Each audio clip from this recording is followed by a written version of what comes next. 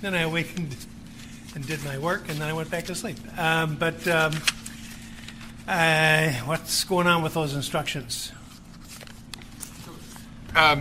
Judge, if I could, initially I was hoping that the court would take up our motion for reconsideration, which was filed a week ago Monday. Right.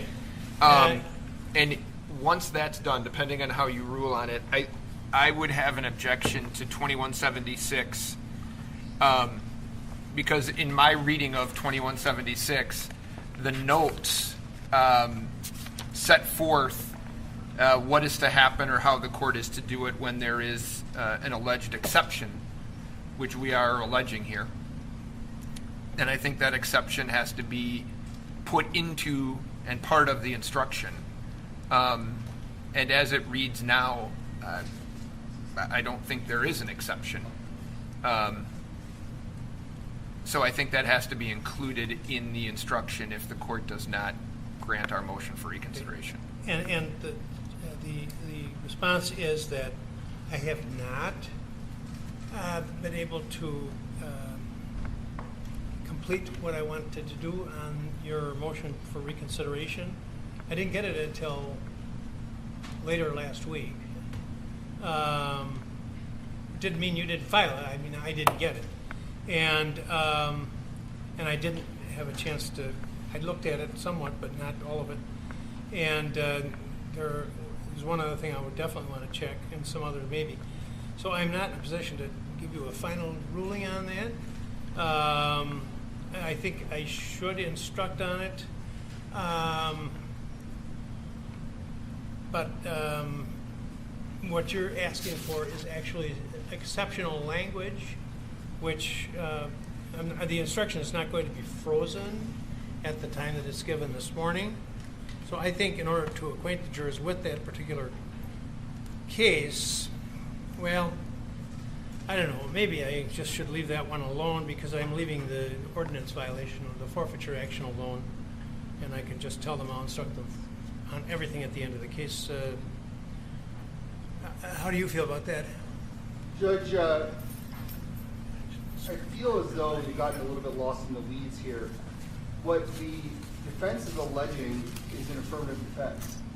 If they want to raise that as an affirmative defense, they're welcome to do so. If it's not the subject for a motion to dismiss, the complaint need not deflect or address every single affirmative defense. And this, so I believe there's no basis to challenge the complaint to actually get the complaint dismissed. If they wish to present a case, if they wish to raise an affirmative defense, which is that he was compliant under both of those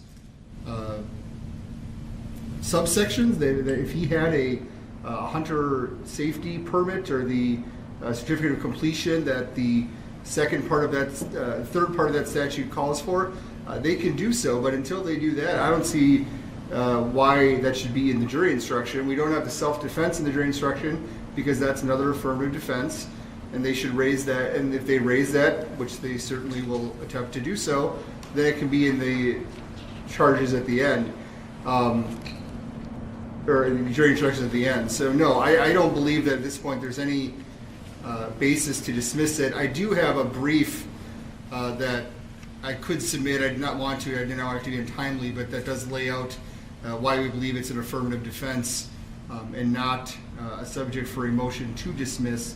In terms of the curfew violation, we're wondering how we're going to do that because that would be a 6-person jury, not a 12-person jury.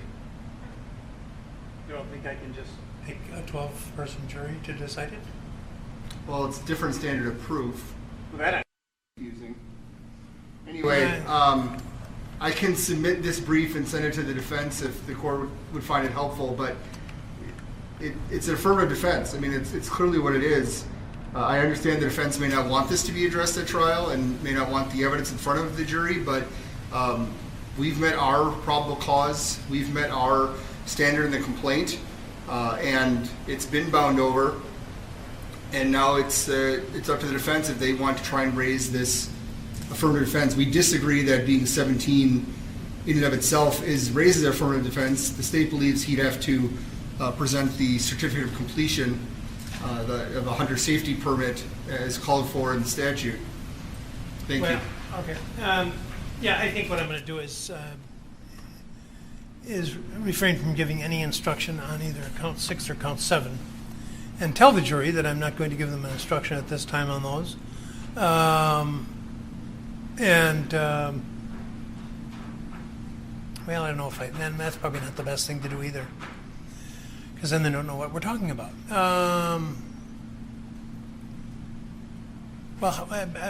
What's your reaction to the claim that it's an affirmative defense? It's not an affirmative defense. For 16 and 17-year-olds, it's not an affirmative defense. The information that I've provided to the court through the legislative history makes it clear it's an exception. It's not an affirmative defense. It is an affirmative defense for people under the age of 16. I'd agree with that 100%. But if you look at the Senate Bill 7 and the 1991 Act, in 3 different places it tells you in plain language that it does not apply. Not for hunting purposes, it does not apply, period, to 16 and 17-year-olds who possess firearms. That is, and I provided that to the court both in the Act and in the Senate bill, Judge, and in the Legislative Reference Bureau information. Well, I'm going to give the instruction as I've stated it. These are educational. They don't get a written copy, and they're just so they know what we're talking about when we talk about these charges. And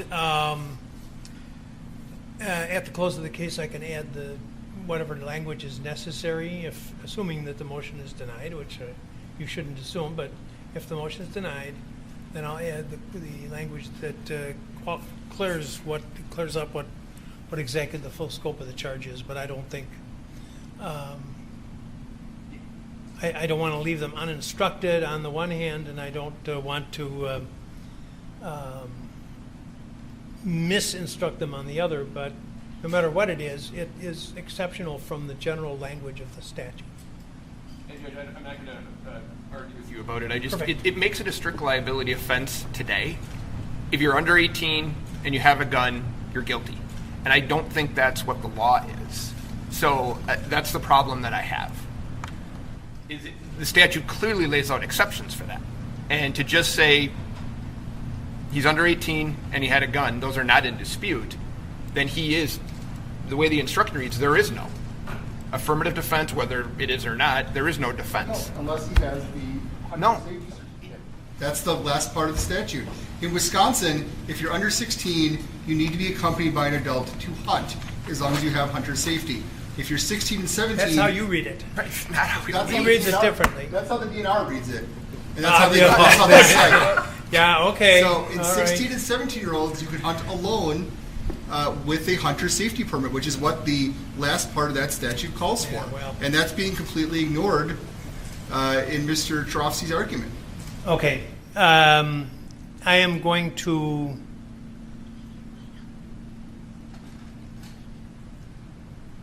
give some very incomplete language to acquaint them with the fact that there's a charge on the information respecting the possession of a firearm, and that I will instruct them concerning the elements of that offense at a later point. Okay. And the same thing will happen with respect to the forfeiture action.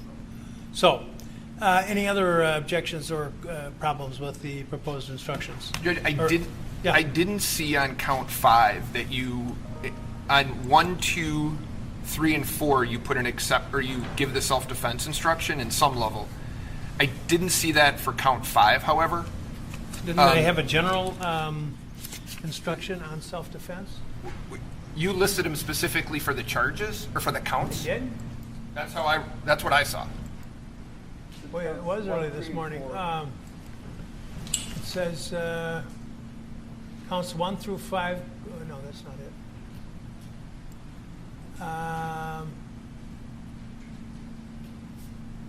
You're right.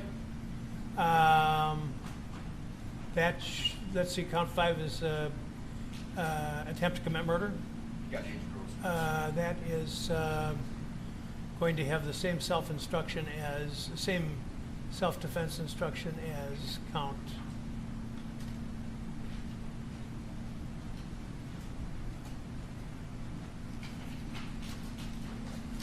1, 3, and 4. Very good. I just wanted to make sure that... you are correct in your observation. Well, you tell me when you're ready, Judge.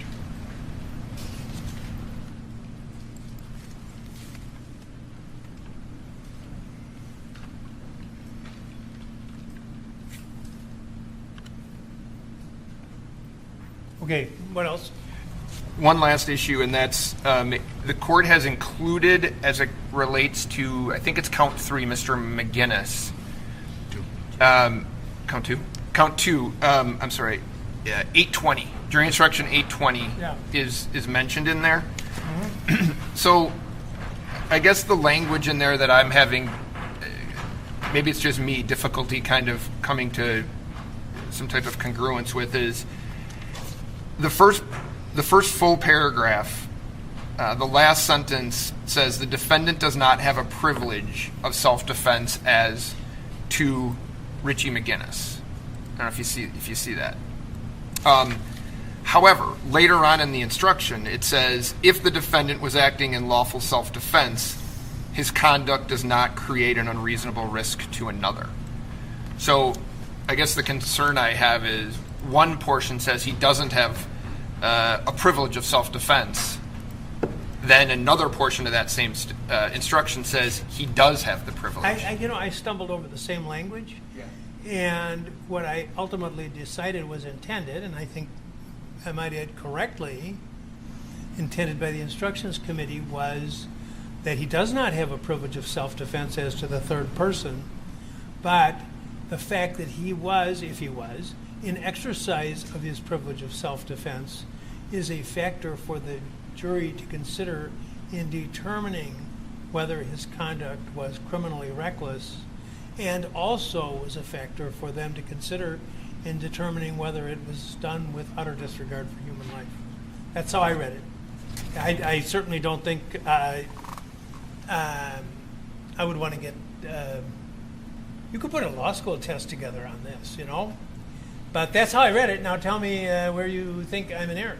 Well, I'm not saying you're in error. I'm saying that I think if he's in self-defense as it relates to Mr. Rosenbaum, according to 820, he then has a perfect self-defense. If the defendant was acting in self-defense, his conduct did not create an unreasonable risk to another. So, well, wait a minute. Let's give a situation where I'm out on the street and somebody confronts me, and there's a family of 4 little children right behind him, and the other actor, puts me in, I'm in fear of death from the assault by this individual. So I whip out a gun and I open fire, and I include in the zone. The danger zone is not only the actor with whom I have a perfect self-defense, privilege of self-defense, but also the 4 children who are behind him.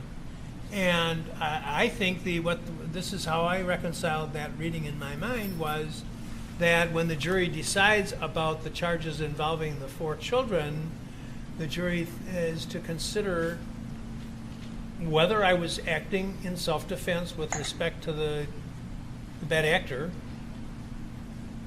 That's a consideration in determining whether my conduct was reckless with respect to those children, and also whether it was showed utter disregard for human life. And the jury might reconcile that by saying, well, you should have tried to change positions so that your shot wouldn't have the children in the background. That's how I reconciled it. But I agree with you, it's confusing. Because I read 820 to say that if the bad actor in your situation, if you were acting in self-defense, the instruction says that you did not then create an unreasonable risk to another. It's what it says. So I don't think then. Well, why did they? I'm sorry. Go ahead. No. So I guess what I'm saying is I don't think if it's self-defense on the bad actor in your scenario, then by that fact, according to 820. The instruction says your conduct did not create an unreasonable risk to another. So if we're talking about the children behind that bad actor, the statute says, or the instruction says, then if it's self-defense, it did not create an unreasonable risk. And then there's a period. So. Well, why does it say up above that the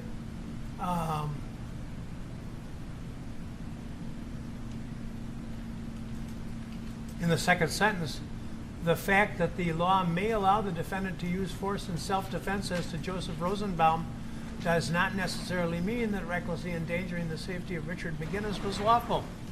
I agree. That's what I said to you. No, what you're telling me is that the fact that the law may allow the defendant, the fact that the law may allow Schrader to use force in self-defense as to the bad actor does not necessarily mean that recklessly endangering the safety of the children was lawful. Why isn't? You're telling me there's an absolute privilege of self-defense, not only as to the bad actor, but also as to the children. Only if, according to 820, only if the conduct against the bad actor was self-defense.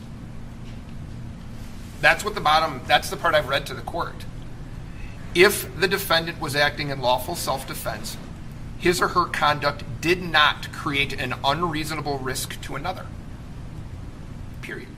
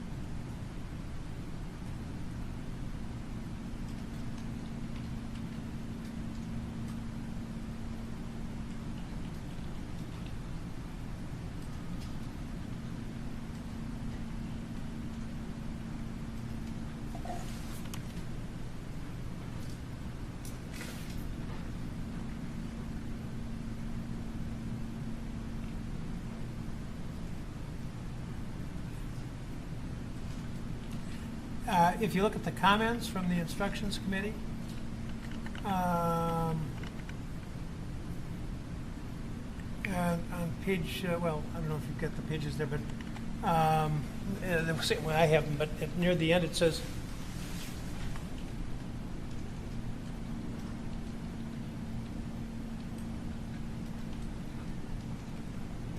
for example, assume that a defendant is charged with causing reckless injury to the victim and raises the defense that he was acting in self-defense against someone else and thereby injured the victim.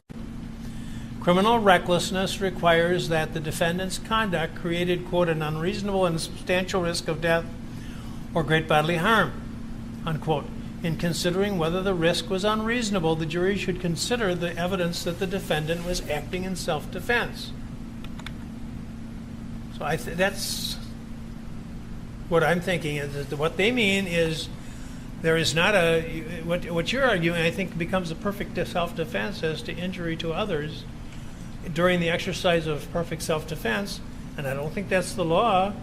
It maybe was what we once thought, but I don't think it's the law now, and that the jury, when they approach the McGinnis case, looks at whether the defendant, even if exercising perfect self-defense with respect to Mr. Rosenbaum, that he doesn't have a self-defense as to Mr. McGinnis's endangerment, but instead the jury is told you consider, because and I'm interrupting myself because one of the things we tell the jury, and you've referred to it several times right here in our discussions in the last couple of weeks, one of the things the jury considers is what the defendant was doing, why he was doing it, how dangerous was the conduct. When they weigh those things with respect to the count involving Mr. McGinnis, they consider, if they decide that it was perfect self-defense as to Mr. Rosenbaum, then they consider that in deciding what the defendant was doing, why he was doing it, how dangerous was the conduct, and then they make their determination whether the fact that Mr.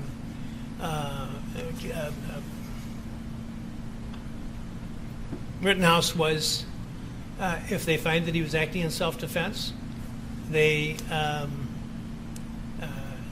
can weigh that in deciding whether or not he recklessly endangered the safety of Mr. McGinnis. That's how I read it, and that's how I'm going to say it. But I'm going to try to skirt around those fifth, sixth, and seventh counts because we don't have an instruction for number 7 and number 6 is. I've had lots of statutory issues come up over the years, and this is the knottiest. Okay. Other than that, any problem with the instructions? Nothing. Nothing else from me, Jim. State? No. Okay. Let's get the jury down. Your Honor, before you do that, Your Honor, I do want to put something on the record with regard to the jury. Oh, yeah, I got something here, too. Yeah, what's up? Your Honor, at the end of the proceedings last night, Brian Stute from our office came in to begin the process of setting up the audiovisual equipment and whatnot. While he was, I think, entering the courtroom from the hallway, he passed by one of our jurors, and I'm going to identify this juror as Juror 52. I can say more about that person's identity, but I don't want to do it openly in court. My understanding is that Juror 52 recognized Mr. Stute, said something like, hey, how you doing? Like they knew each other, and I think Mr. Stute responded, politely in response, and that was the extent of their interaction. Mr. Stute has explained subsequently that he had a previous employment where he remembers Juror 52 from, and so that's the extent of their prior knowledge of one another. So I wanted to lay that on the record so that everybody's aware of that. I did tell counsel about that this morning before we went on the record as well. All right. Any question or observation? Judge, do you feel the need to ask her if that would have any impact on her ability to serve? I don't. You can ask you can ask me to ask her if you want me to, but I'll probably tell you no. Well, might as well be honest. It doesn't sound like anything, unless you have a question about the accuracy of the report to me. I think it's a non-issue. That's fine, Judge. We are ready to go forward. Splendid. Okay, anything else? And I did get a note. Do you know from whom this came? Well, I don't know which one, though.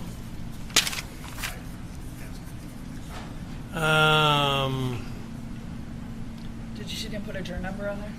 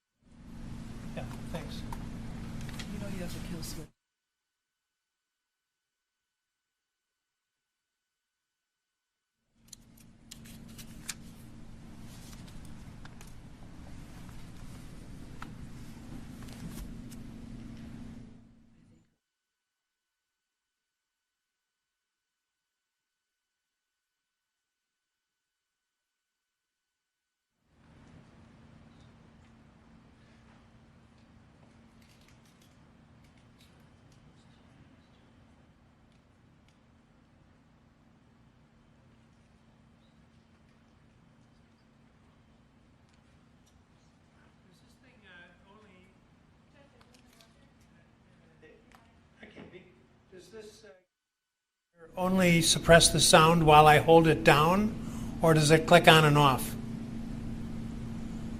Press.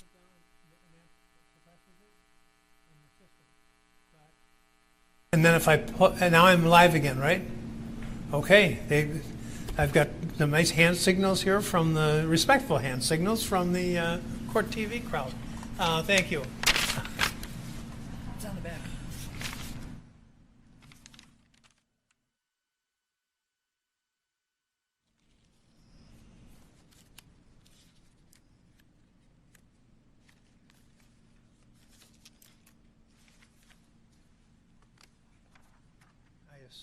I agree with your observation.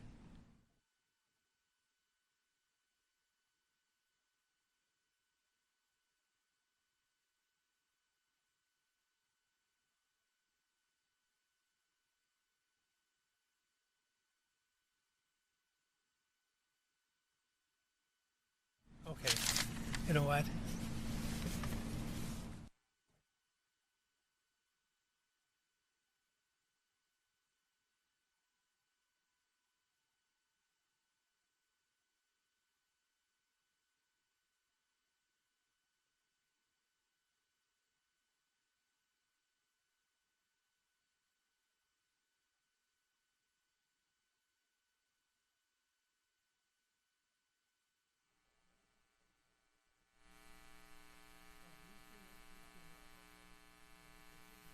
Give them to the.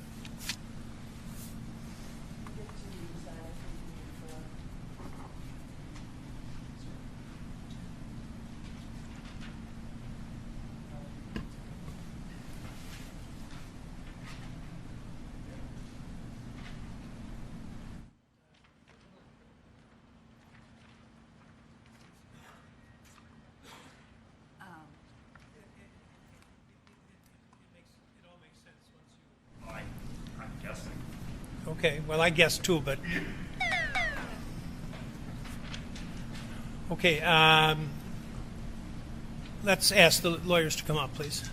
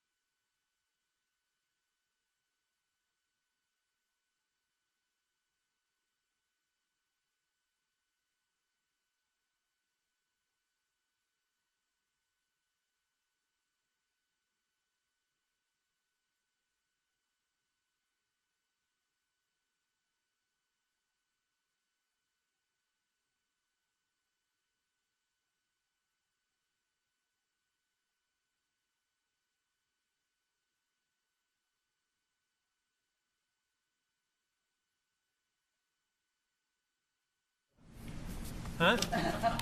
What did he say? Sure.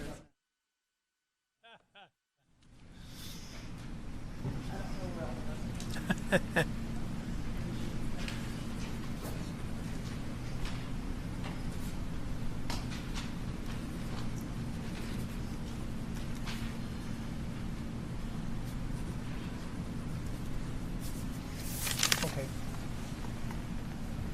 Make a copy of both sides and then pick it back up, please. All right. I'll wait long enough for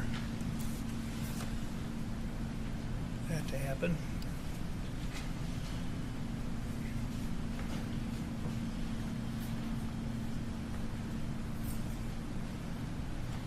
You know what?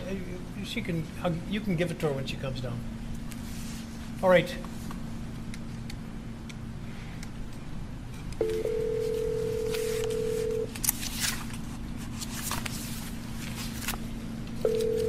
Hello, Would you come down, please? you got it. Thank you. We need the door open. I don't know if somebody's standing over there or not.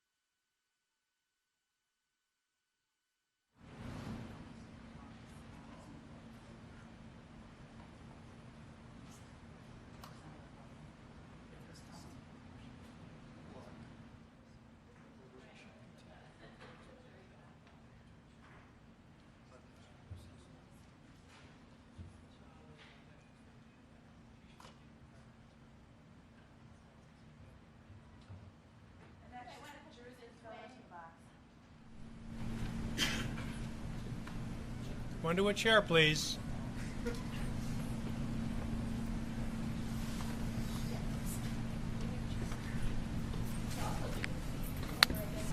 No, we're not using those. We're just using this area.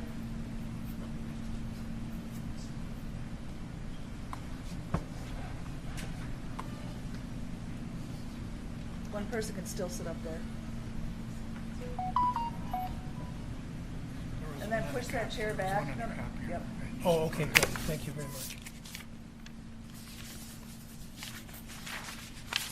Well, give one each side. Okay, there we go. Oh, wait a minute. My response isn't on there. Is my response on the ones you've got there? No. Okay. Give each side, if you can hunt it down, the photocopy of with my response. Make a copy for each side, and then we'll take care of it. You can be seated. Good morning, everyone. This one, the gentleman with the scooter. Okay, and then we have to swear the jury. Yep. All right.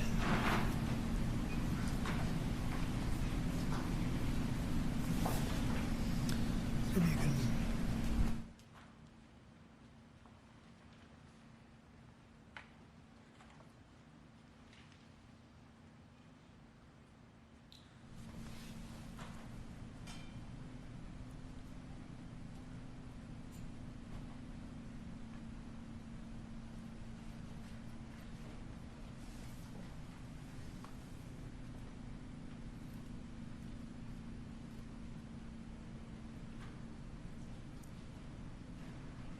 The building is almost 100 years old. We're going to have our 100th anniversary, I think, the year after next.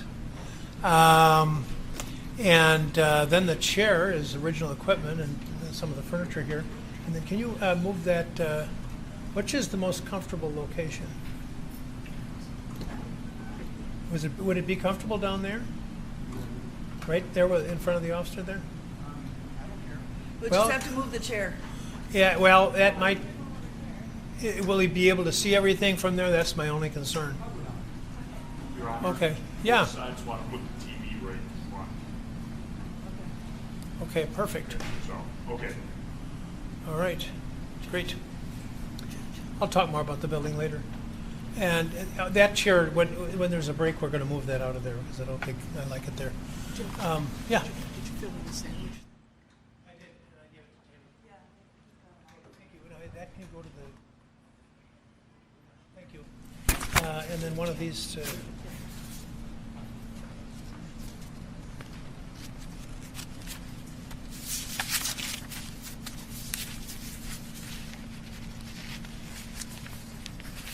Okay, one of those to each side when there's a break or something.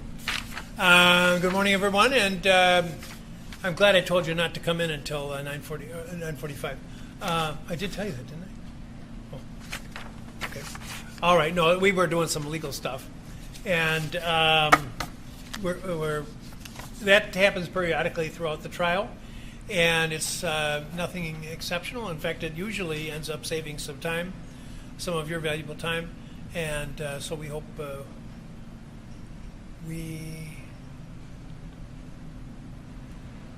Oh, I see how it's laid out. Okay.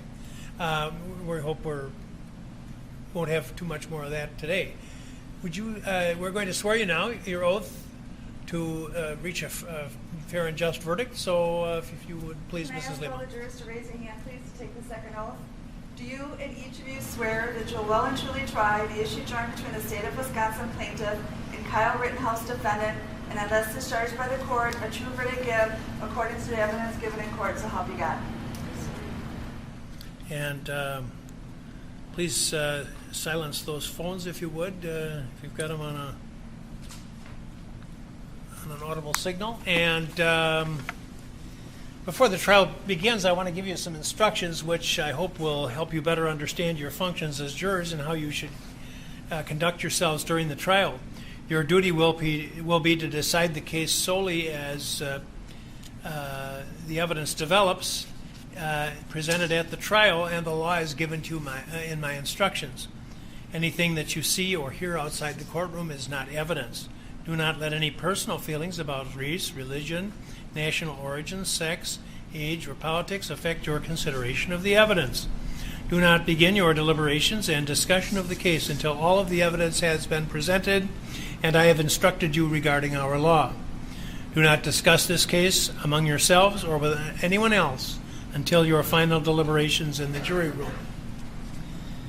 There are times when I need to discuss legal matters with the attorneys that do not necessarily concern you, or in some cases, if something needs to be discussed outside your presence, and you'll be excused at that time. Usually, if it's going to be short, I'll just put you into the conference room back here, it might be a little bit tight, but I think you'll be okay. And otherwise, we may take a break, and you'll be up in your jury room. When you're in the jury room, you need to stay there. You can't be wandering the hallways. You can't be coming and going, except when you have permission from the bailiffs. And you do have, if you have permission from the bailiffs, you may go to the break room across the hall here, where they've got some vending machines. You can also go outside if you want to get a little fresh air, or smoke if that's what you want to do. The bailiffs will escort you, so you need to go as a group, and they know the procedure, and then go back directly to the jury room and remain in the jury room until you're dismissed for the day. Do not research any information that you personally think might be helpful to you in understanding the issues which are presented. Do not investigate this case on your own or visit the scene. Do not read any newspaper reports or listen to any news reports on radio or television about the trial. Do not consult dictionaries, computers, websites, or other reference material for additional information. Do not seek information regarding the public records of anyone involved in this case. Any information that you may obtain outside the courtroom could be misleading, inaccurate, or incomplete. Relying on this information is unfair because the parties would not have the opportunity to refute, explain, or correct it. Do not communicate with anyone about this trial or your experiences as jurors while you are serving on the jury. Do not use a computer, cell phone, or other electronic device with communication capabilities to share any information about the case. For example, do not communicate by blog, email, text message, Twitter, or in any other way on or off the computer. Do not permit anyone to communicate with you, and if anyone does so despite your telling them not to, you should report that to me. It will be tempting when you go home in the evening to discuss this with members of your household, but you must not do so. This case must be decided by you jurors based on the evidence presented in the courtroom. People who are not serving on the jury have not heard the evidence, and it is improper for them to influence your deliberations and decision in this case. After the trial has been completed, you are free to communicate with anyone in any manner. These rules are intended to ensure that you remain impartial throughout the trial. If any of you has reason to believe that another juror has violated these rules, you should report that to me. You are to decide this case solely on the evidence offered and received at this trial. Evidence is defined first as the sworn testimony of witnesses, both on direct and cross-examination, regardless of the party who calls the witness. Second, any exhibits which are received whether or not they accompany you to the jury room. Third, any facts which the lawyers have agreed or stipulated, or which I direct you to find. Attorneys for each side have the right and the duty to object to what they feel are improper questions asked of witnesses, and to the receipt of other evidence which they believe is not properly admissible. You should not draw any conclusions from the fact that an objection is made. By allowing testimony or other evidence to be received over objection, I am not indicating any opinion about the value of that evidence. You jurors are the sole judges of the believability of the witnesses and of the weight of the evidence. You are not required to take notes during the giving of evidence in this case, but you are welcome to do so if you wish. If you do decide to take notes, please take care that it does not distract you from carefully listening to and observing the witnesses. You may use your notes during your deliberations to refresh your recollections. Otherwise, you should keep them confidential. The bailiffs will supply you with the materials. You may rely upon, after the trial, your notes will be collected and they will be destroyed. You will not have a copy of the written transcript of the trial testimony available for use during your deliberations. You should therefore pay careful attention to all of the testimony, because you must rely primarily upon your memory of the evidence and the testimony introduced during the trial. It is your duty as jurors to scrutinize and to weigh the testimony of the witnesses and to determine the effect of the evidence as a whole. You are the sole judges of the credibility, that is, the believability of the witnesses, and of the weight to be given to their testimony. In determining the credibility of each witness and the weight you give to the testimony of each, you should consider these factors: whether the witness has an interest or is disinterested in the outcome of this trial, the witness's conduct, appearance, and demeanor on the witness stand, the clarity or lack of clarity of the witness's recollections, the opportunity which the witness had to observe and to know the matters and things about which testimony is given, the reasonableness of the testimony, the witness's apparent intelligence, bias or prejudice, if any is shown, possible motives to falsify, and all other facts and circumstances during the trial which tend either to support or to discredit the witness's testimony, and then give the testimony of each witness the weight you believe it is entitled to receive. There is no magical way for you to evaluate the testimony. Instead, you should use your common sense and your experiences in life. In your everyday lives, you determine for yourselves the reliability of statements which are made to you by others, and you should do the same thing here. The first count of the information in this case charges that on the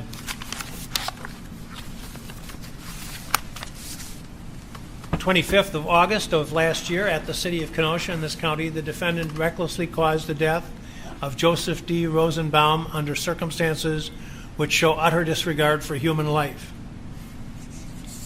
First-degree reckless homicide, as defined in the criminal code, is committed by one who recklessly causes the death of another human being under circumstances that show utter disregard for human life. Before you may find the defendant guilty of this crime, the state must prove by evidence which satisfies you beyond a reasonable doubt that the following three elements of this crime were present. First, that the defendant caused the death of another. Cause means that the defendant's act was a substantial factor in producing the death. Second, that the defendant caused the death by criminally reckless conduct. Criminally reckless conduct means that the conduct created a risk of death or great bodily harm, which was unreasonable and substantial, and that he was aware that his conduct created the unreasonable and substantial risk of death or great bodily harm. The circumstances of the defendant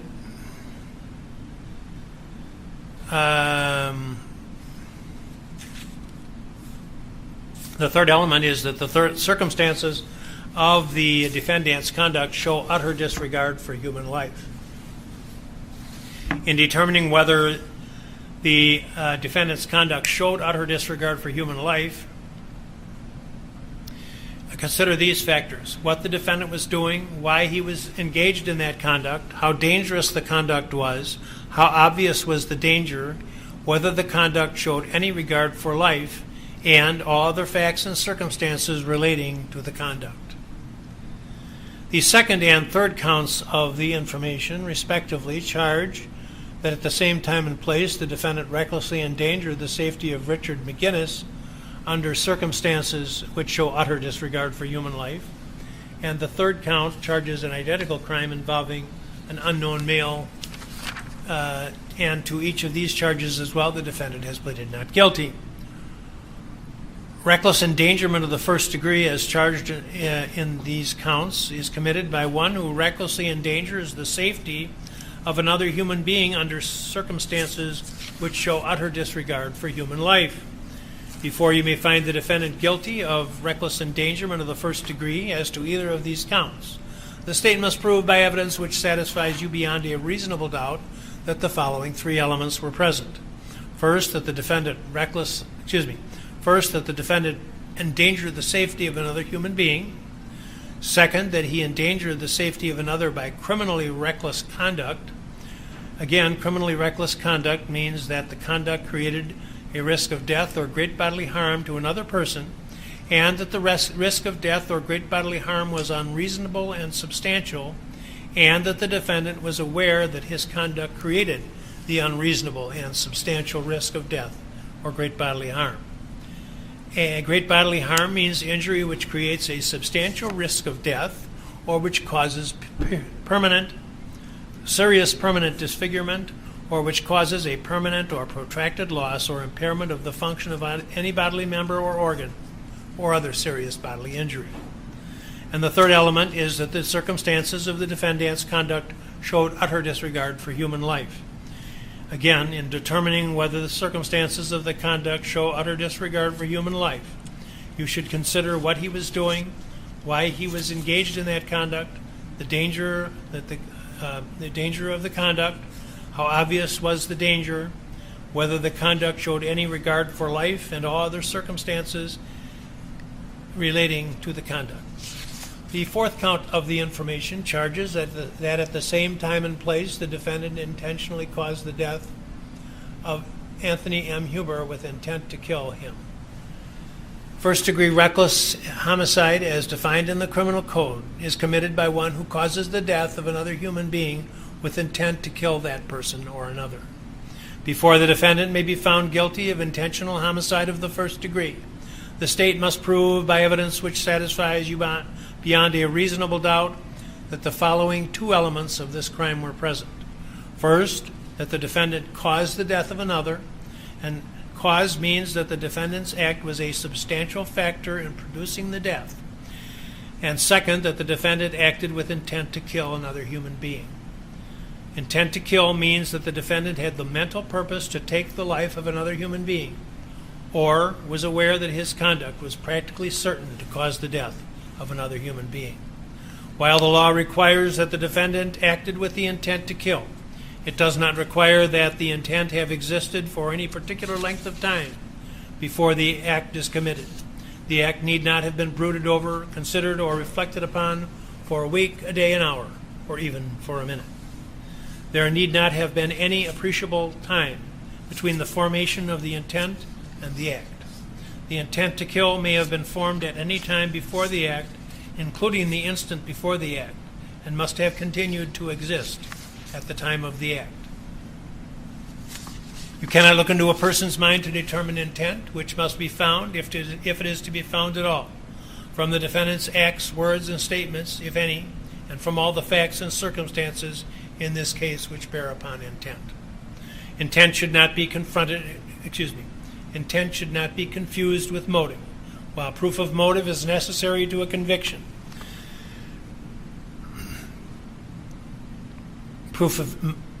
while proof of intent is necessary to conviction, proof of motive is not.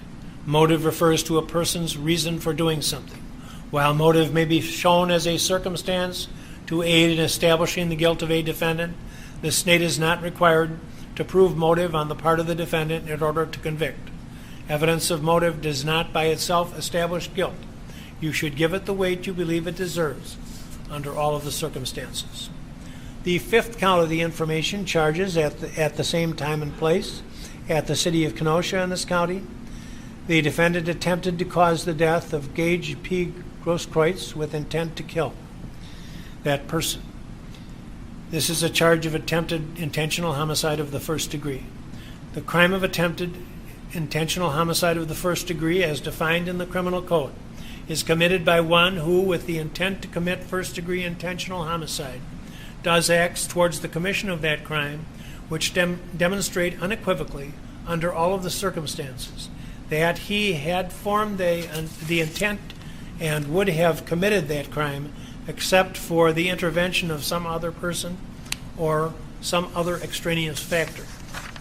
Before you may find the defendant guilty of this offense, the state must prove, by evidence which satisfies you beyond a reasonable doubt, that the following two elements of this crime were present.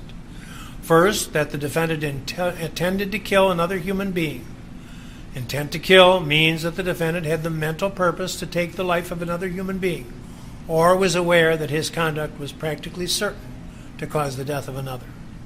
Second, that the defendant did acts towards the commission of the crime of intentional homicide of the first degree, which demonstrate unequivocally, under all of the circumstances, that he intended to kill and would have killed another, except for the intervention of another person or some other extraneous factor.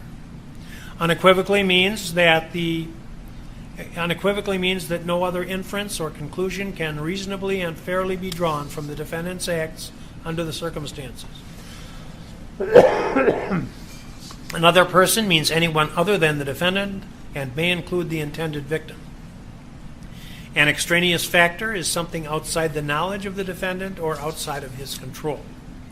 While the law requires that the defendant have acted with the intent to kill, it does not require that the intent have existed for any particular length of time before the act is committed. The act need not have been brooded over, considered, or reflected upon for a week, a day, an hour, or even for a minute. There need not have been any appreciable time between the formation of the intent and the act. The intent to kill may have been formed at any time before the act, including the instant before the act, and must have continued to exist at the time of the act. Again, you cannot look into a person's mind to determine intent, which must be found, if found at all, from the defendant's acts, words, and statements, if any, and from all the facts and circumstances in this case which bear upon intent. Intent should not be confused with motive. While proof of intent is necessary to conviction, proof of motive is not.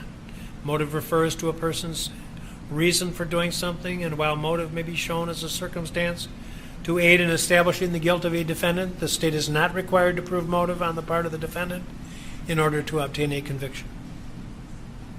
Evidence of motive does not by itself establish guilt. You should give it the weight you believe it deserves under all of the circumstances.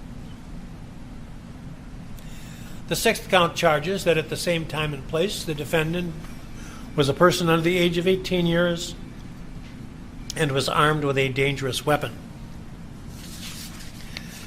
The seventh count charges that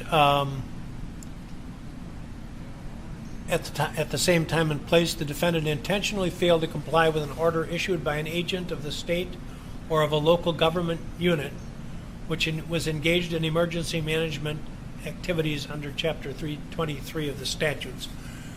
The defendant has also pleaded not guilty with respect to each of those charges. I'm going to give you a more complete instruction about those offenses which are alleged at the close of the trial. Basically, the sixth count deals with the circumstances under which it is lawful for a person who is under the age of 18 to have a firearm in his possession. And the seventh count deals with special circumstances in which emergency management edicts are issued and the requirements which are imposed for obedience to those edicts.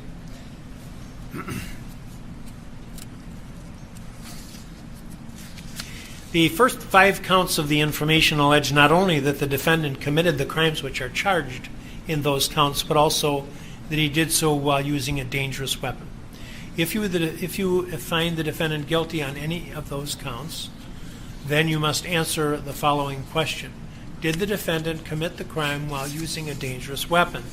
Dangerous weapon means any firearm, whether loaded or unloaded. A firearm is a weapon which acts by the force of gunpowder. Before you can answer the question yes, if you are called upon to answer it, then you must be satisfied beyond a reasonable doubt that the defendant committed the crime while using a dangerous weapon. Self-defense is an issue in this case, and the law of self-defense allows the defendant to threaten or intentionally use force against another only if the defendant believed there was an actual or imminent unlawful interference with his own person, and that he believed that the amount of force that the defendant he used or threatened to use was necessary to prevent or terminate the interference, and that his beliefs were reasonable.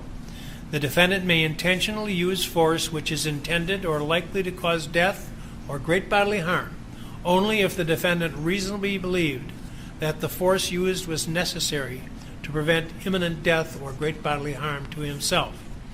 A belief may be reasonable even though it is mistaken. In determining whether the defendant's beliefs were reasonable, the standard is what a person of ordinary intelligence and prudence would have believed in the defendant's position under the circumstances existing at the time of the alleged offense. The reasonableness of the defendant's beliefs must be determined from the standpoint of the defendant at the time of his acts, and not from the viewpoint of the jury now. The state must prove, by evidence which satisfies you beyond a reasonable doubt, that the defendant did not act lawfully in self-defense. That is with respect to counts 1, 3, 4, and 5. So those are the charges of reckless endangerment, reckless homicide, and intentional homicide, and attempted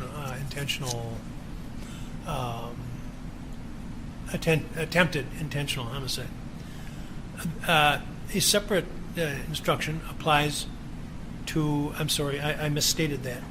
The instruction I just gave you on self-defense applies to the first count of reckless homicide involving Joseph Rosenbaum, the third count involving the unknown male, the fourth count involving Anthony Huber, which is a charge of intentional homicide, and the fifth count, which is attempt to commit intentional homicide involving Gage Grosskreutz. There is a different rule applicable to the charge involving Richard McGinnis, the second count,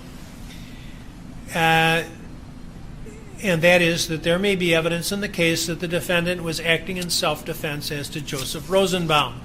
The fact that the law may allow the defendant to have used force in self-defense as to Joseph Rosenbaum does not necessarily mean that recklessly endangering the safety of Richard McGinnis was lawful.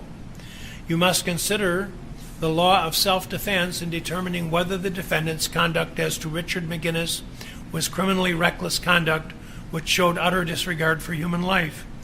But the defendant does not enjoy the privilege of self-defense as to Richard McGinnis, because Richard McGinnis was not any way acting with aggression towards him.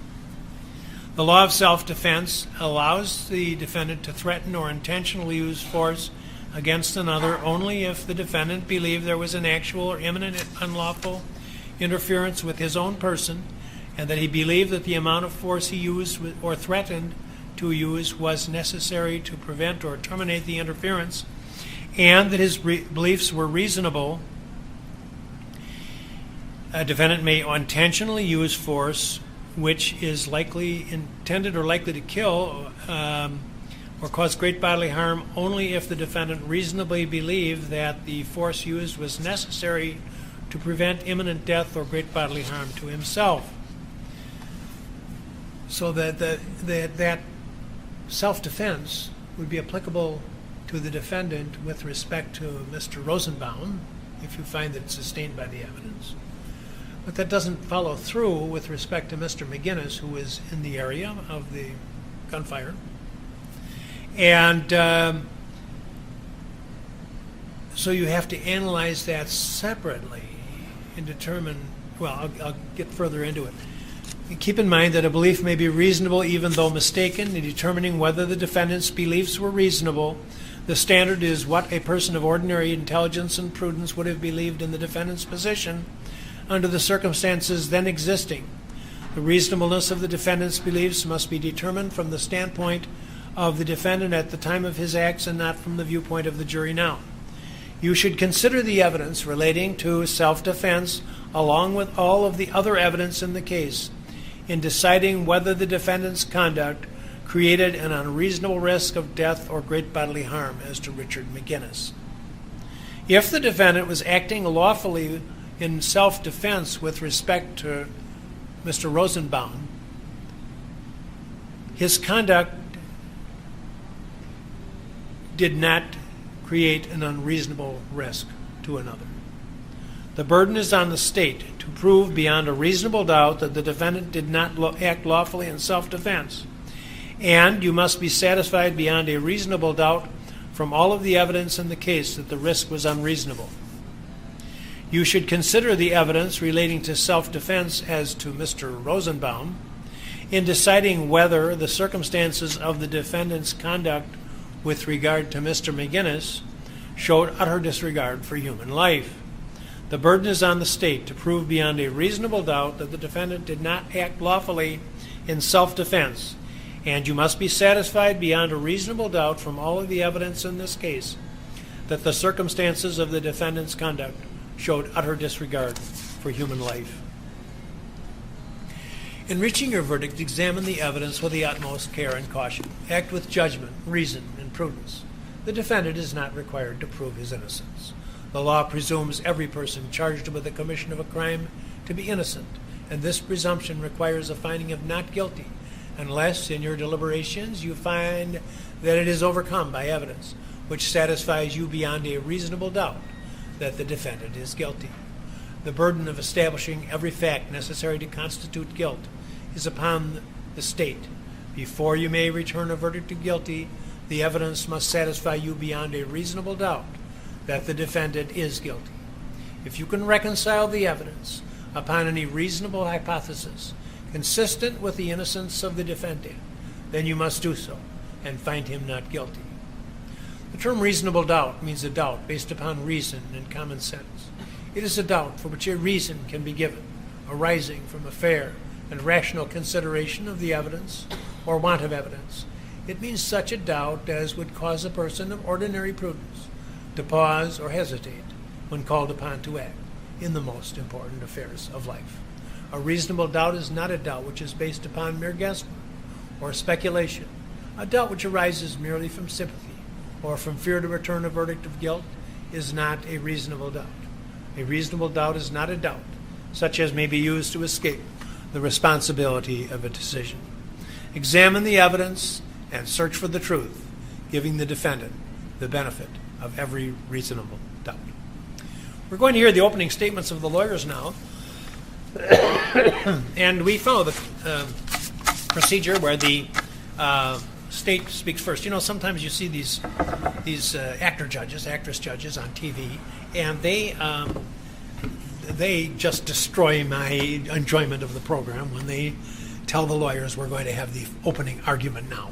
And I think, well, the only argument you're going to have is with me, because there's no such thing as an opening argument. It's opening statement. The argument is for the end, and that's when they're going to make their pleas to you to return verdicts in accordance with their beliefs.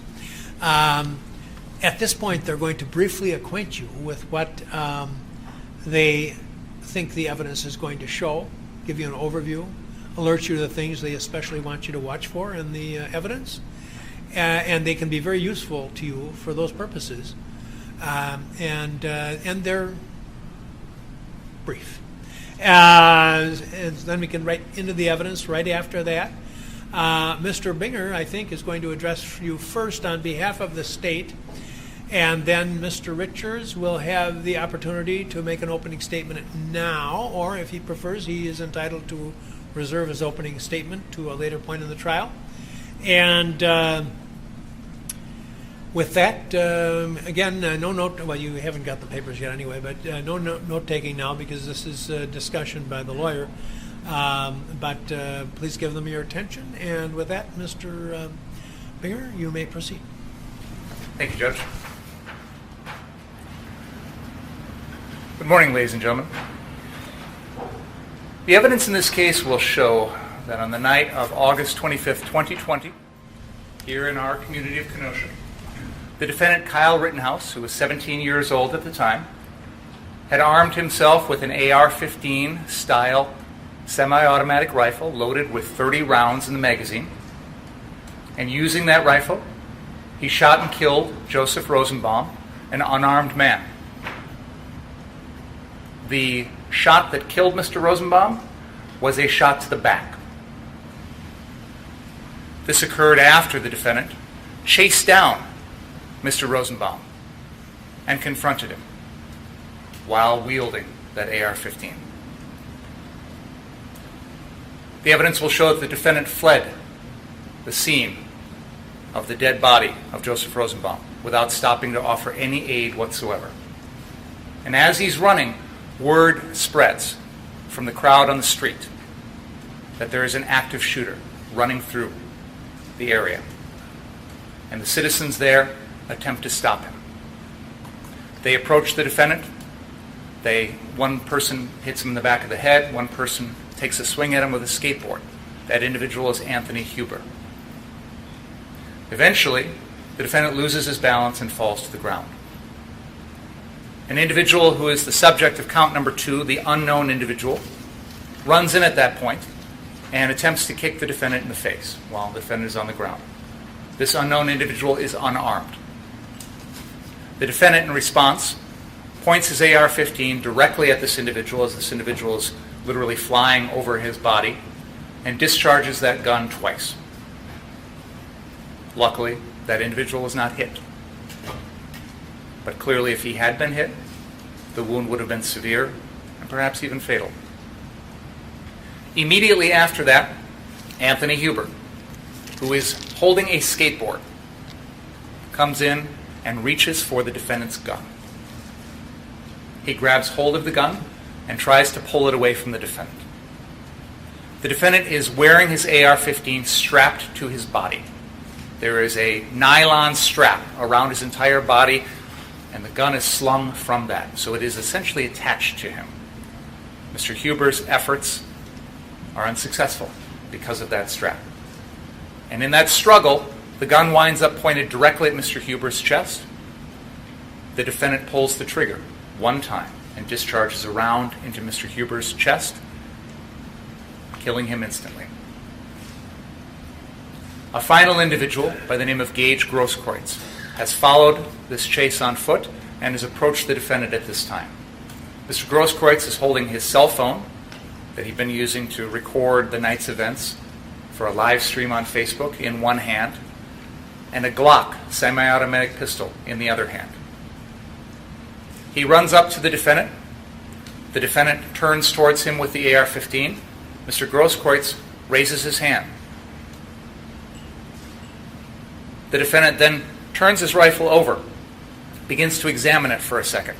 Mr. Grosskreutz takes this opportunity, and you will see in the photos and the videos, that he blades his body with his left hand, reaching towards the defendant. His right arm is pulled back. This is the one with the gun in his hand. And as he's reaching for the defendant turns the AR-15 and discharges the 8th and final round into Mr. Grosskreutz's right arm, the arm with the gun. Mr. Grosskreutz runs off, screaming for a medic. The defendant gets up and walks away. On that night, he killed 2 unarmed people, shot at a third at very close range, and wounded Mr. Grosskreutz in the arm, who was armed with a gun. It is the state's position that this evidence demonstrates the criminal charges against the defendant. his intentional homicide of Anthony Huber and his reckless conduct towards the other defendants. Now, what I've just given you is the snapshot, but there's a wider context here. As we all discussed yesterday, this occurs during the context of the events following the shooting of Jacob Blake, which occurred on Sunday night, August 23rd, 2020. And we all know that within a short period of time after that, the community erupted in protests, looting, rioting, arson, and violence. Sunday night and Monday night were two of the roughest nights that our community has ever seen. We are well aware of the damage that the uptown area along 22nd Avenue suffered. The probation and parole office on 60th Street, the furniture business there, Car Source, one of their locations on Sheridan, and other properties around town that were damaged. Fortunately, in the entire sequence of events, this was all property damage. And one of the things we all agreed on yesterday is life is more important than property. Up until Tuesday night, despite all of the things that the community had experienced, no one had been killed. But what happened as the time went on was that the people of Kenosha, who felt a sense of outrage, began to protest. But like moths to a flame, tourists from outside of our community were drawn to the chaos here in Kenosha. People from outside of Kenosha came in and contributed to that chaos. And it caused many of our citizens to fear for their safety, fear for their homes and their families, fear for their businesses, and take steps to protect themselves, whether it is to arm themselves, board up their windows, move, or take time away from the community. All of those reactions were entirely understandable and reasonable. And no one here is going to tell you otherwise.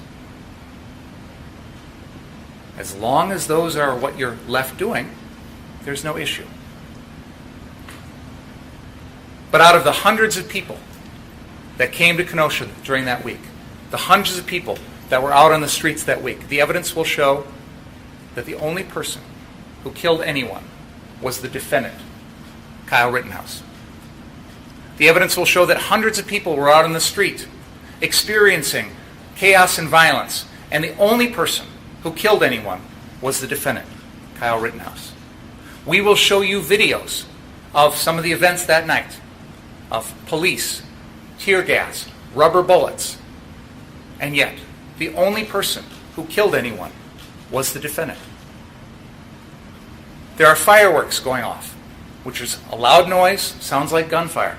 There are guns being discharged, the sound of gunfire throughout our community that night.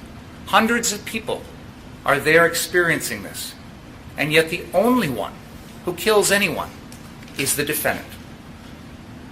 We will show you video of hostile confrontation between literally hundreds of people on one side of the issue and on the other side of the issue. People getting up in each other's faces. And yet the only person who killed anyone is the defendant. Hundreds of people experienced those nights, experienced the night of August 25th, experienced that chaos. Hundreds of people.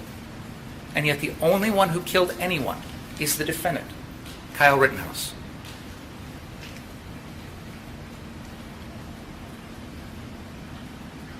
Recently, I heard someone sort of tongue-in-cheek joke that jury service is bringing in folks from our community and paying them $8 a day to help solve a murder. We're not asking you to solve a mystery in this case.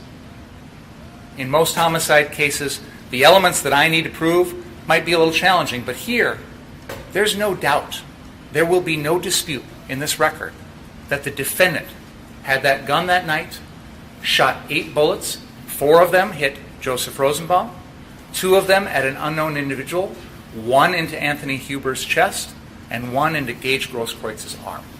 That will not be in dispute. The central issue in this case is going to be self-defense. And the judge has given you an instruction, which I want to highlight here, because there are some factors that I'd like you to keep in mind when you hear the evidence in this case. The defendant used deadly force. There is a privilege under our laws to use deadly force, but it's a very limited privilege.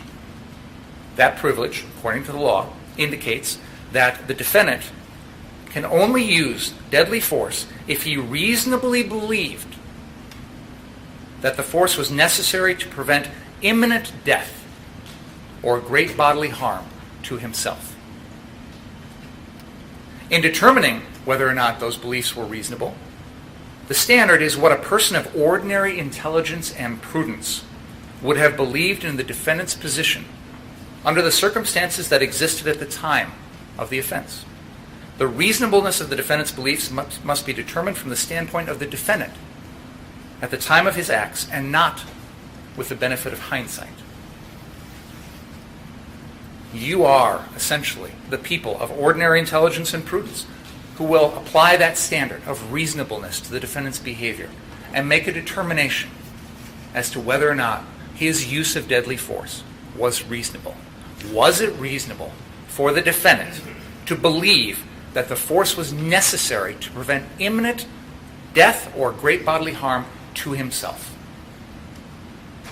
So, let's talk about the context of that evening. And I'm going to try and go in a little bit of chronological order to set things up for you so you understand the evidence as it comes in this trial. The first witness you're going to hear from in this trial is a man by the name of Dominic Black. Dominic Black was, at the time of this incident, dating Mackenzie Rittenhouse, who is the defendant's sister.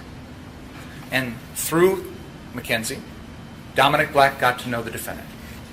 And they spent a lot of time together in the months leading up to August 25th, 2020. In fact, on May 1st of 2020, Dominic Black bought the AR-15 for the defendant. That occurred up in Ladysmith, Wisconsin. Dominic Black used money that was given to him by the defendant to go to an Ace Hardware up in Ladysmith and buy the gun in Dominic Black's name. Now you might ask, why was it necessary for Dominic Black to do that? Why couldn't the defendant do that? Because the defendant was 17. And Dominic Black and the defendant knew that because the defendant is 17, he cannot purchase a gun. He cannot legally own a gun. And so this was in effect a straw purchase on behalf of Dominic Black, on behalf of the defendant. After the gun is purchased in Ladysmith, Dominic Black and the defendant spent a little time up there at Dominic Black's family's hunting property. And they fire both that AR-15 and one that Dominic Black already had. And the two of them are practicing using their AR-15s at a shooting range that they have on that property. And Mr. Black will tell you some more about that. Then they agreed that that gun would not go home with the defendant to his home in Antioch, Illinois. It would stay here in Kenosha at the residence of Dominic Black's stepfather in a locked gun case. And in fact, after the two of them returned from Ladysmith in early May of 2020, the gun stayed at that residence here in Kenosha until the day of August 25th, 2020. On the night leading up to August 25th, that Monday night, the defendant stayed over at Mr. Black's residence here in Kenosha. And the two of them decided on that next day, Tuesday, August 25th, that they would do something about what was going on in Kenosha. So at one point earlier in the day, they come down here. They work on cleaning up some graffiti on some buildings here downtown. Then they decide they want to come back later that night and protect a local business, a business called Car Source, which is located at 59th and Sheridan. Now, as I talked to you a little bit about yesterday, Car Source actually has 3 locations very close in this downtown area. One of them was on the east side of Sheridan Road at 58th and Sheridan. And either on Sunday or Monday night, I think it was on Monday night, August 24th, that entire property was pretty much destroyed. There were multiple cars in the parking lot that were set fire and completely burned out. The building itself was damaged as well. Right across the street from there is another Car Source location that also sold used cars. And some of those cars had been damaged on the night of Monday, August 24th. So on Tuesday, when the defendant and Mr. Black are out and about, they encounter one of the owners of Car Source. And they talk to him about protecting their 59th Street location that night. And there's some discussion about that. In the afternoon, Mr. Black and the defendant go out to Jelinski's out on Highway 31, Green Bay Road. And they acquire straps so that they can sling those guns around themselves when they come back to the downtown area that night. And eventually, later that evening, they return. They meet up with some other folks that are interested in protecting Car Source. Originally, they start out at 63rd Street Car Source, which is the third and final Car Source location. But then they agree, we're going to go to the 59th Street, 59th and Sheridan location, and protect that location to make sure no one damages the cars, no one damages the property. And I want to be clear, there's nothing wrong with that. Protecting that property is entirely lawful, totally understandable, and it's something that many people here in Kenosha did. And there's a group of people, including the defendant and Dominic Black, that take up positions at 59th Street. Some of them, like the defendant, are on the ground in the parking lot, where as people are walking by on the street, they're having interactions with these people. Dominic Black will testify he took up a position on the roof. He did that because he didn't want to be on the ground, close to where other folks were, close to where potential issues might arise. He wanted to stay a little bit removed from all of that. Didn't want to get directly involved in it. You will hear and see videos of sequence of events going on around Kenosha that night. The evening begins with large-scale protests, large-scale, no other way to put it, rioting that's occurring right outside these windows, right in front of the courthouse here at Civic Center Park. There is a crowd of police that have lined up to protect this building, to protect the public safety building, which is right next door. And there are a large number of protesters that are agitating. They are screaming at the police. They are throwing projectiles. Police are shooting rubber bullets, tear gas, etc. It is a very volatile situation at Civic Center Park. Now, that's at 56th and Sheridan, about 3 blocks north of the Car Source where the defendant was. But as the evening goes on, the police decide to move the line of protesters south on Sheridan.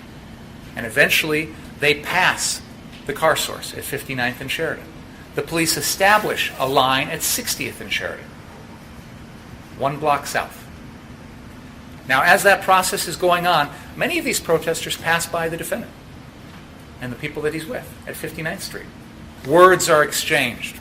There is confrontation. There is a little bit of hostility. No one is hurt. No one fires a gun. No one is injured. But clearly there's antagonism.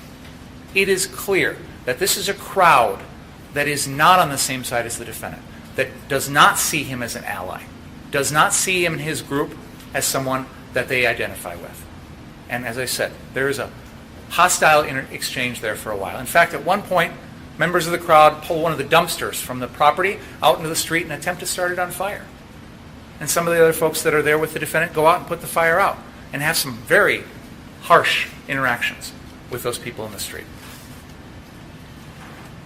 I believe the evidence will show that it is this process that demonstrated for the defendant that this is a crowd that is not a safe crowd to be in. This is a crowd that does not view him as an ally. This is a crowd that if he ventures out into it, there could be problems. Now, once the police pass by and the protesters are pushed down south of 60th, I believe the evidence will show that the Car Source that the defendant is stationed at is no longer in danger. There's no one there who's attempting to damage the property. There's no one there who's going to do anything to harm anyone there. The situation has moved on. Does the defendant stay there? Does he decide that he's done what he set out to do and it's time to go home? No. The evidence will show that the defendant, another individual in the group by the name of Ryan Balch, who you will hear from, decide to venture out into the crowd.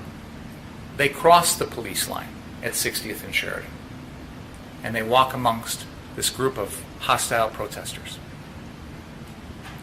At some point, they both wind up at a gas station on the southeast corner of 60th and Sheridan called Ultimate Gas. And you'll see some video of the scene there. It is a scene, again, of groups of people that are clashing with one another verbally. There's some shoving going on. And in the midst of this is Joseph Rosenbaum. And you will hear some testimony about Mr. Rosenbaum and his activities that night. Mr. Rosenbaum had been discharged from the hospital that very day and had come back to his home of Kenosha, had met up with his girlfriend, Carrie Ann Swart. He couldn't stay with her, so he left her and came downtown and got caught up in the midst of these protests. You will see him on videos. You will see photographs of him as he's walking around. He is carrying a plastic bag. Part of that plastic bag is clear and see-through. It has a string, white string, drawstring to it. It is the type of bag, I believe the evidence will show, that you get at the hospital when you're asked to put all of your personal possessions in a bag. Your shoes, your watch, your phone, your jewelry, etc. That's the type of bag it is. And I believe the evidence will show that he was carrying it around most of that evening. And at various points, the evidence will show that Mr. Rosenbaum is agitating. He is getting in people's faces. He is using obscenities. He is essentially daring people to respond. In fact, at Ultimate Gas, I believe the evidence will show that he actually gets right up in the face of armed people who are similarly armed as the defendant, who have similar AR-15 type rifles on. And he is literally confronting them in their faces. None of those folks shoot him. They push him away. He's 5'3", by the way, 150 pounds. They push him away. No one appears to take him as a serious danger. The defendant is at the Ultimate Gas Station during part of this, so is Ryan Balch. I believe Mr. Balch will testify that there was an understanding that when we cross south of 60th, we stay together. We try not to intervene in anything. But if we get separated, head back to 59th Street, where our original group is. Mr. Balch does. The defendant attempts to. He comes up to the police line. They won't let him pass. He says, "I work at that business," and points to 59th Street. And again, they won't let him directly through the line. Now, I believe the evidence will show that he could have easily gone a block in either direction if he really wanted to go back, but he turns away from the police line, returns to the Ultimate Gas Station. And a few minutes later, we see him on the video of a man by the name of Corey Elijah, who will testify very shortly here in this trial. Mr. Corey Elijah was one of these people out on the streets who was Facebook live streaming the events of that night. And he catches the defendant passing right in front of him with a fire extinguisher. The gun still slung around his body, strapped to his body. And Corey Elijah will testify, this caught his attention. Where's he going with this fire extinguisher? And so Corey Elijah decides to follow with his video, recording the entire way. And we will show you that video.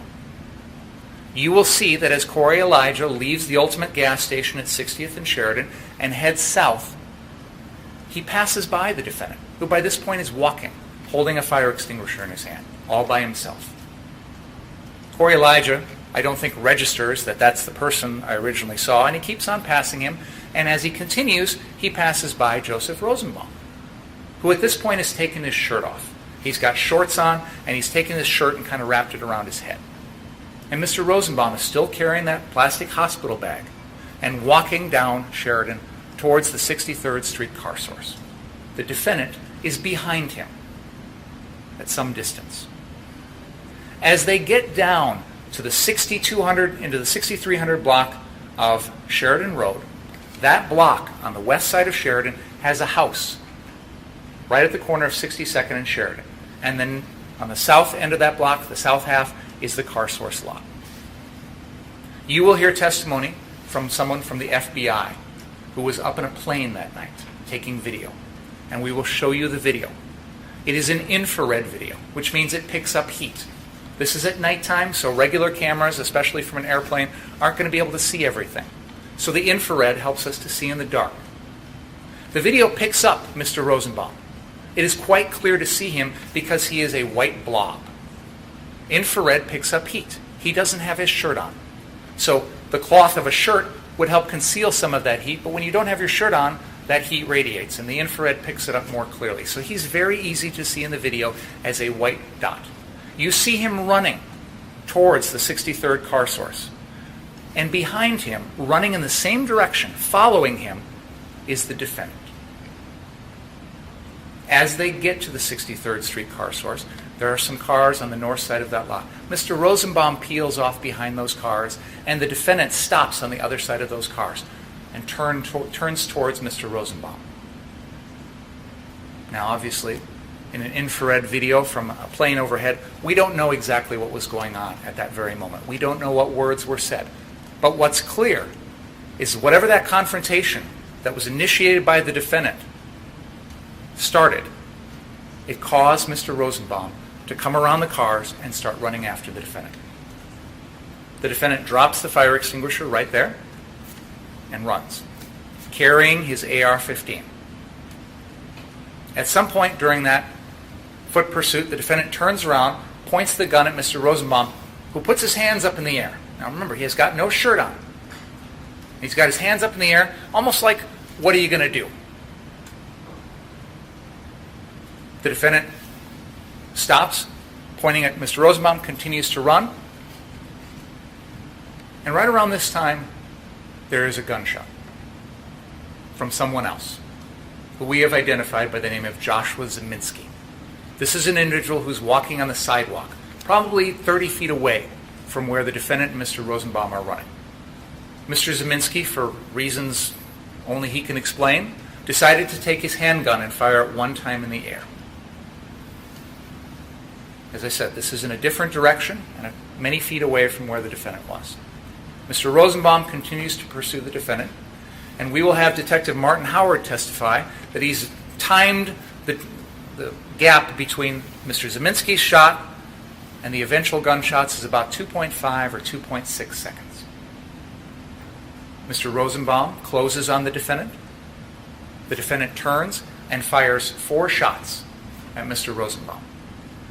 You will hear the testimony from the Milwaukee County Medical Examiner, Dr. Douglas Kelly, that Mr. Rosenbaum suffered 5 wounds total from 4 bullets.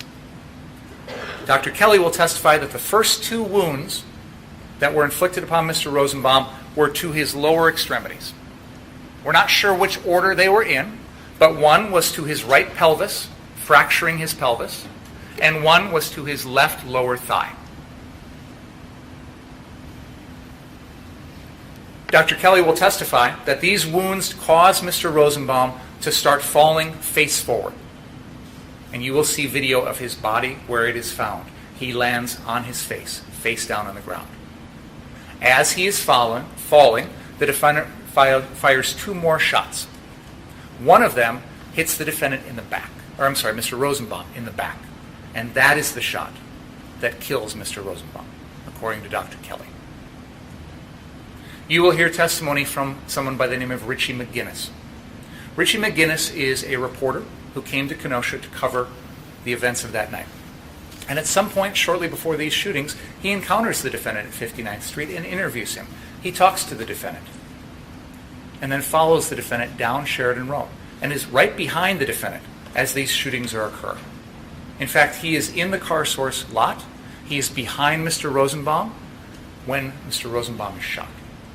And Mr. McGinnis will testify that one of those rounds came close to him, which is the basis for the count that we've alleged that Mr. McGinnis was recklessly harmed or placed in danger by the defendant. Mr. McGinnis will testify that when he saw Joseph Rosenbaum shot and fall to the ground, he immediately ran up and attempted to treat Mr. Rosenbaum. He took off his shirt. He used it to try and stem some bleeding. He rolled Mr. Rosenbaum over onto his back, and he's attempting to administer first aid. Many other people respond at that very moment to that location and attempt to help Mr. Rosenbaum. They eventually lift him up. They carry him across the street to Frederick South, formerly known as Kenosha Memorial Hospital, KMH, which happens to be right across the street. These folks load him into a hospital SUV that's there in the back of it, and it races off towards the emergency room to try and save Mr. Rosenbaum's life. That's what Mr. McGinnis does. The defendant, after shooting Mr. Rosenbaum, gets on his phone, calls Dominic Black and says, "I just shot somebody," and starts running away. Now, one of the things that you will see and hear in this case is that the defendant throughout this entire evening held himself out as an EMT, as a medic, that he's carrying a medical bag with him, strapped to his body.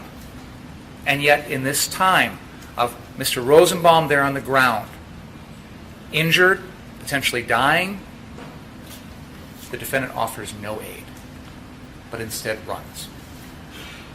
He runs up Sheridan Road. He encounters another member of their group from 59th Street, who you will hear testify, by the name of Jason Lakowski. Jason Lakowski is similarly armed. He's a former Marine.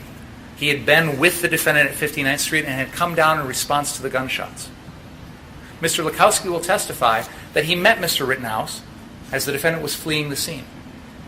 And Mr. Rittenhouse said to him, "I didn't shoot anybody, but I need help." And Mr. Lakowski says, "Head up towards the police." So the defendant starts running north on Sheridan. The crowd starts yelling, "That guy, the defendant, just shot somebody," because that's all the knowledge they have at that point. And it's true. So they begin to chase after him. They clearly believe he's an active shooter, and they try and stop him. And I've already described to you the events that followed. Mr. Huber, the unknown individual, and Mr. Grosskreutz. So, when we talk in this trial about the nights of August 25th, we need to keep in mind the context of that night. We need to keep in mind the fact that there were hundreds of people on the street that night, experiencing the same chaos, the same loud noises, the same gunfire, the same arson, the same tear gas, the same hostile confrontations with people who believe the opposite of them. And yet, out of these hundreds of people, only one person killed anyone that night. Only one person shot anyone that night. When we consider the reasonableness of the defendant's actions, I ask you to keep that in mind. Now, in this trial, you are going to hear from a number of witnesses from the state. I've already told you about a few of them. We are going to begin the testimony with Dominic Black, and he will tell you a little bit about the acquisition of those guns. You will hear from Corey Elijah, who was live streaming the events that night. You will hear from Detective Martin Howard, who worked diligently to gather evidence, including many different videos, many different photos of the scene that night. We are going to use that television to show you these things so that you can see them yourself. I know many of you alluded to the fact yesterday that you've watched or read things about this. You will get the full story here in the courtroom, and you will see some things that have not been made public yet. We intend to do that by moving the TV as central as we can so that you can see it as up close and as well as possible. And we will show you as much as we can about the events of that night. You will hear from the FBI individual who was in the plane taking that infrared video that shows the defendant chasing Mr. Rosenbaum and initiating that confrontation. You will hear from other individuals who took video that night. You will hear more about Joseph Rosenbaum from his girlfriend, Carrie Ann Swart. She will tell you about his hospital stay. She will tell you about that bag. She will tell you about what was in that bag. You will hear about Anthony Huber. You will hear that he was a skateboarder, that he lived for skateboarding, that he was at the skate park at Penoyer Park all the time, that he actually knew Jacob Blake personally, that he came out that night because he wanted to show support for his friend, Jacob Blake. You will hear what sort of person Anthony Huber was. You will hear from other witnesses who have been affected by that night. You will hear from law enforcement witnesses who did a lot of investigative work to assemble all of the evidence against the defendant in this case. And you will hear from Dr. Douglas Kelly, who will testify regarding the cause of death of Anthony Huber, the gunshot wound to the chest. And you will hear that the shot that killed Joseph Rosenbaum was a shot to the back. And based on all of that evidence, I think you will agree with me that the defendant is guilty of all of these charges. Thank you. Thank you, Mr.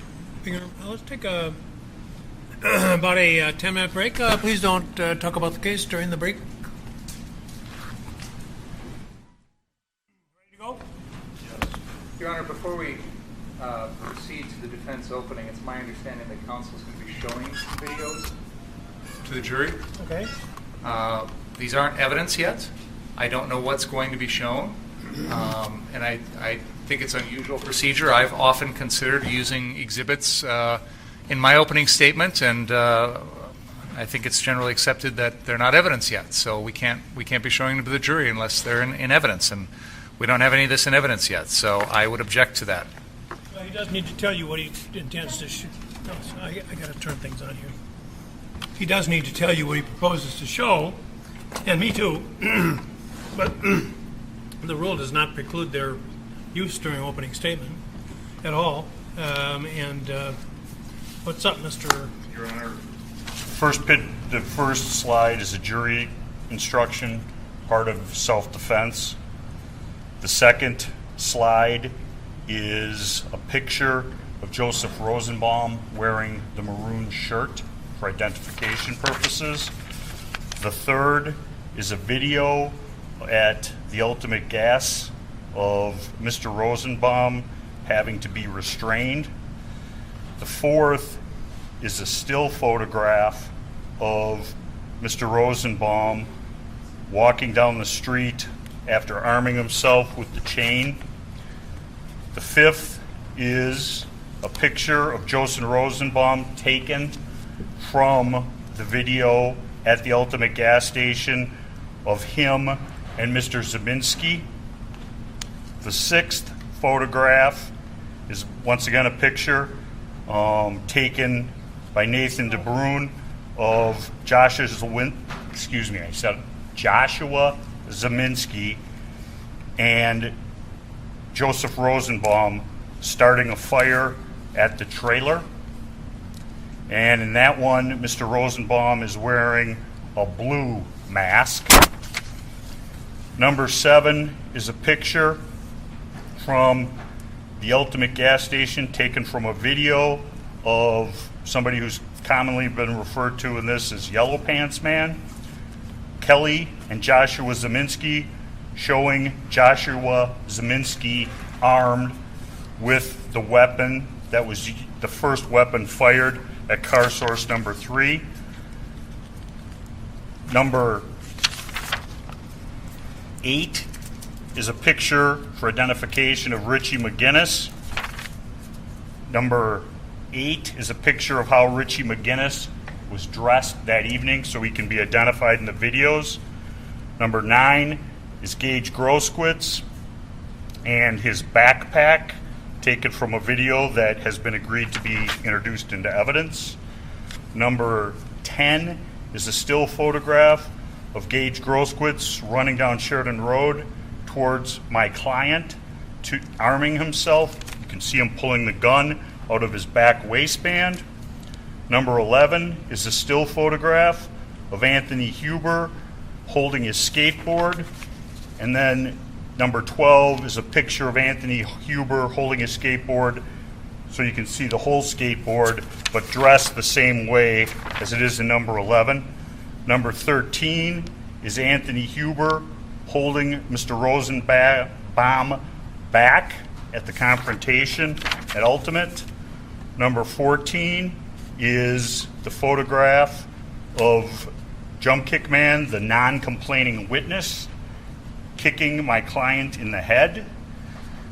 15 are 2 close-up photographs taken from that of the shoes of Jump Kick Man. 16 is a photograph of 11:40 p.m. when Kyle Rittenhouse is going out with Mr. Balch, and he's confronted by Yellow Pants Man and 3 other armed individuals that evening. And those photographs are blown up in 17, showing one individual with a noose, the other individual with rocks in each hand, and the other one a picture of the individual in the blue shirt armed. 18 is a video where Mr. Rittenhouse tried to return to the 59th Street car source and was stopped by law enforcement and the Bearcats. Number 19 is a still photograph taken from Mr. Rittenhouse at Ultimate as he's leaving with the fire extinguisher, his medical pack, and his gun heading towards car source 3. 20 is the video, what's called the infrared video, with Kelly Zeminski, Joshua Zeminski, Rosenbaum, my client, and Richie McGinnis circled and identified. 1148 is a still photograph of Mr. Zeminski's arm in the air firing the first weapon, the first shot. 22 is that same photograph from the video, same video, a photo just a couple of seconds later with two circles, one identifying Mr. Rosenbaum in yellow and another one showing Mr. Zeminski with his arm raised firing. 23 is a video taken from, and I always forget this gentleman's name, Lucas Zanin, from 63rd Street, right west of Sheridan, which forms the south edge of car source, and that's what Kyle was running to. There's approximately 100 people there bashing all the car windows, in there with pipes, bats, things like that, jumping on the cars. And you hear the first shot, which is Zeminski's, and people kind of stop a little bit. And then you see Kyle, you hear the next shot, and all of those people start taking off from car source. 24 is the video where Kyle begins leaving car source 3 after the shooting.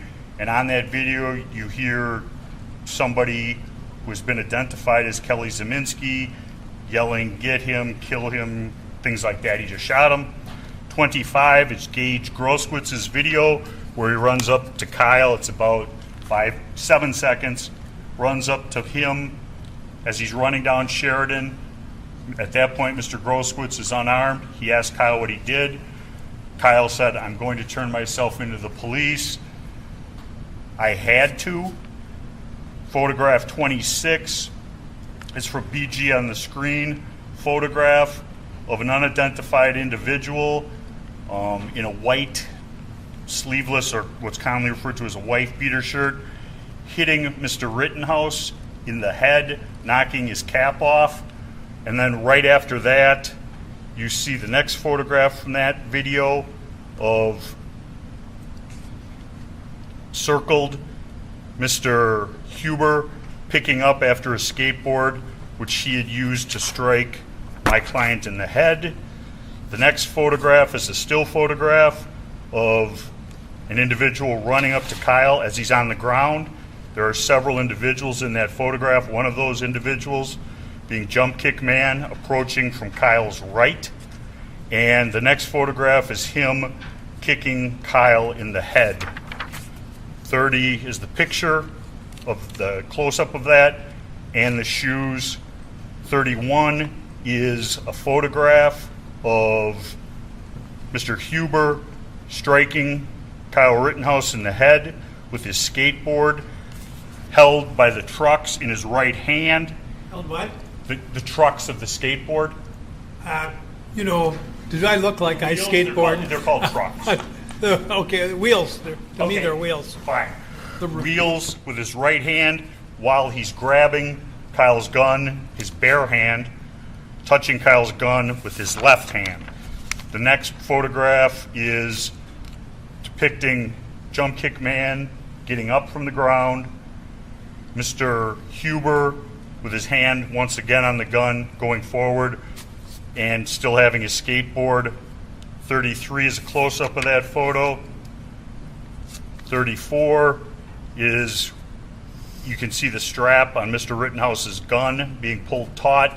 Mr. Groskwitz running into the frame from the right of the frame. Next is Gage Groskwitz standing in front of Kyle Rittenhouse with his hands up. Kyle does not shoot. Next, Gage Groskwitz lunges forward with his right hand pointing directly, and that is when the shot is fired. And then there's a picture of Kyle Rittenhouse on the ground, individuals approaching him, one with a pipe, one with his hands up. He backs them off, does not fire. 11:51, him video trying to turn himself into the Kenosha Police Department and turned away. And the final is a photograph from the Antioch Police Department surveillance cam at 1:20 a.m.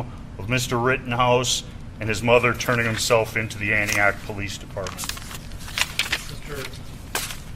You know, I guess we don't need any witnesses. Well, we've got the whole trial there. I thought the opening statement was supposed to be a summary of the evidence, not the evidence itself. This is, I think we're up to 41 videos and photos that are going to be seemingly introduced through the testimony of Attorney Mark Richards. This is a highly unusual procedure, Judge. Both sides will have the opportunity to call witnesses to talk about these things. We will have an opportunity in closing arguments to characterize these things. But to give the jury what the defense considers, and I'm not conceding that these things are all the evidence or even that a lot of these things are relevant, but for the opening statement to essentially be the entire defense case and all the evidence, showing it to them is highly unusual. I took the approach in my opening statement, and I guess I was not pushing the envelope as far as I should have, but it's always been my approach that I will describe what I believe the evidence is going to be, but I'm not the witness. I'm not giving them the evidence. That's what the testimony's for. We've had a stipulation as to the authenticity of a lot of the things that counsel's talked about. That does not mean that they're admissible into evidence. It does not mean we're conceding relevance to those things, and I anticipate that there will be some arguments as to the relevance of a lot of these things. We've already had some arguments about some of these things. You stressed that it took 5 minutes for him to list all of those things, let alone what it's going to take to actually show them and play them for the jury. I think as a general policy, Your Honor, and I understand it's not necessarily the law, but witnesses should be presenting evidence, not the attorneys in their opening statement. I object to this procedure. I think it's overly long. It's duplicative of what the evidence is going to be. There'll be an opportunity through witnesses to present all of that. I think counsel should be describing what he thinks the evidence is going to show. That's appropriate. But showing them all the evidence this way, why do we even need witnesses at this point? I'll get up and I'll play all the videos I want to play. They'll play all the videos they want to play, and then we'll just be done without any testimony. That's not the way this trial should work. So I don't think this is a proper procedure, Your Honor, and I do object to it. Okay. Well, first of all, are you going to be able to authenticate each and every one of these? All of these come from exhibits that have been agreed or stipulated to their authenticity. And they're all going to be relevant? They all are relevant. They've all been... It sounded like what I've already heard about, by and large. The standard is not what you did or what you can do or could do. The standard is what the law allows, and I can remember studying this 50 years ago, that this was an acceptable way, with judicial permission, to make an opening statement. We see it more in civil cases than in criminal. It's not customary in criminal cases, but I've seen it done by your office. And I have to say that you're right. This is a record number in terms of the numbers. But on the other hand, there's a large number of crimes being charged and separate acts that are being asserted with respect to both the acts that the state alleges were unlawful and the defendant's claim of self-defense. So given that they do appear all to be relevant and they've been agreed as authentic, then I don't see any reason that I should interfere with his right to make an opening statement. Mr. Binger makes a good point in reinforcing my comment that this is supposed to be brief and informative. So keep it. I don't think I'll be any longer than him, Your Honor. Bless you. All right. Anything else? Yes, Your Honor. One of the motions in limine I filed, which was not objected to by the defense, is that there be no reference to any pending or prior criminal cases or convictions with regard to Joseph Rosenbaum. The parties are aware, the jury is not, that there was at the time of his death a pending criminal case between Joseph Rosenbaum and his girlfriend, Carrie Ann Swart, and there was a bond condition that prohibited Mr. Rosenbaum from having contact with her. The purpose of my motion in limine, which, as I said earlier, was not objected to by the defense, was we're not going to talk about that. Now, I made a reference in my opening statement to the fact that Mr. Rosenbaum saw Ms. Swart that night and was basically was not allowed to stay with her, was not able to stay with her that night, so he left her residence. And I purposely worded it that way, Your Honor, because there are many reasons why someone may not be able to stay at someone's residence. It could be because of a bond condition. It could be for a myriad of other reasons. It's my understanding from an off-the-record discussion with counsel that he intends to go into this. He believes I've opened the door to it. I wanted a pretrial ruling from the court on this issue. We got one. And I'm now raising it because if it's going to be mentioned in the opening statement, I think this is the time to address this issue rather than in the middle of an opening statement. So I'm bringing it back up again. I do not believe that my statement opened the door to it. And frankly, my statement is not evidence, so I don't know that it can really open the door anyway. But by and large, I was very careful in the way I worded that, and I don't think it opened the door. I don't think, regardless, this is a relevant issue for this trial. Mr. Rosenbaum's conduct with regard to Ms. Swart has nothing to do with what was going on the street that night. So it is completely irrelevant, and I would ask that the court reaffirm its prior ruling on my motion in limine.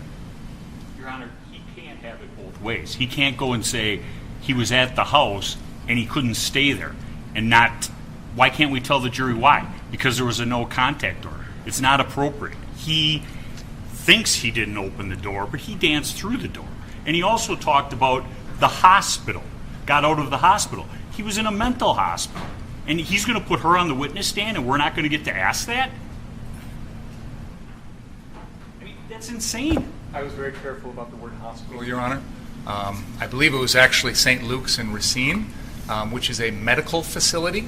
It is not a mental institution. This wasn't Mendota or Winnebago or something along those lines. And frankly, I'm not even 100% certain why he chose to check himself in. But again, whether or not Mr. Rosenbaum needed a new kidney or needed medications for mental illness or was going in to have his blood pressure checked has nothing to do with the events of this night. And frankly, it's just a backdoor way of attacking his character and suggesting to this jury that somehow because there's going to be an allegation from the defense that he had some sort of mental illness that had something to do with his behavior that night.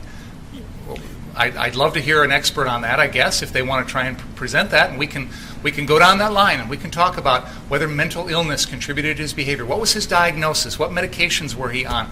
We could open that door and go all the way through it, but that's a mini trial on an irrelevant issue, and if it's going to come in, there's a way to get it in through an other acts motion, which was never filed by the defense, and I certainly have not opened the door when I talk about the word hospital.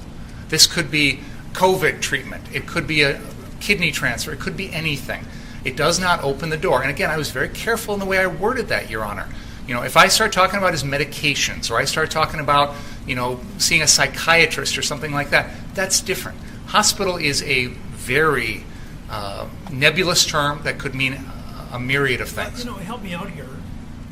I thought when I read the pretrial motions, and I know there were a series of them on which there was agreement, so I probably may not have the best recall of those because I didn't have to put too much thought into it. But I thought that the references or the statements which were attributed to Mr. Rosenbaum were, "I just got out of jail today." You're telling me that there was also discussion about hospital? No? Or there's no video or statements or audio of Mr. Rosenbaum talking about the hospital. The only relevance it has, Your Honor. Well, wait a minute. So sure. Is there testimonial? Are we going to hear testimony that he made statements that he had just gotten out of jail that day? There's going to be statements to that effect. Okay. In fact, your statement on your opening statement was. And I will tell you this. I'm going to ask you to try to reconstruct it for me, or if necessary, I'll have the reporter read it. but I don't recall the exact statement. I do know that I thought at the time, I'm surprised he's going into this because it may trigger a response. So what exactly did you tell the jury? What I said, Your Honor, is that that Mr. Rosenbaum had gotten out of the hospital that day Right. and was carrying around a plastic bag, Right. which is the kind of bag that hospitals give you to carry around your personal belongings. The only relevance that has to this case Well, I is don't know. that's I the just bag. wanted to get Sure. a statement. Yeah, and I Now, was doing that because okay. the bag comes in, and Okay. that's the only I understand. relevance. Okay, now, and you also made a statement about his being with the person by whom he was allegedly bound not to have contact. That's true. And do we know the exact scope of that order? I believe it was a straight, typical, Don't no tell me contract. typical. No. We can look it up, Your Honor. Yeah. Well, It was what a did you bond say condition. about it? What did you say about it? What I said is that he had seen her after he got out of the hospital, Right. that he couldn't stay with her, and so then he left and essentially came downtown. And Ms. Swart will testify, Why and did she you will say talk. that he couldn't stay with her? I'm sorry? Why did you say that he couldn't stay with her? I said that because it explains why he left and came downtown. He's got a hospital bag, Your Honor. It's a little unusual, I think, for someone to be released from a hospital, have a bag of their personal belongings, go to their girlfriend's place, and then continue to walk around with it. That's a little unusual. We know what was really going on. And by the way, how do we know that he had been there and had left? Is she going to testify? Yes. Okay. Yeah. And so she's going to talk about seeing him. She's going to talk about that bag, and she's going to say she saw what was in that bag.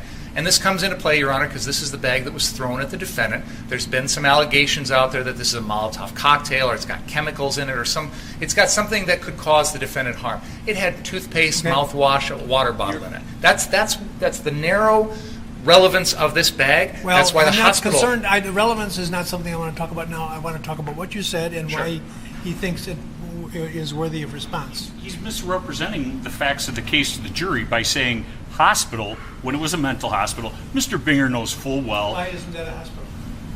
he had gotten out for a suicide attempt. So, And It's a hospital.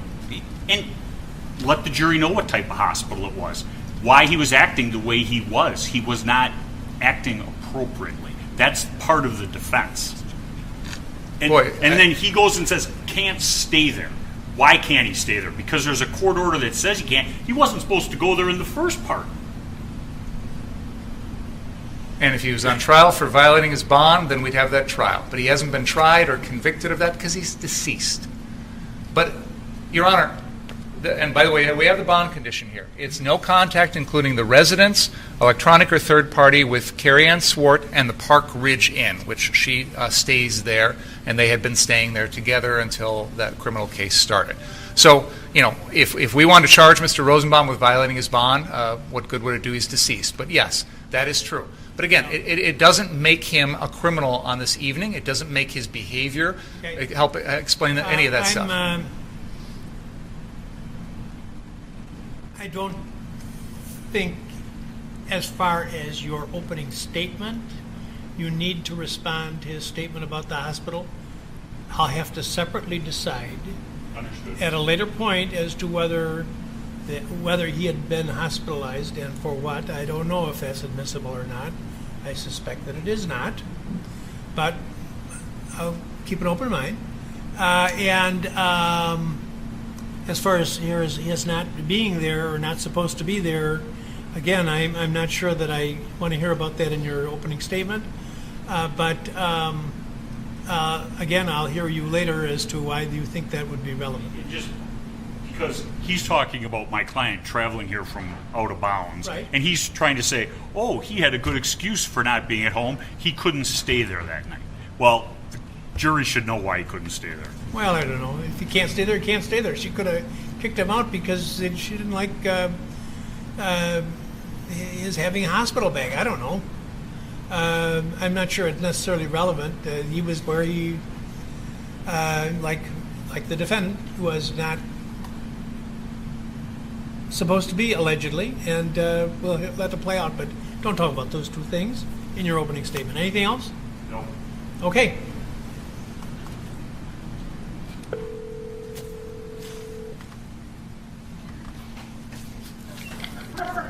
Would you come down, please? Yes. Okay.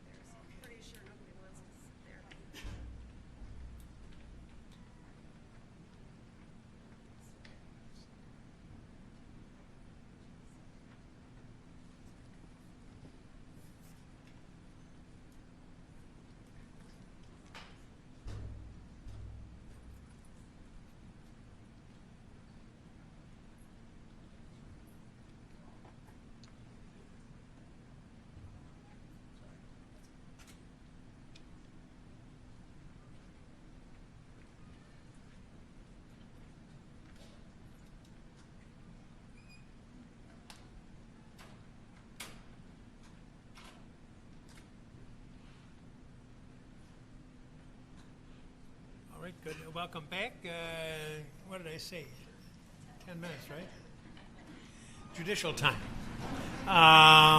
When you're dealing with, what do we got? 5, 6 lawyers in the room? What do you expect? All right, let's go, Mr. Richards. May it please the court, ladies and gentlemen of the jury, good morning still for the next 10 minutes. This is my opportunity to tell you and show you what I believe the evidence will show. You've heard the state's opening statement, and now I will give mine. We have two very different outlooks on the events of August 25th of 2020. Kyle Rittenhouse was present in Kenosha, Wisconsin on the evening of August 24th. He stayed at his friend's residence, Dominic Black. He saw on the live streams and things like that the events of the 24th. He saw car source number 1, as I refer to it, the one that's on the east side of Sheridan Road, burn, all of the automobiles burned, destroyed. He saw the looting going on. He saw the other businesses burnt down. And the next morning he went down to downtown Kenosha to look at the damage. He stopped and he helped clean up at the old Ruther High School. I think it's called something else now, but when I was around here it was called Ruther, and before that Bradford. And he saw that. He met one of the owners from CarSource and they talked, and they decided that they would offer their services, him and Dominic Black and Nick Smith, to help protect the property of CarSource. Ladies and gentlemen, the evidence will show, in spite of what the media and public statements and things like that have been, the evidence will show that Kyle Rittenhouse had strong ties to Kenosha. His father lived in Kenosha. His mother lived in Antioch, Illinois. Kyle worked here in Kenosha County at the Recplex in Pleasant Prairie as a lifeguard. He went downtown to clean up the graffiti. Him and Nick left there, and they decided to come back that evening and help CarSource Lot 2, which is at 59th and Sheridan, and initially CarSource 3 at 60th and Sheridan. And when they were doing that, they met other individuals who had come to town at the urging of websites and things like that, and then just a general, I would say, distaste for the destruction. And those guys from the West Bend area, Ryan Balch, Lakowski, Joanne Fiedler, agreed that they would all help protect the Car Source lots. And initially, they went to the lot at 59th early in the evening. And what will end up being, you will see the events of that night unfold in video and still photographs. But ultimately, what this case will come down to, it isn't a whodunit, when did it happen, or anything like that. It is, was Kyle Rittenhouse's actions privileged under the law of self-defense? That is, that the defendant believed that there was an actual or imminent unlawful interference with his person. The defendant believed that the amount of force which he used or threatened to use was necessary to prevent or terminate the interference, and that his belief was reasonable. You as jurors will end up looking at it from the standpoint of a 17-year-old under the circumstances as they existed on August 25th of 2020. And Mr. Binger makes a big thing out of Kyle Rittenhouse was the only person who shot somebody that evening. True. Mr. Rittenhouse was the only person who was chased by Joseph Rosenbaum that evening. This is Joseph Rosenbaum. And what's important in this photograph is, one, it will allow you to identify him throughout the course of trial. Notice the belt, the baggy, lengthy jeans, and there will be a fair amount of testimony, I'm sure, regarding the maroon shirt.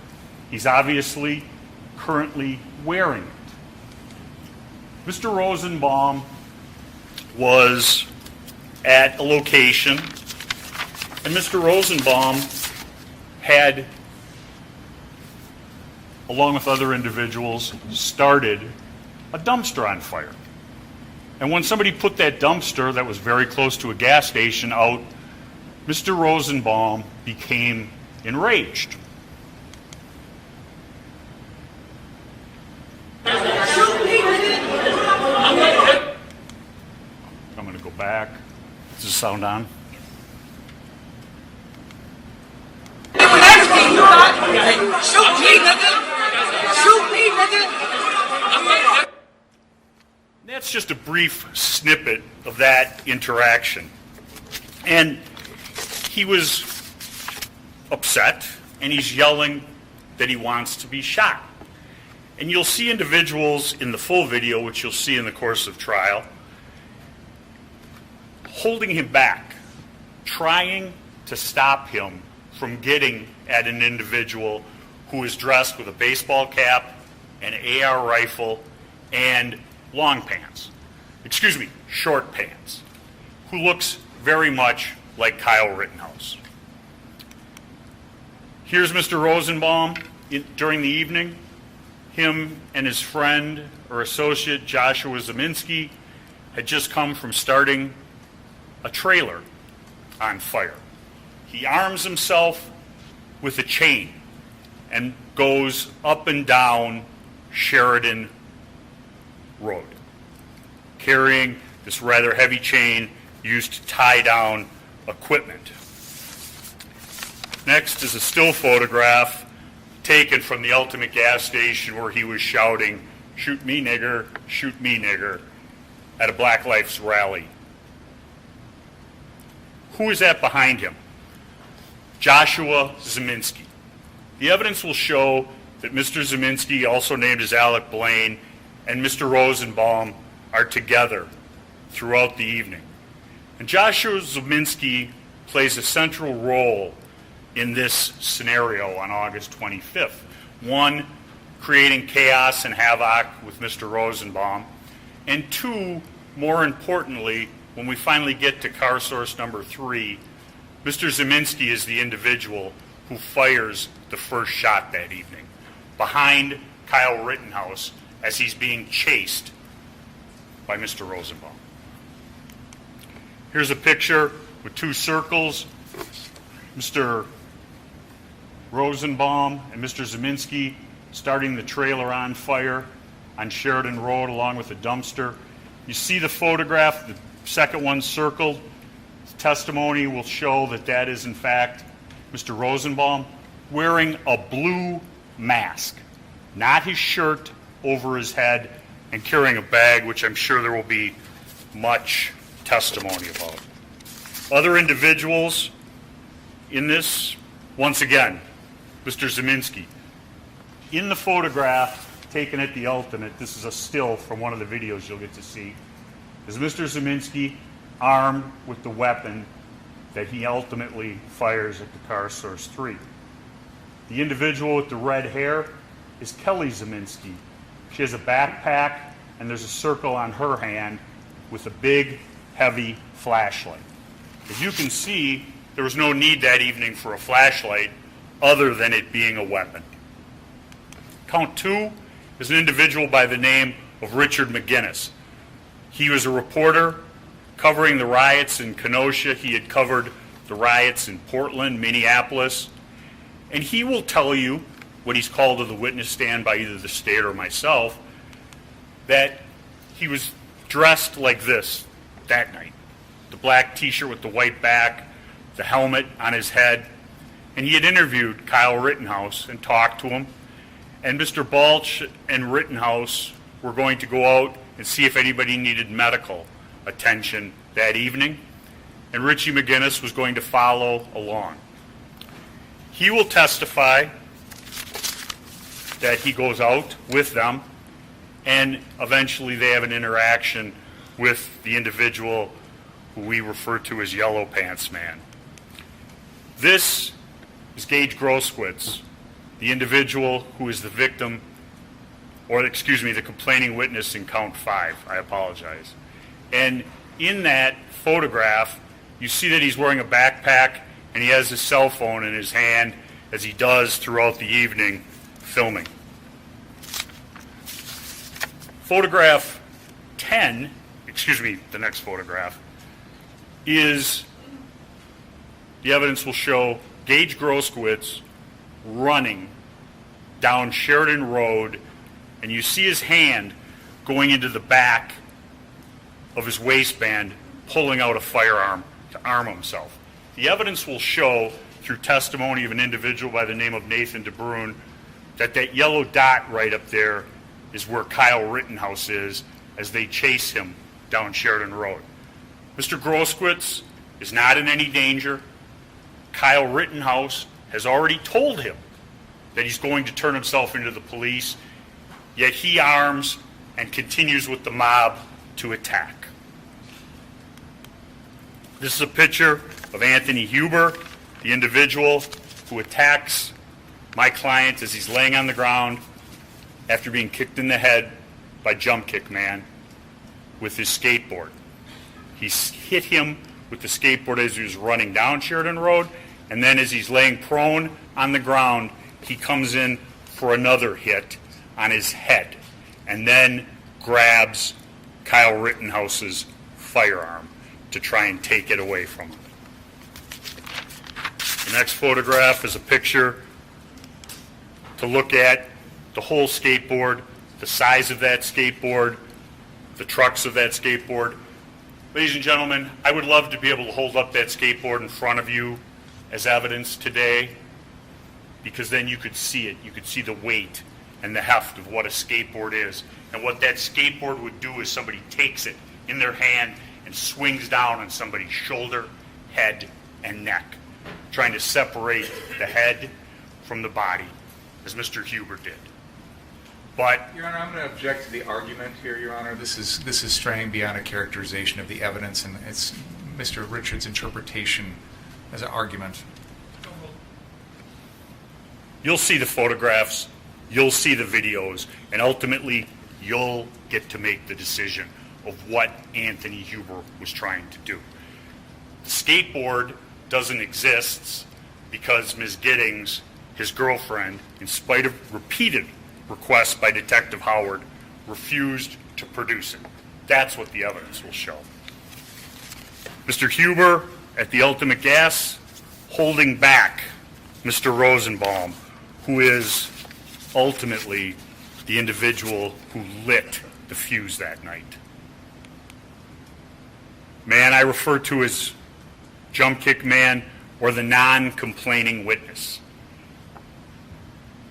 Kyle is laying on the ground after being knocked to the ground by an individual hitting him in the head with a rock, Anthony Huber hitting him with the skateboard, and jump kick man comes in, kicks him square in the face with his black boot.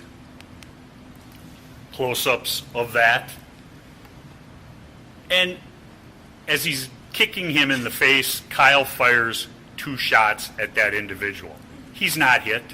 He gets up and he runs away into the night, never to be seen again, never coming forward to identify himself as a victim, complaining witness or otherwise to law enforcement. We looked for him, the evidence will show. The state looked for him, the evidence will show. Those are the big players in this case. But ultimately, what you'll end up having to decide, looking at all the circumstances of that evening, are the events that occurred over really a brief 15-minute period, but more importantly, 3 minutes. The police spread or push people south to approximately 60th. That's something we can agree. There's no line set up to stop Kyle or anybody else going in a southerly direction down Sheridan Road. There's no statement that if you go in that direction, you can't come back if you have business in that direction. Kyle, an individual by the name of Ryan Balch, followed by Richard McGinnis, go down there, Sheridan Road. And at 11:40, they have a conversation yelling medic. And you'll see the videotape of this event. Kyle's got his medical bag, his gun, and he comes upon these 3 individuals. And the individual in the yellow pants accuses Kyle Rittenhouse of pointing a laser sight from a gun at him. Kyle shrugs it off, does not want confrontation with these individuals, does not point his firearm at them, and he leaves. Why does he leave? Because he doesn't want trouble. These are the 3 individuals who were with Yellow Pants. One individual is carrying a noose. I don't know what that's for. The other individual, the testimony will be from Kyle Rittenhouse and Richie McGinnis, had rocks in his hands. And then the blue-shirted individual was carrying a 9mm firearm. Richard McGinnis will tell you about the marauding nature of these individuals.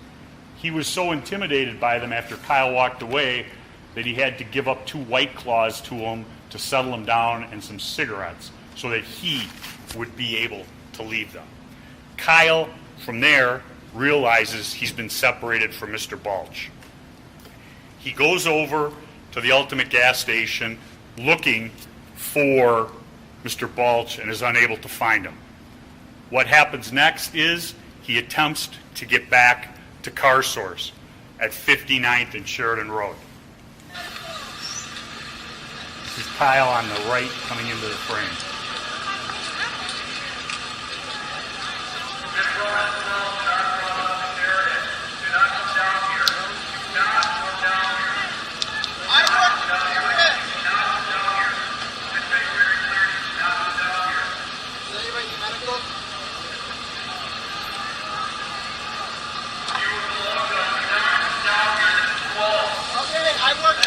I work in that business. I am at that business. They don't let him pass. He goes back to the Ultimate Gas Station, and a few minutes later, at approximately 11:45, he receives a phone call from Dominic Black. Dominic Black informs him, the evidence will show, that they're breaking windows and starting fires down at Car Source 3. Go and stop them. He asks an individual for a fire extinguisher and asks the individual to go down to Car Source 3 with him. The individual gives him the fire extinguisher but does not go with him. And Kyle heads down to Car Source 3. He doesn't know that Mr. Rosenbaum is down there. He's been asked to go down there by Nick Smith. He heads down Sheridan from 60th, walking to Sheridan and 63rd where the Car Source is. That's a picture of him from a video leaving the Car Source at 11:46 p.m. approximately.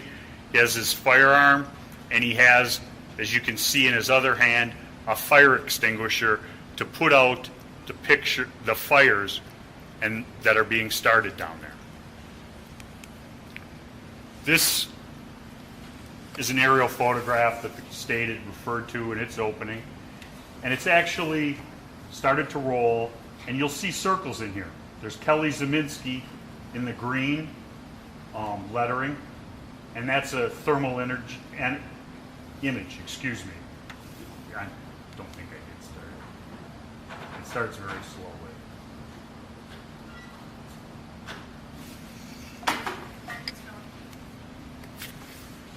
You can see people are labeled Richie McGinnis, and they head down.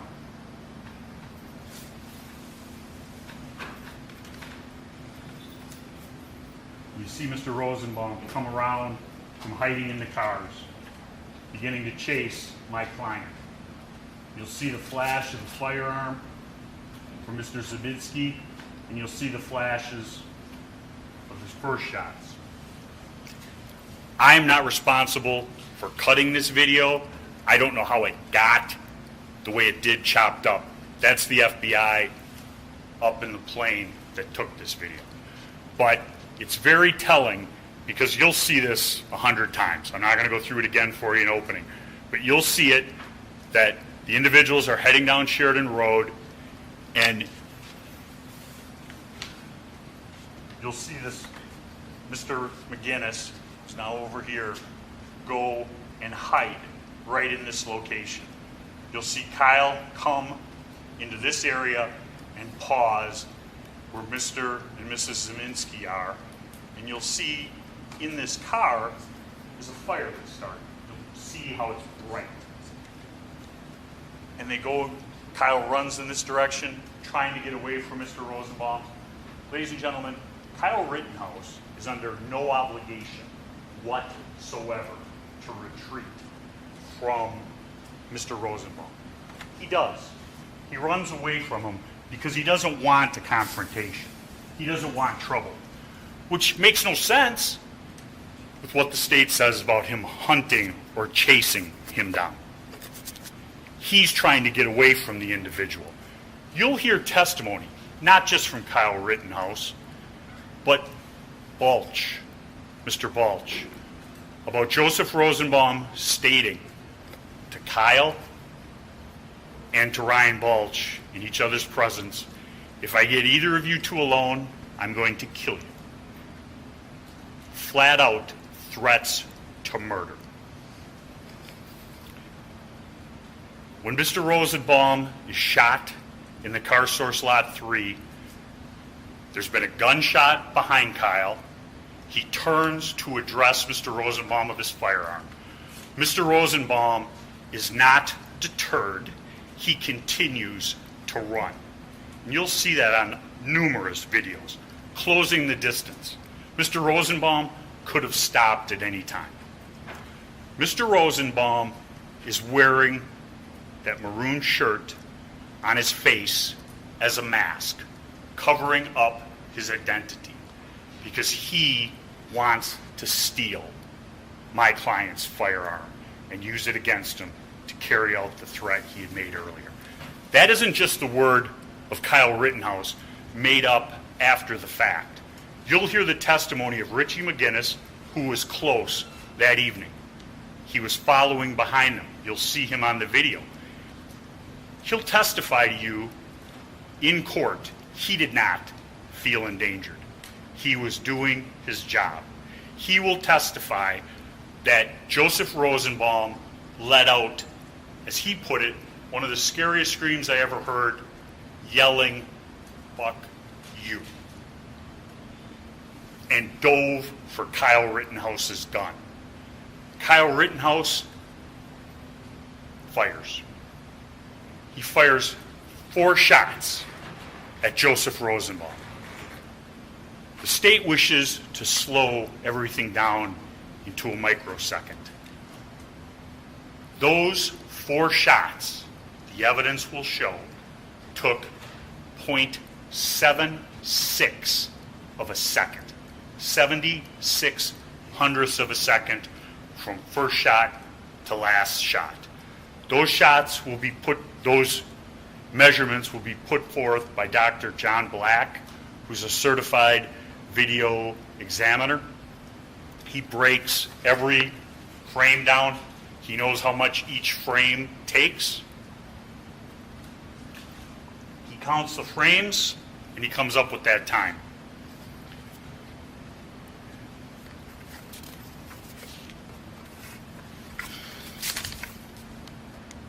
Next photograph, 11:48.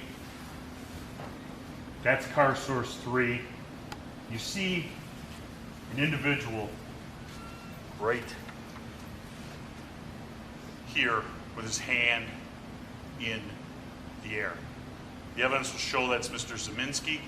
This is Mr. Rosenbaum in full stride running after Kyle Rittenhouse. This is a still from a video. And you'll see a lot of videos leading up to this.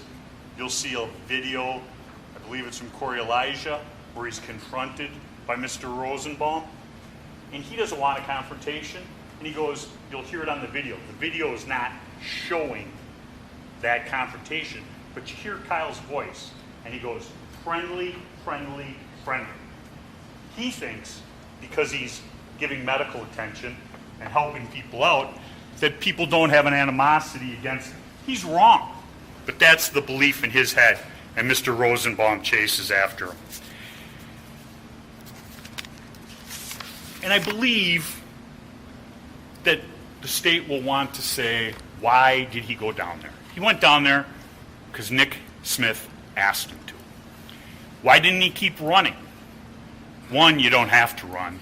But 2, I'll show you a video from 63rd looking back onto the car source lot, taken by an individual who will testify and his daughter.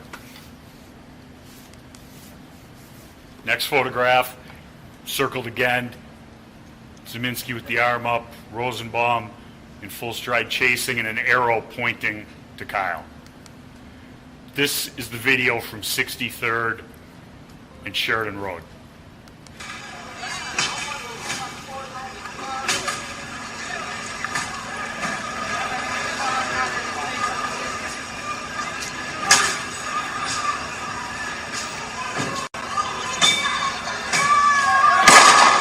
Oh shit. They shooting. Oh shit. Oh my god. I am. You'll see that whole video during the trial. The individuals were at Car Source, the rioters, destroying all of those vehicles. And as Kyle was running from Mr. Rosenbaum, he did not want to run into those rioters who were destroying all of that property that did not belong to them. You hear the first gunshot, the evidence will show Mr. Zeminski. You hear 4 shots in quick succession, the evidence will show that is Kyle firing at Mr. Rosenbaum as he's trying to take Kyle's weapon from him to use against him. You hear 3 more shots in quick succession. I don't think the government will have any dispute. I don't think the evidence will dispute. Those 3 shots are from another person who's in the Car Source lot firing for some reason. He was never identified, never arrested. This will show Kyle running back to the scene of the shooting, and it will show, I think the evidence will show, why Kyle Rittenhouse didn't stay and render aid for Mr. Rosenbaum. Not that he's under any obligation to do that, but sometimes discretion is the better part of valor. He shot him. He fucking shot him! Get him there! He fucking shot him! He fucking shot him! He fucking shot him! Take screenshots. That dude shot him. That nigga just shot that dude. Cranium that boy. He just shot him, man. The individuals who are yelling, "He just shot him, shoot him," and you can see one of them with a gun, Mr. and Mrs. Zeminski. He begins running down Sheridan Road. He's not taking his gun. He's not threatening anyone as he's running down Sheridan Road. He's running in a southerly, I always get my directions confused, a northerly direction from 63rd towards 60th. What is at 60th? The evidence will show that is where law enforcement is, and that's where somebody would run to be protected from a mob that wants to kill him. The evidence will show this next video taken from Gage Groskowitz. He runs up to Kyle. At this point, he is unarmed. Kyle does not point a firearm at him, does not do anything to dissuade him from approaching him. You'll hear on the video the exchange, and you'll see it. Hey, what are you doing? You shot somebody? Who shot? Who shot? Hey, stop him! You see him running with the gun at the ground away from Mr. Groskowitz. Mr. Groskowitz came up on Kyle, got very close. Did Kyle point a firearm at him? Did Kyle shoot at him? No. All he wanted to do was get to the police. But the mob is closing in, of which Mr. Groskowitz is a member.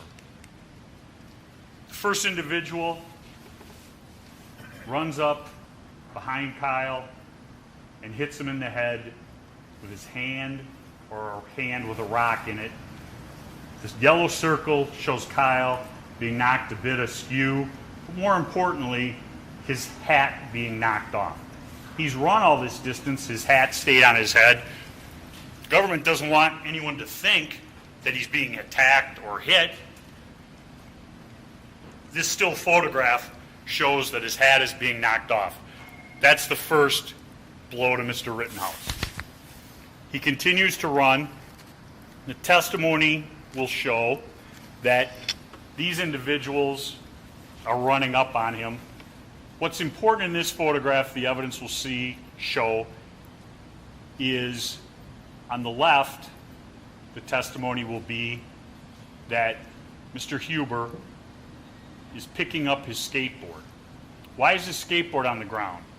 Because he has taken his skateboard and swung it at Kyle Rittenhouse's head for the first time, hitting him in the head.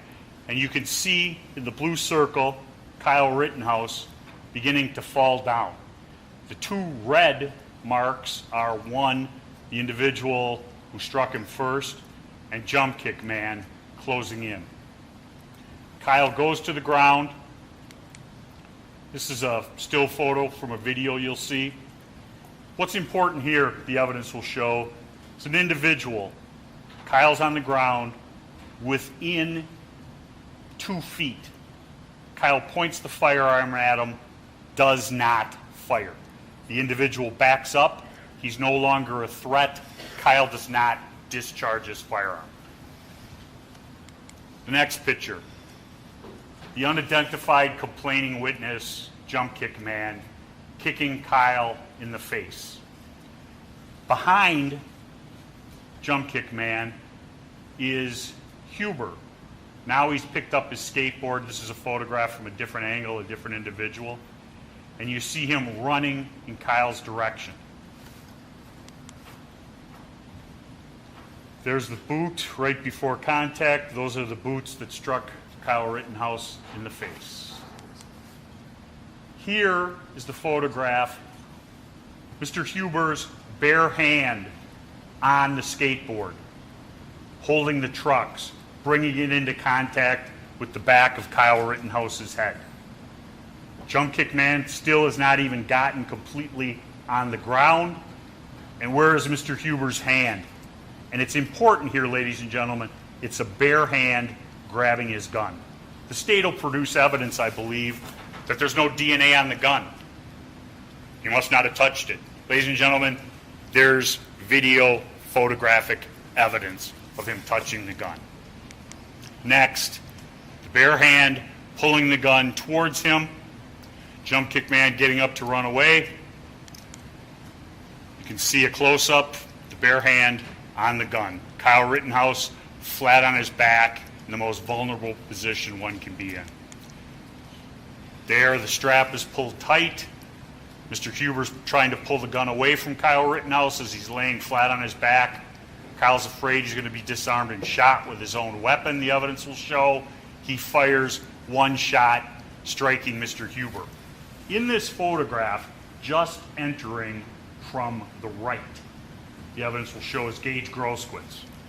One hand, a phone, one hand, a firearm. Here's Gage Grosskreutz with his hands up. Kyle Rittenhouse does not fire. Look at the distance between them.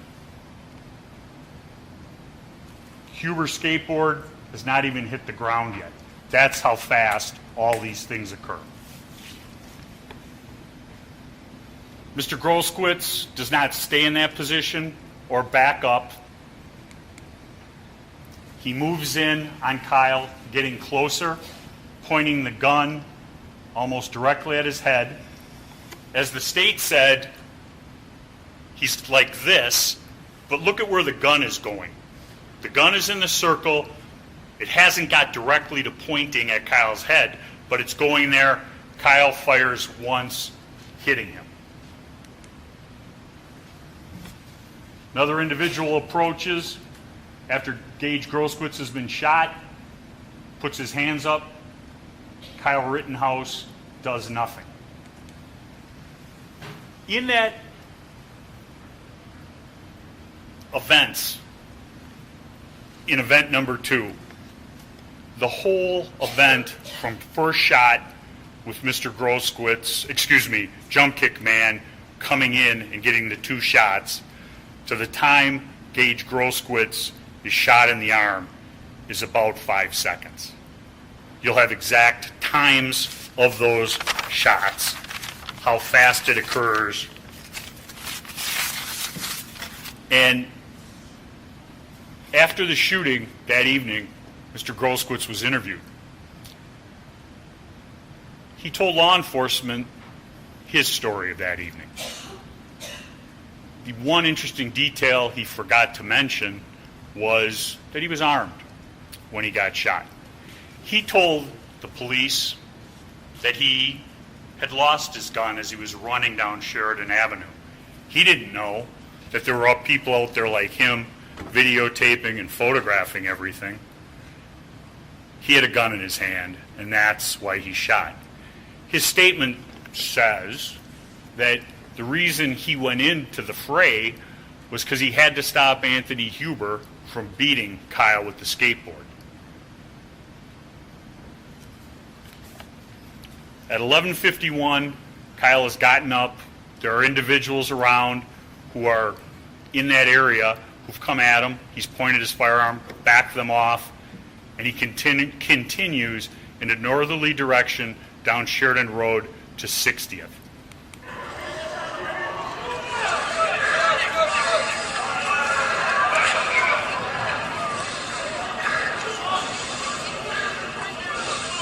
Hey, he just shot them! Hey, dude right here just shot them! Dude right here just shot all of them down there! That dude just shot them right there! That dude right here! Yeah!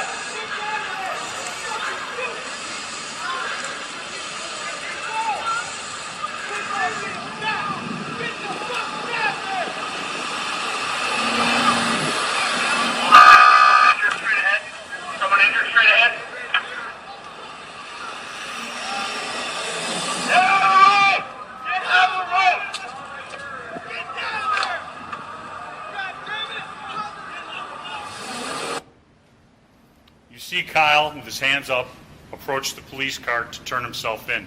The evidence will show that the police told him to get away from the car and go home. The police say that they peppered sprayed Kyle. Kyle didn't get hit with the pepper spray. He's not disputing that they might have shot pepper spray at him. That's why he backed up so quickly. He finally makes his way to car source 2 back at 59th, meets up with Dominic Black, the individual who sent him down to car source 3, tells him about what had happened. Dominic Black, I believe, will testify that he saw him.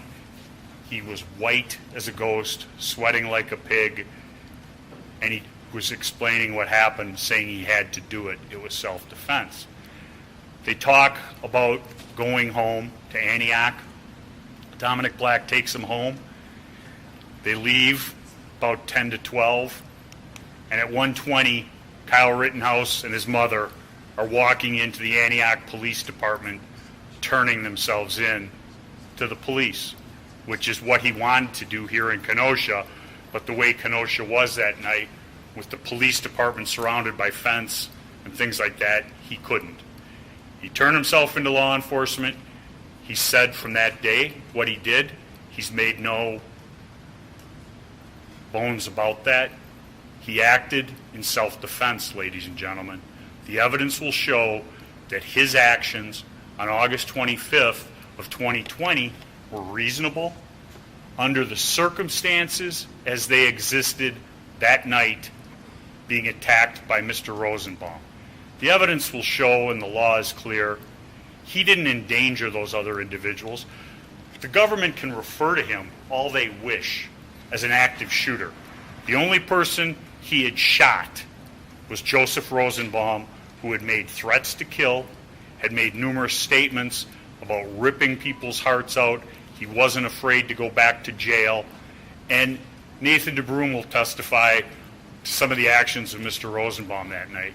And he'll testify, and it was one of the more telling statements, I thought, in a statement. If there was trouble that night, Joseph Rosenbaum was there. And that's ultimately who visited himself upon Kyle Rittenhouse. The evidence will show he thought, probably, that he could get that gun from Kyle Rittenhouse. He was wrong. Kyle Rittenhouse protected himself, protected his firearm so it couldn't be taken, used against him or other people from Mr. Rosenbaum who'd made threats to kill, and the other individuals who didn't see that shooting attacked him in the street like an animal. Ladies and gentlemen, that's what the evidence will show. Thank you. Thank you, Mr. Richards. Let's break for lunch, folks. I'm going to take a vote now, and I don't want to influence by phrasing it one way or another. Are you comfortable with the temperature here? I'm going to ask how many think it's too warm, just right, or too cool. So, how many think it is too warm in here? How many think it is just right in here? 2, 4, 6, pretty much everybody. How many think it's cold in here? All right. Well, the majority is going to rule, unfortunately. But okay, thank you. We have this blower up here, which on occasion I used to, and it's gotten progressively worse over the years in terms of its enormity and intensity, but it controls the entire building. So I can't shut it. I can't ask them to shut it down because it has control over the air throughout the entire building, and it's tied into what they did to the ceiling here in 1965 or so. All right. With that, please don't talk about the case during the break. And is it unrealistic to set a tentative start time of about 1:15? But if you folks want more. That's okay. Just let me know if you want more time, and then we'll use this as a trial for the future. If you decide you wanted to go less time too, we could do that. But right now we'll aim for 1:15. And any questions? Okay, thank you very much.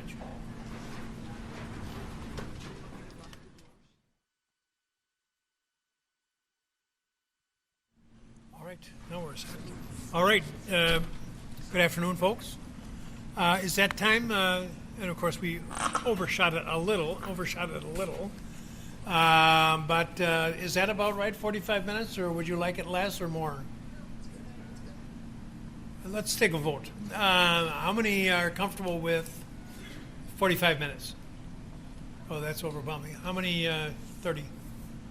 How many 2 hours? Okay. All right. Let's proceed with the state's case. Your Honor, the state calls Dominic Black to the witness stand. It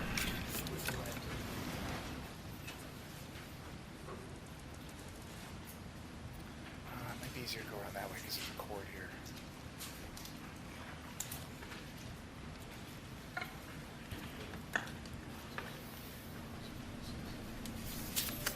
Stand, please. Raise your right hand. Do you solemnly swear the testimony you're about to give in this matter be the truth, the whole truth, and nothing but the truth, so help you God? I do. You may be seated.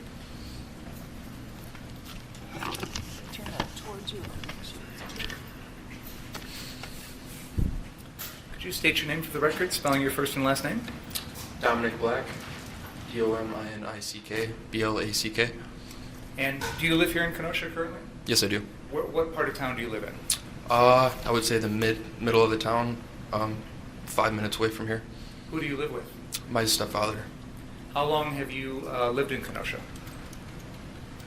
Practically my whole life. Did you go to school here? Yes, I did. How old are you? I just turned 20. Did there come a time in which you got to know an individual by the name of Kyle Rittenhouse? Yes. Do you see him here in the courtroom? Yes. Can you point him out by where he's seated and what he's wearing? Right there, in the suit. Indicating the accused. How did you come to know him? Through his sister, Mackenzie. Can you tell us more about that? I dated his sister. I would frequently go over to their house, and from there forth, I became friends with Kyle. When you say you go to their house, where was their house located? Antioch, Illinois. Now, we're going to talk about the night of August 25th, 2020, so I want to use that as a frame of reference. How long before that date had you known the defendant? Roughly 9 months. Was that the same period of time that you were dating his sister? Yes. And how frequently would you see the defendant during those 9 or so months? About every day. You mentioned there were times when you would go down to his residence in Antioch, is that right? Yes. Were there times when he would come to your stepfather's residence here in Kenosha? Yes. How often would that occur? Weekly. What sort of things did the two of you like to do together? Everything as a kid. Hanging out, going to the lake, hunting, going up north, just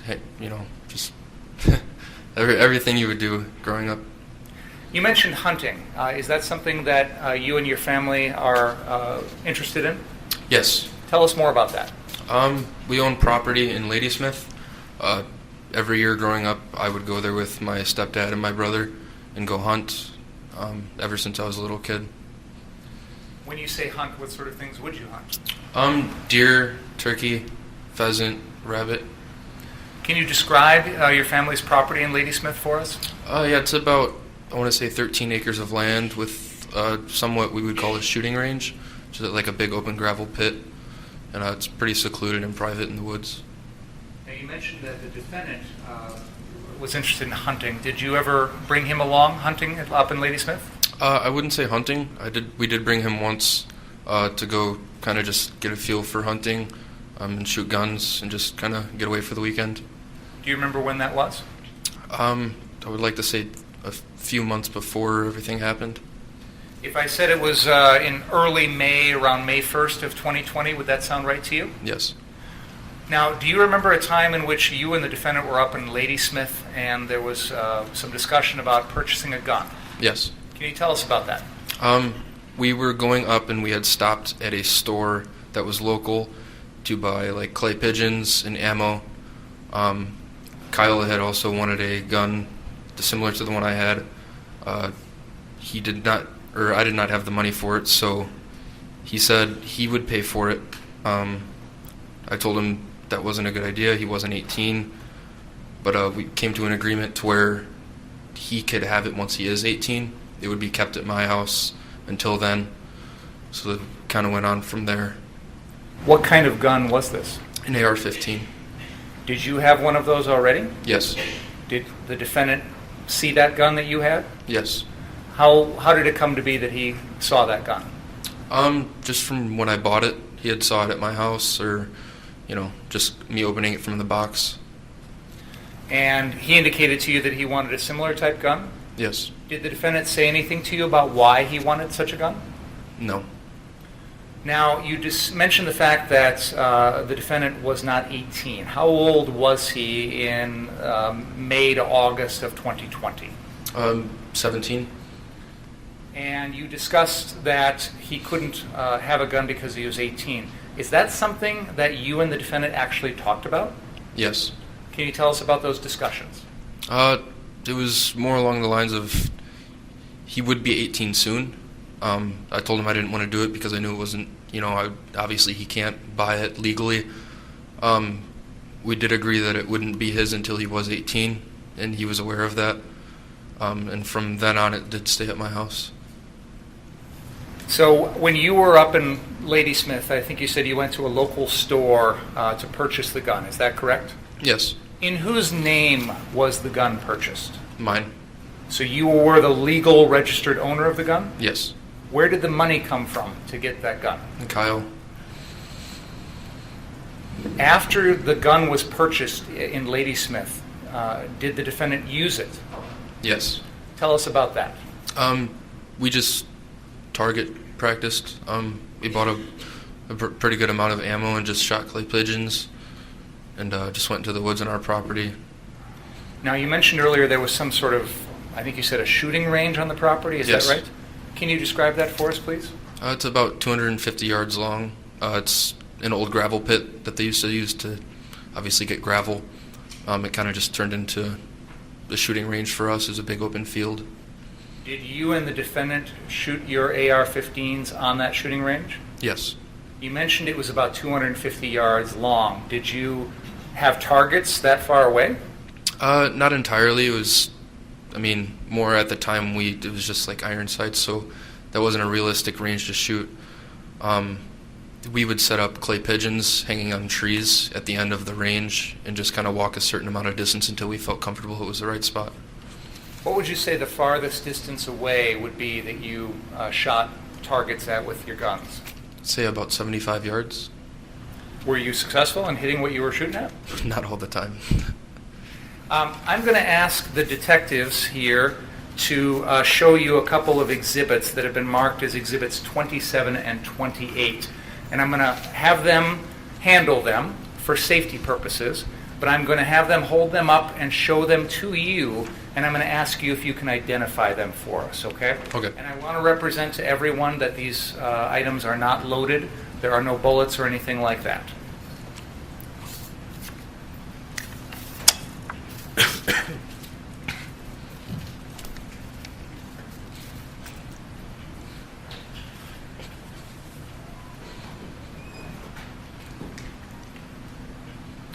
I believe that Detective Antaramian is holding up what is been marked as exhibit number 27. Detective, is that right? That's number 27? 27. Okay. Do you recognize that item, Mr. Black? Yes. What is that? One of the AR-15s. Do you know which one that is? I believe it's Kyle's. I'm not too sure. Okay. Would it be fair to say that yours and the defendant's look very similar to one another? Yes. Do you remember if there are any particular markings on one or the other that would help you to identify them? The only difference was the sights. What was the difference in the sights? One of us had a bigger one. I don't remember which one it was. Okay. I'll have the detective now show you the next exhibit, which is exhibit number 28.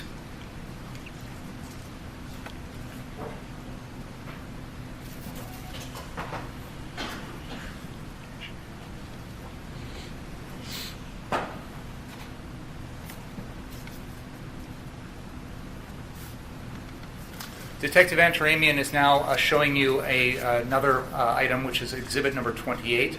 Do you recognize that? Not from the last time I've seen both of them, no. Okay. And I noticed that the gun that he's holding up doesn't appear to have a scope on it. Is that right? Yeah. Okay.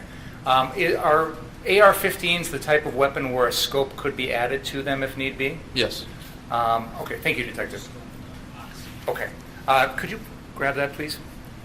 Detective Antaramian indicates there's a scope in the box, so we're going to show that to you as well. Maybe we could show Mr. Black both of the scopes, and you could tell us if you recognize which one might be yours. So, I believe Detective Antaramian is showing you one of the scopes. Are you able to recognize if that's yours or the defendant's? That is not mine. Okay. So that scope came, you believe, from the defendant's gun? Yes. Okay. And if you recall, thank you, Detective, the other weapon that we had a scope on it, now that you've seen this other scope, does that help you remember which gun was which? Yes. Okay. The other gun that we showed you, which is Exhibit 27 with the scope attached on it, was that your gun? Yes. Okay. So these two exhibits, 27 and 28, are, 27 is the first one is your AR-15, and the second one is the defendant's. Is that correct? Yes. Your Honor, I'd move exhibits 27 and 28 into evidence. No objection, Your Honor. Can you help us understand, Mr. Black, why you were interested in having an AR-15? I kind of wanted like a personal project. I had mostly only had hunting guns, and I wanted to try something new to target shoot. I have a lot of family with guns like that.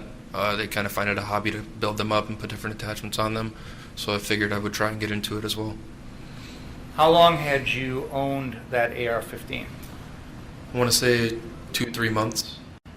Before May or before August? Before May. Okay. And in that time period, had you made any modifications or additions to the gun? Just the scope.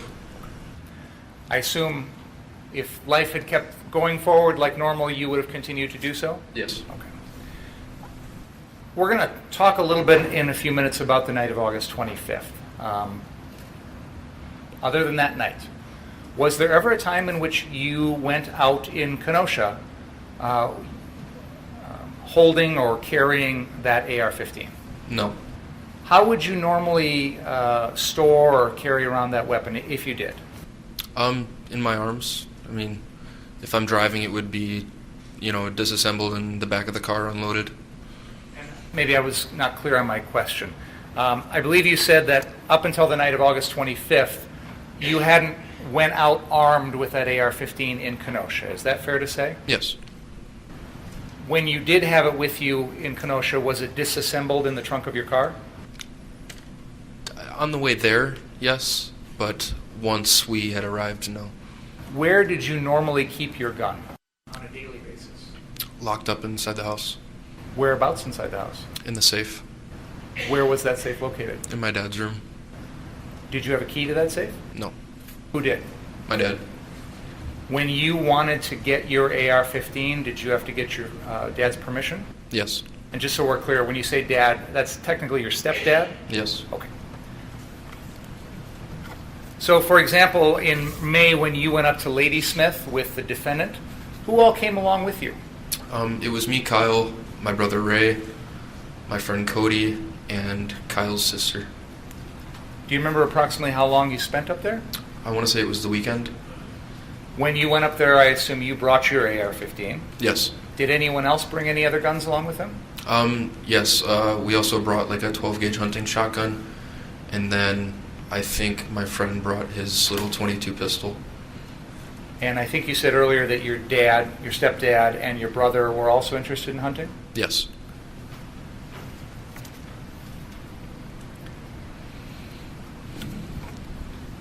Do you recall approximately how many rounds you and the defendant would have fired off at that firing range up at the property in Ladysmith when you were there that weekend? A lot. I would say 100, 200. May I approach, Your Honor?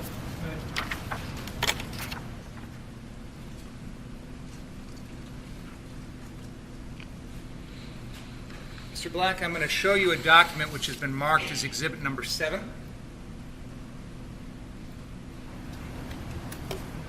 Do you recognize the photograph on that document? Yes. Who is shown in that photograph? Kyle. Was that a photograph that was taken when you and the defendant were up in Ladysmith around May 1st of 2020? Yes. Does that photograph show the defendant holding his AR-15? Yes.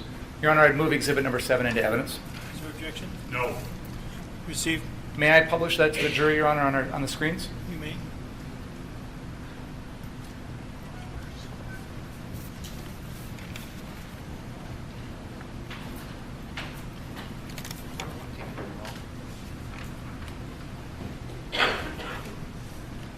Sometimes these TVs are too smart for us. Could you turn that one on too, Natalie? And then can you look for number 1, please? Sorry, I'll do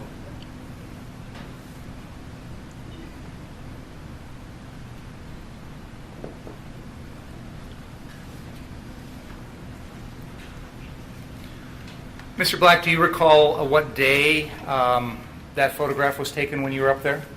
I want to say the same day we arrived. Does that photograph show in the background there the property that your family had up in Ladysmith? Yes. Okay. And do you remember who it was who actually took that photograph? Yes. Who was it? My friend Cody. Do you remember if that was before or after you and the defendant went to the firing range and This is before. practiced? Okay. All right. Thank you. Now, after you and the defendant returned to Kenosha from Ladysmith, and the defendant, that you purchased this gun for the defendant, what happened to the gun after that? It was locked up in the safe. Which safe is that? The one in the garage. It was the one that you required a code to open. That's the garage at your father's place? Yes. Here in Kenosha? Yes. Stepfather? I'm going to use that interchangeably, but technically that's your stepfather, correct? Yes. Okay. Thank you, Judge. Did you have a code to open that safe? No. Who did? Only my stepdad. So the defendant didn't either. No. Why didn't the defendant take that AR-15 back to Antioch with him? Because we had an agreement that he wouldn't do that. What was the reason why? He was 17. Was the defendant accepting of that? Did he understand that? Yes. Do you recall having any discussions with his mom about that? Not me personally.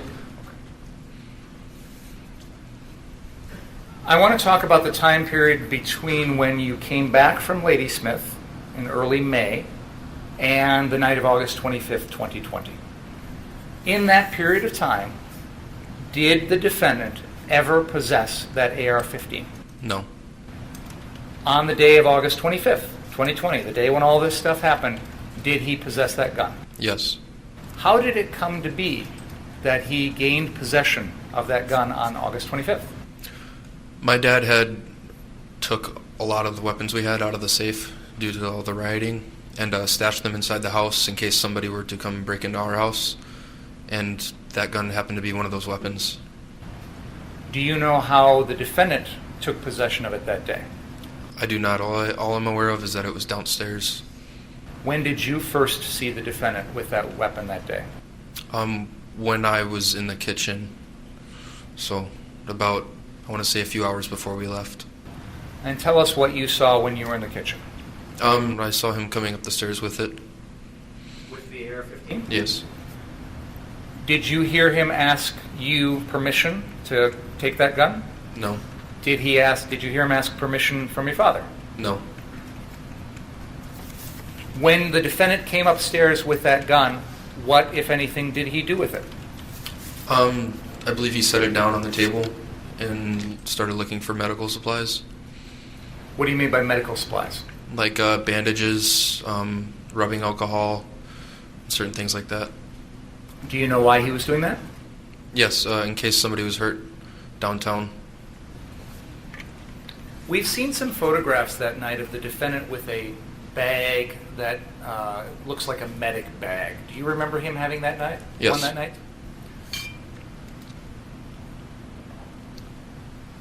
Do you know what was in that bag? All of the medical supplies that he was gathering. Were those medical supplies gathered from your house? Yes. Do you know if the defendant got any medical supplies from Walgreens or any other store or anything like that, or was it just all from your house? I know there wasn't any from any store, but I'm unaware of anything that happened after we had got to the lake. So I believe you described that the defendant took the gun into the kitchen, put it on the table. He was gathering some medical supplies. Is that fair to say? Yes. What happened after that? We proceeded to get ready, and then we went down to the lake. When you say we, who do you mean? Me and Kyle. Where did you go when you went down by the lake?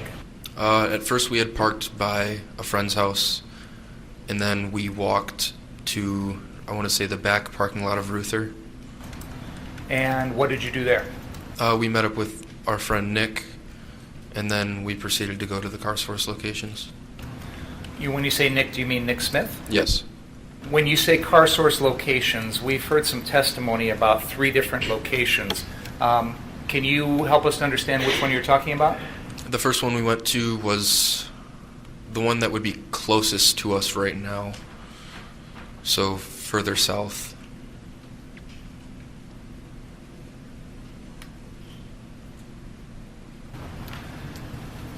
I apologize, I was a little distracted there. Can you tell me again, which was the first one you went to? The one that was further south. 63rd and Sheridan, does that Yes. sound right?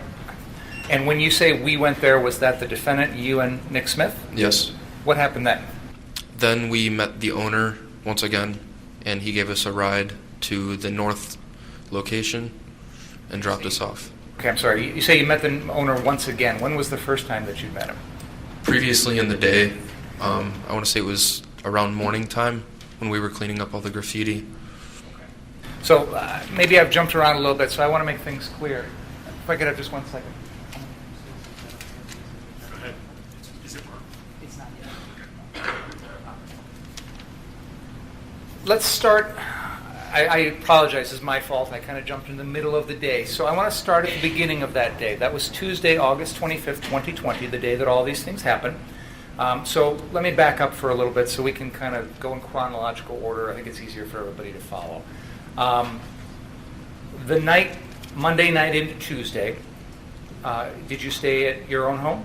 Yes. Did the defendant stay there as well? I do not recall. Do you remember when the first time would have been that you would have seen him on Tuesday morning? I don't know specifically what time, but it was before noon. When you saw him, was it at your house? Yes. What happened when you first saw him? What did the two of you do? Me, him, and my brother Ray decided to go down to the lake and kind of just look at how things were, and then from there on we decided to help clean. When you say you went down to the lake, do you mean the actual beach lakefront, or do you mean downtown? Downtown. Where did you go when you went downtown the first time? We parked right next to the car source location that had already been burnt down, and then we walked across Sheridan to Ruther. I'm going to, may I approach, Your Honor? I have a map here of the area, and I'm going to try and prop it in such a way that we can all see it. I wish I had an easel, but I don't right now. Mr. Black, I'll be a human easel for a moment. This shows the area of downtown beginning on the north at 58th Street and going down to the south at 63rd Street. Sorry, Karen. And the area along Sheridan Road there. Do you see that, Mr. Black? Yes. Okay. Now, I'm going to ask you that, what happened to our easel, do we know? Well, In the maybe back here? upstairs. Okay, and then put it, because right now the defendant can't see it, and I'm required to ensure that he does, and also I can't see it either. Now, and then also, once we get that, then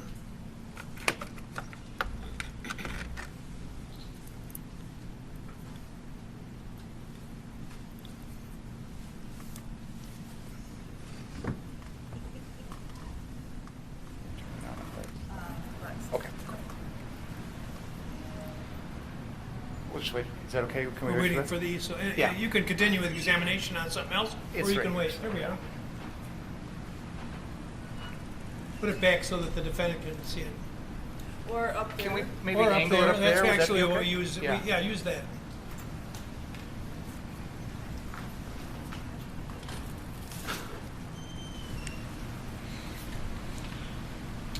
There's a button in here to push, so maybe do something dark in here in a sec.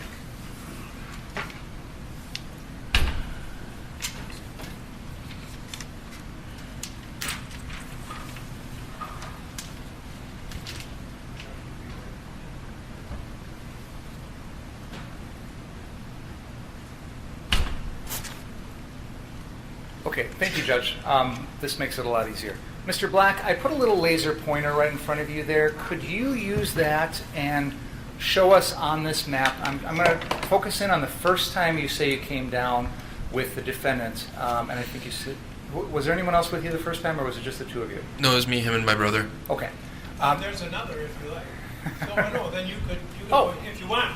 Yeah. Or you can use the one Sister Mercy Ann gave me. I don't want to be accused of using a dangerous weapon, so I'll use it as just a laser pointer. So, thank you. Sure, I know how to turn it on now. Oh, there's the one. Okay. Could you please use that laser pointer and show us on this map? You said you parked near one of the car source locations when you first came down. Yes. Can you point out where that was? About right. I would say right here. And for the record, you are pointing to an area that is, I believe, on 59th Street, just east of Sheridan Road. Is that correct? Yes. And on this map, there's a label there of one of the car source locations at that intersection, at that corner. Do you see that? Yes. Okay. You described one of the car source locations as one that had been affected by the events of the previous night, and I'm not sure what word you exactly used, but can you describe for us when you were at that particular car source location, which is on the northeast corner of 59th and Sheridan, what did you observe? Every car was burnt to ash. There was a lot of garbage and graffiti everywhere. Now, there's a structure on that property, an office of some sort. Did you observe that office as well? Yes, it was burnt down. Did you look inside? No. Is it fair to say that every car in that lot was burned to the chassis almost? Yes. Okay. Now, you indicated you parked near there and looked at that location. Is that correct? Yes. What did you do next? From then we walked to, which is now Harborside. And on that map, can you show us where that would be? I don't know if it's on the map exactly, but it would be more south up there. And when you say south, you mean actually north? Yeah. Okay. Yeah, I'm sorry. So you're talking about the area near Ruther High School? Yes. Which would be right across the square from where we're at right now? Yes. And why was it that you walked in that direction? We noticed there was people cleaning the graffiti, and that was my old school, so we decided to go help. Did you help? Yes. And what did you do to help? Scrubbed the walls. Did the defendant help as well? Yes. And how much time did you spend doing that? I want to say 2 hours, about 2.5 hours. Did you have any supplies on your own to use to clean, or did people already have some? They had some. I personally left by myself to go get sandpaper, and then I came back to try it. I've never tried to clean graffiti off a wall. How does it work? Not very well. No, I appreciate your efforts. What happened then after that? From then we went back to the house and went home. So you got back in your car and drove back to your house? Yes. And your brother came along? Yes. What happened then? From then, that's when we ended up getting the guns. Now, we talked earlier about a time in which the defendant came upstairs into the kitchen with his gun. He started to gather some medical supplies. Are we at that point in the chronology? Yes. Okay, good. Just want to make sure I've got everything in order. Then let's go forward from there. What happened after the defendant was gathering medical supplies? He had the gun in the kitchen. What happened then? As soon as we were ready, we went down to the lake, and that's when we parked at Nick Smith's house. And I don't know if it is on that map or not. Is his house located somewhere in that area? Yeah, it's not on the map, but it would be if the map was up more. Okay. If the map was up If more? the map were up more, yes. Okay. So your friend Nick Smith lives somewhere near this area. Is that fair to say? Yeah, behind Ruther. Okay. And you went to his house. Is that right? Yes. Who came with you? Just me and Kyle. Did you have your guns? Yes. Did you have any ammunition for your gun? Yes. You personally? Yes. Do you know if the defendant did? Yes. We've had some discussions at various points already in this case about a strap or some sort of device for retaining the gun. Did you have that type of item with you? Yes. And did the defendant? Yes. Do you know how those were, how you acquired those? Yes, from Jelinski's. When did you do that? I want to say the middle of that day, in between us getting back from cleaning up graffiti and before we left. So earlier you described coming down, looking at the burnt out car source location, going over to Harborside or Ruther and cleaning up some graffiti, and then leaving the downtown area. Is Yes. that right? Is that when you went to Jelinski's? We did stop at the house first, and then I believe it was like an hour until we did go to Jelinski's. When you say we, who all went to Jelinski's? Just me and Kyle. What was your purpose in going there? To get a sling, Why did you want a sling? so we didn't have to hold it the entire time we were walking. Do you recall if you and the defendant both got the same kind of sling? Yes, we did. Who actually went in and purchased the sling? Kyle. And after that, leaving Jelinski's, did you then go back home again? Yes. And that's when you acquired, or the defendant acquired the gun and the medical supplies? Yes. Okay. And then after that, you said you came back down to the lakefront. Is that right? Yes. Where did you go when you came back? We went to Nick Smith's, and then we met him at the Ruther parking lot, and from then on we walked to the Cars First location. Now, I want to stop you for a second because you made a mention earlier of the owner of CarSource. Do you know that person's name? I believe his name was Sam. When, if at all, did you encounter him on that particular day? We encountered him twice that day. The first time when we were cleaning graffiti, on our way back to the car, when we were leaving, we stopped and talked to him. And then after we had met with Nick later that day, he had brought us to CarSource to meet with him again. So let's talk about the first time. You described cleaning graffiti at Ruther, which is kind of at the north end of this map. Is that fair to say? Yes. And then you encountered this Sam on your way back to your car, which I believe you said was parked at 58th and Sheridan by that first CarSource location. Yes. Where in that process did you physically meet Sam? On the corner next to CarSource, not the one that had originally got burnt down, but the next one over across the street.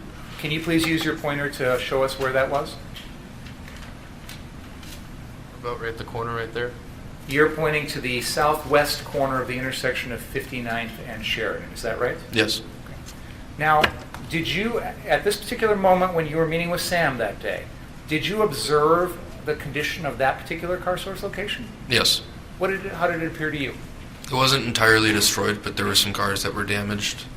When you say damaged, what did the damage look like? Like kicked in doors and hoods and shattered windshields. Did there appear to be any fire damage? No. What about the building? Did you make any observations of that? It was just boarded up. Okay. And when you talked to Sam that first time, this first conversation, what did you talk about? We basically just talked about the defamation that he had in his the one that had actually burnt down, and how much money he lost, and how deeply he would be in case all his other buildings did burn down. And was there anything more that you talked about with him? We did exchange phone numbers in case he needed any help. Did you feel at that point like you wanted to help him? I mean, my help was definitely there, but I didn't offer any help at that point. Do you know if the defendant did?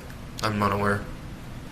And when you say exchange phone numbers with Sam, did you personally give him your number? Yes. Do you know if the defendant did? Yes. And then you said, we're going to fast forward a little bit because we've covered some of the intervening time period. You said at some point you came back down later, you parked at Nick Smith's house, and I think you said you went to the Ruther parking lot? Yes. And then at some point you said you went down to CarSource, is that right? Yes. Which CarSource did you go to after you left the Ruther parking lot? The one that would be closest to Ruther, Okay. on the same side of Sheridan. Is it that same one we were just talking about on the southwest corner of 59th and Sheridan? Yes. Now, do you recall approximately what time of day it was that you came back downtown? I'd say around 5 p.m. And you and the defendant both had your guns with you, Yes. and those straps, Yes. and I believe you said you had ammo too? Yes. When you met with Nick Smith in the Ruther parking lot, was there anyone else there besides the three of you? There was some other people that we didn't know that had also showed up.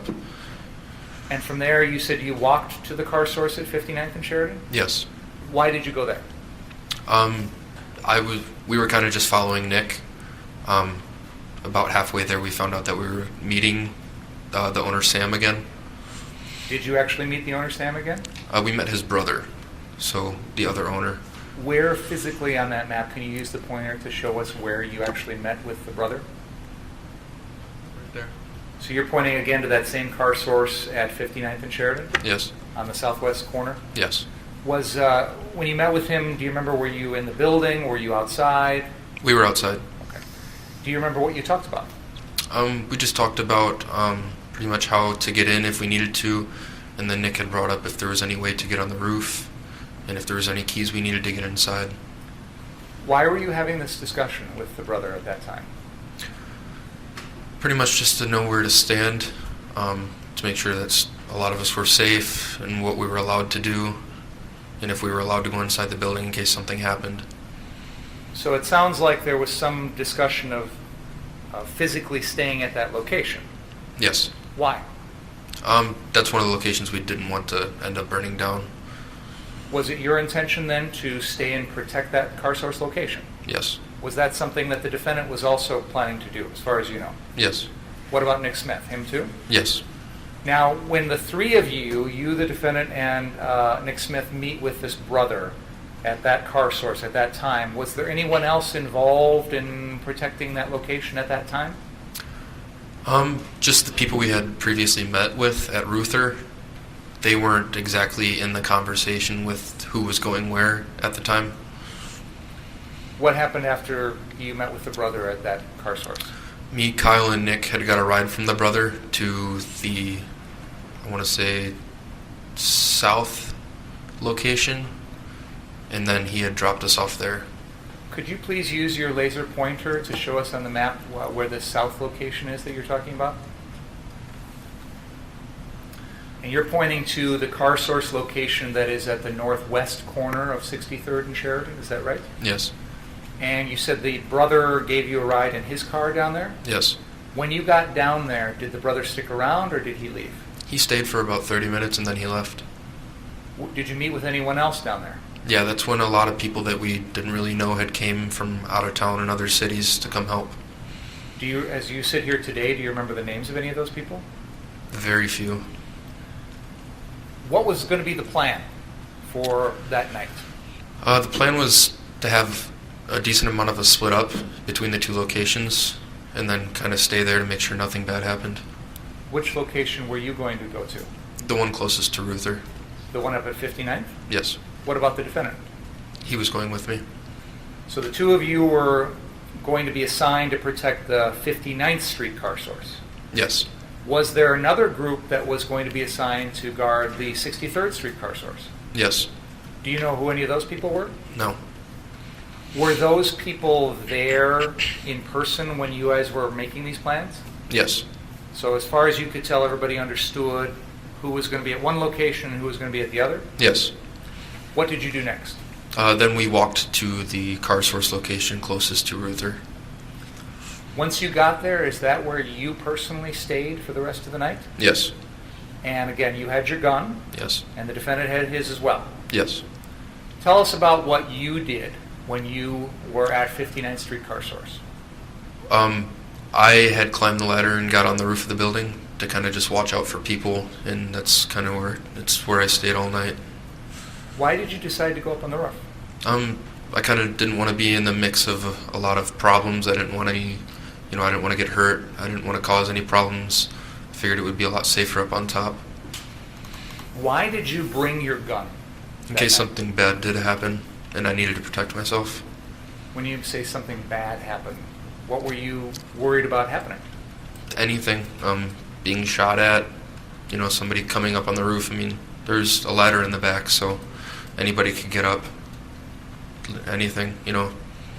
So if someone climbed up on the roof, were you going to use that gun? Not really. I mean, it depends what they were doing. You talked about not wanting to be on the ground because of your concern about things happening on the ground. Did you feel that if you stayed on the ground, you would be in greater danger? Yes. Why was that? People could easily get access to hurting me or coming up closer to me. When you say people, who are you Anyone. worried about? anyone rioting, anybody that was there for the wrong intentions. So, what got it in your mind that night that you felt there would be people out on the street that would want to hurt you if you were down on the ground? I had heard about the previous night and how it was, and I knew that there was a lot of people fighting each other and a lot of violence. So I felt it would be best that I went there, if I was going to go there, making sure that I could protect myself if I needed to. But you were also there to protect the car source location. Yes. How were you going to do that from up on the roof? I'm helping anybody else that was there. I'm spotting people that were throwing things. And then what? If you see somebody throwing something, you had a gun, were you planning on shooting them? No. When somebody sees a weapon, they're not going to want to start any problems, obviously. If I see somebody with a weapon, I'm not going to want to initiate a problem. Was it part of your thought process that night that by having the type of weapon you did, that it would deter others from attacking you? That's fair to say. Were there others in your group at 59th Street Car Source besides the defendant who were similarly armed? Yes. How many? Everybody except for one person. And when you say everybody, how many people are we talking about? 6 or 7. So it's fair to say that there were, other than you and the defendant, there were another 6 or 7 people that were all carrying AR-15 type weapons. Yes.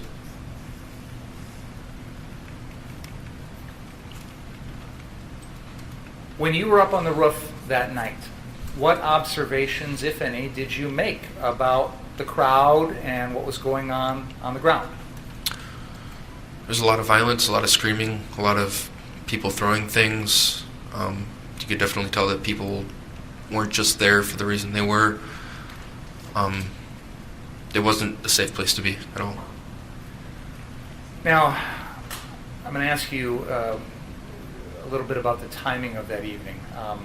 And I'll represent to you that at some point in the evening there were crowds right out front of this courthouse, and then there were crowds that were pushed south on Sheridan. Do you remember anything like that? Yes. Can you tell us in your own words, when you first got to Car Source at 59th Street, was there a lot of people out in front of the building on the street? No. Did that change? Yes. Tell us about that. Later through on the night, the crowd got pushed back closer and closer to us. And we say pushed back. Who was pushing them back? The police. And how were they doing that? With the big trucks and a lot of rubber bullets and. The crowd that was being pushed back, what was their behavior like when they passed in front of your location? Very violent. Very upset. When you say violent, can you give us examples of the type of violence you saw? Saying a lot of threats, throwing a lot of things, a lot of things along the lines of that. And when you say they would say a lot of threats, who were those threats directed at? Us, the police, sometimes even people in the crowd.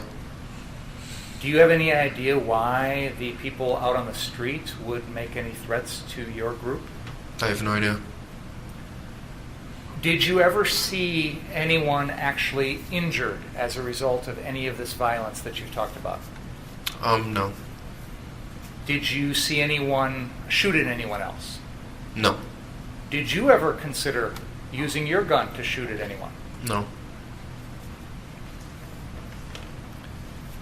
Was there a time in which you and the other members of your group observed people on the lot to the north of that location, which is marked on that map as St. James Church? Was there a time when you saw that? Yes. Okay. And could you just use your laser pointer and point at that St. James Church for us, please?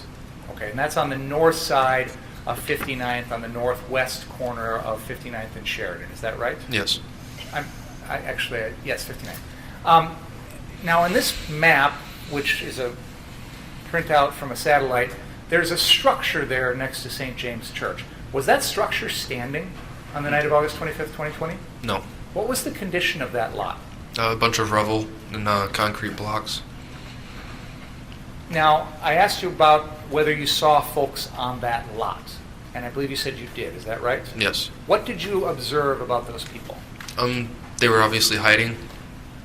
It was pitch black outside. We couldn't see anything besides a lot of shadows hiding behind the rocks. What action, if any, did you and the other members of your group take as a result of seeing those people hiding? We all started yelling, telling them to stop hiding and to go away. Did you take any physical action with your gun towards them? We were ready in case they did have guns. And when you say you were ready, what exactly did you do with your gun? We had aimed them You would point your gun at those people? in the direction. Did the defendant do that? I am unaware. You didn't see the defendant point his gun at those people? No, I was looking at the construction site. And you said you saw people hiding and you didn't know whether they had guns or not? Not until the very end. What did you see in the very end? As soon as they did come from hiding, they started running, and I noticed one of the people did have a gun. What type of gun? It looks like a similar weapon to the one me and Kyle had. When you say you saw them running, where were they running? They were running, I want to say west towards the lake across Sheridan. And you said it was dark. You said you eventually saw them with a gun. When they were in that lot north of you, did you see anyone point a gun at you? No. Did you see anyone with a gun at that particular moment? No. Did anyone fire any shots? No. And I believe you said earlier, during this entire evening, you stayed up on the roof the whole time. Yes. Did you ever get down and wander off that 59th Street lot to go anywhere else? No.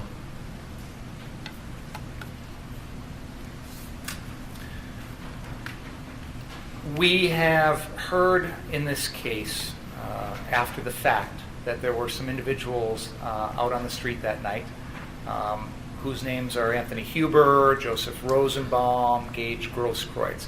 I assume as you sit here today, you're familiar with those names. Yes.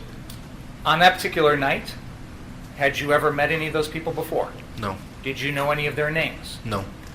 Have you since seen photographs of those people so you know what they look like? Yes.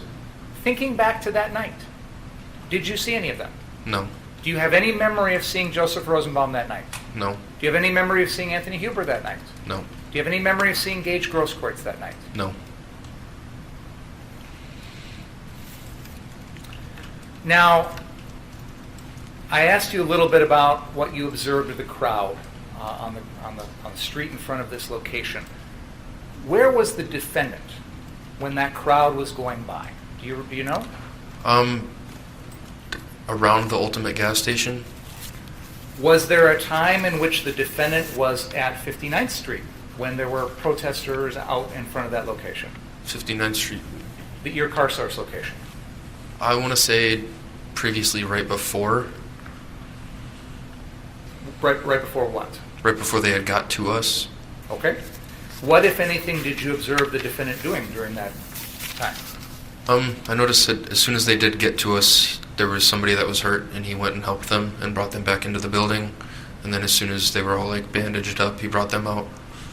Do you know what sort of injury they had suffered? I do not. And when you say you saw them go into the building, did you actually see with your own eyes them enter the building? Yes. And the supplies that the defendant had in his medic bag or something, did those all come from your residence? Yes. Now, there came a time in which the defendant was involved in some shootings that night, and we know that. What I want to ask is, what do you remember about that time period that we now know was the time of the shootings? I remember that one of us had received information that one of the car source dealerships was being vandalized or people were trying to burn it down. Kyle was not able to make it back to us, our location, so either me or Nick called him and told him about what was happening, and then the last I saw of him was him running towards that direction, and then from then on I just heard gunshots. Now, you said you heard some information about the 63rd Street car source. Where did that information come from? I'm unaware of that. And you said somebody received that information. Do you recall if that was you personally who received that information? I don't exactly know if it was me or Nick. And you said somebody contacted the defendant. Was that over the phone? Yes. Do you recall who that was? I do not. You've given a statement about this night already to the police, is that right? Yes. And you and I have talked previously with your attorney, Mr. Cotton, who's in the second row with the purple tie, about this situation, right? Yes. At no point did you mention to the police that you were the one who called the defendant. Is that correct? Yes. And at no point have you mentioned in our meetings that you were the one who called the defendant. Is that correct? Yes. You said you saw the defendant heading down and then you heard some gunshots. What is the next thing you remember about the defendant after that? I didn't believe the gunshots were actually his until I got a phone call. And I answered it, and he just said, I shot somebody, and then hung up right away. When did you see him next after that? I want to say just a few minutes right after that. Was that back at 59th Street? Yeah, that was at the original location. What observations, if any, did you make about the defendant when you saw him? He was freaking out. He was really scared. He was pale, sweating a lot. You could tell he was just scared. Did he say anything? He wasn't really talking. He just said he had to do it. It was self-defense. People are trying to hurt him. Did he ever say to you that someone was trying to attack him with a gun? No. Did he ever say to you that someone was trying to attack him with a knife? No. Did he ever say to you that anyone was trying to attack him with any sort of weapon? No. What happened after that? After that, we kind of all tried to calm him down. There was some people yelling, but we kind of made the idea that he should turn himself in, but we couldn't do it in the one in Kenosha because there's people rioting at the front doors. So I took him home, and then we decided he should go turn himself in at the nearest police department. When you say you took him home, did that mean you drove back down to Antioch? Yes. When you got down there, was anyone else at the defendant's residence? No. How long was it before anyone came back? I want to say 5 to 10 minutes. And who all came back at that point? The rest of his family. And that would be his mother and his two sisters? Yes. Was there any discussion at that time about what the defendant should do? Leave. Get out of town. To where? One of their family's properties in either Michigan or West Virginia. What was your reaction to that? Said no, he should turn himself in. Were you urging the defendant to not flee, but instead to go turn himself in? Yes. Did he follow your advice? Yes.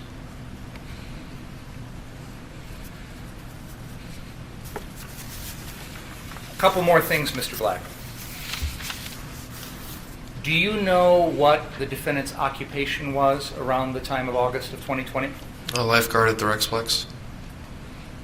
We've seen some videos. I'll represent to you that at various points on that evening, the defendant tells people that he is an EMT. Do you know anything about that? I know he has some training in that type of field, but that's kind of the most of my knowledge. Do you know whether he had ever worked as a paramedic?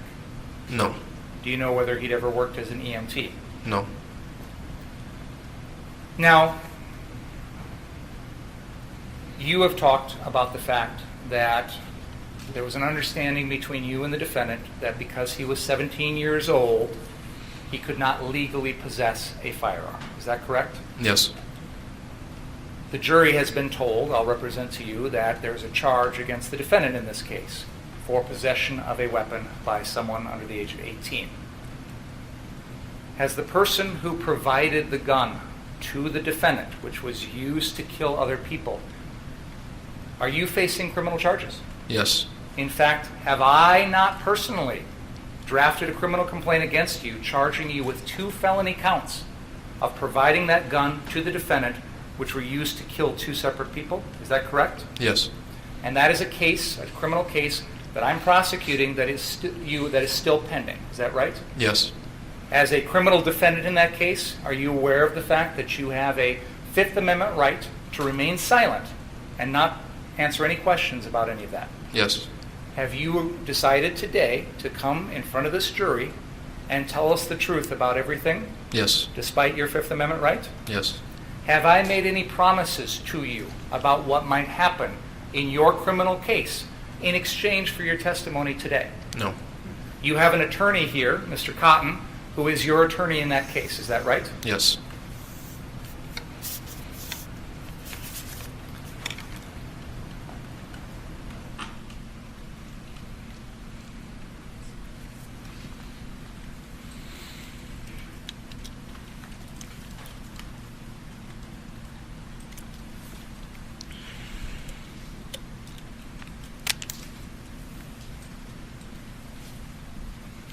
I wanted to confer, see if there was anything else I wanted to cover. Just a couple more things, Mr. Black, that I've neglected to mention. You mentioned that you observed that the defendant was pale and sweaty. I think you said freaking out when he came back from the shootings that night. Is that correct? Yes. Did you see any injuries on him? There was some red marks on his head, but besides that, no. Did he say anything to you about any injuries that he suffered? Just that his head hurt. Finally, at one point in the evening, there's some indication on some videos that there might have been some folks behind the 59th Street car source, maybe throwing some rocks or something like that. Do you remember anything about that? Yes. What do you remember about that? Out of nowhere, there was like people behind us in the neighborhood throwing rocks at us on top of the roof. What, if anything, did you do about that? I tried to dodge them. You had a gun, correct? Yes. Did you think about using that to defend yourself?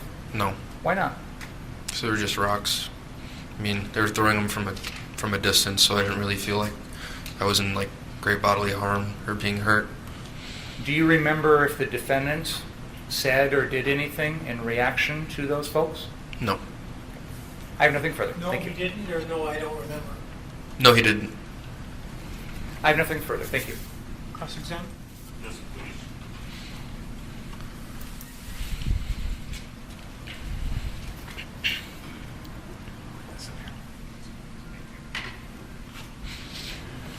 We need a bigger podium. Space.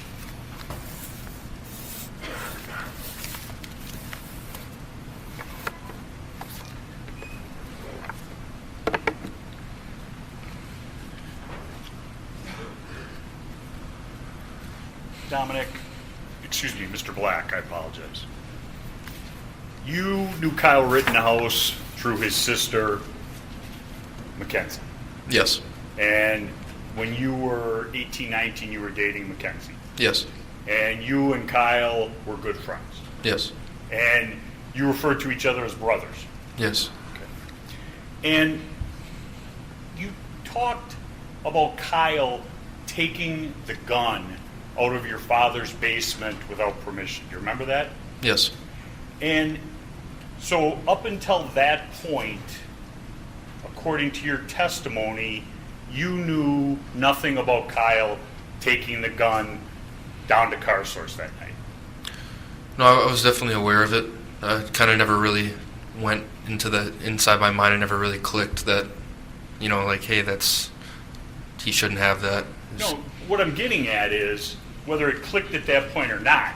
It's your testimony to these 20 people from Kenosha County that you didn't know about it until he brought it up from the basement on August 25th. Oh, yes. You agree with that statement? Yes. Okay. Then, can you tell me why earlier in the date you guys did go to Jelensky's, correct? Yes. You drove to Jelensky's. Well, this was after he had brought the gun up. That's not what your testimony was on direct examination. That's how it went. Okay, so he brings the gun up, you go to Jelensky's, and then go right downtown. That's what your testimony is on cross-examination. Yes. Okay. Whose idea was it to go to Jelensky's? I don't recall. But you said Kyle went into Jelensky's alone. Yes. And you don't know why he was going into Jelensky's? I knew why he was going in there. Okay, why? To get a sling. Okay. And then out of the goodness of his heart, he bought you one? The plan was for both of us to get one. Okay. So you knew he was going there to get slings, correct? Yes. You didn't tell him not to bring the gun, correct? No. Now, Kyle Rittenhouse's gun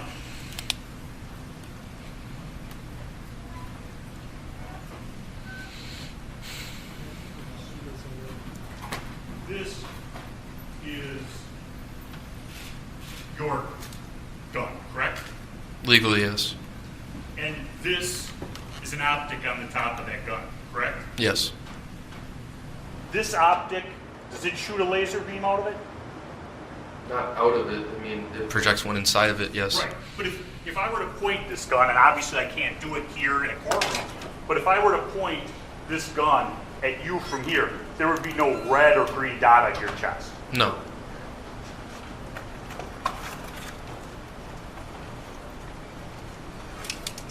This is the optic from Kyle Rittenhouse's gun. Do you need to see it? No. Do you agree that this is?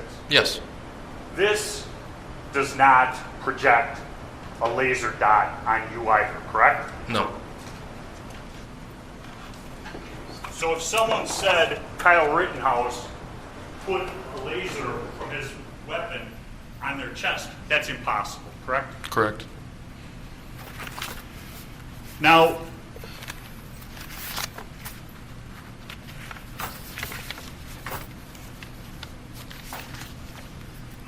Mr. Binger asked you about the charges that you currently have pending against you, correct? Yes. And those charges are a result of you providing the gun to my client. Yes. And each of those is punishable by 6 years in the Wisconsin State Prison, correct? Yes. And you're testifying here today hoping that Mr. Binger will give you consideration on those charges and not send you to prison, correct? Yes. And you just... Well, to be precise, Mr. Binger can't send him to prison. Mr. Binger can prosecute him, and a judge could send him to prison if he's found guilty. Mr. Binger can make a recommendation of prison. True. And yes, Mr. Binger can make a recommendation of prison, correct? Yes. And you're hoping that by you testifying, he doesn't make a recommendation of prison, correct? Yes. Probation. There's no really assuming what I get out of this. There haven't been any promises made. I'm asking you what you're hoping. I'm hoping for whatever the best is I get. I don't know what it is. Okay. Your attorney, Mr. Cotton, he's met with you and Mr. Binger and the detectives? Yes. When's the last time you guys met? I want to say a few days before this date. You didn't meet today? Well, I mean, yeah, we did meet today. When's the last time before today? Last week sometime? Yeah. Okay. You're aware that I asked your attorney if you'd be willing to meet with me, correct? No. No?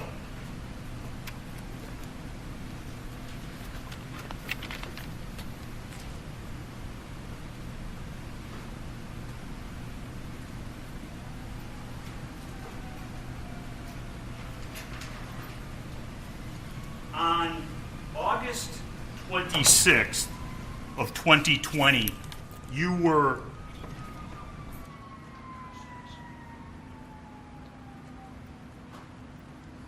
at the Antioch Police Department when Kyle turned himself in, correct? Yes.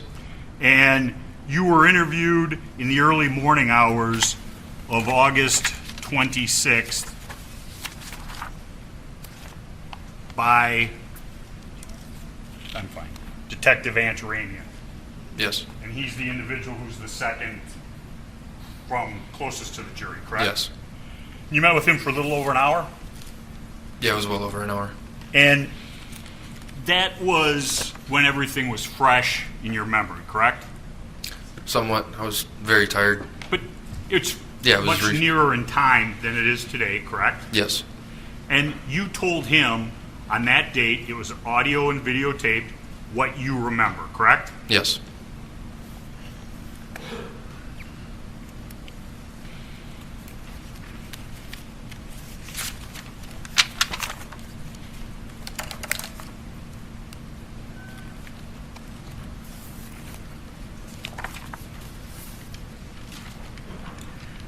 Do you remember talking to Detective Antaramian and telling him whose idea it was to go to CarSource to protect the property?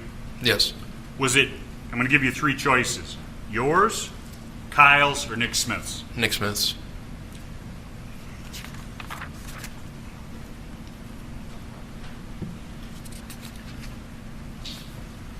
When you got to CarSource, after you'd stopped at Jelinski's, you meet with Nick Smith?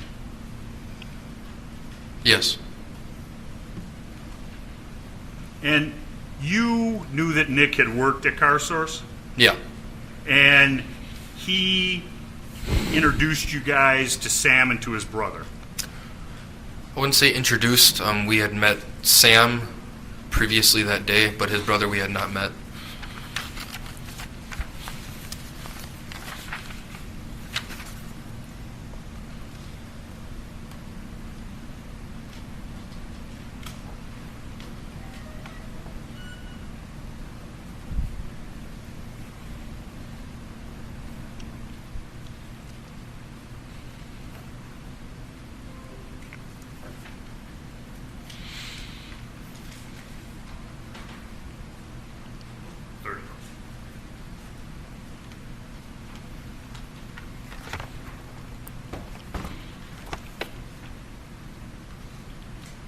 Sir, I'm showing you what's been marked as Exhibit Defendants 30. Can you tell me what that is?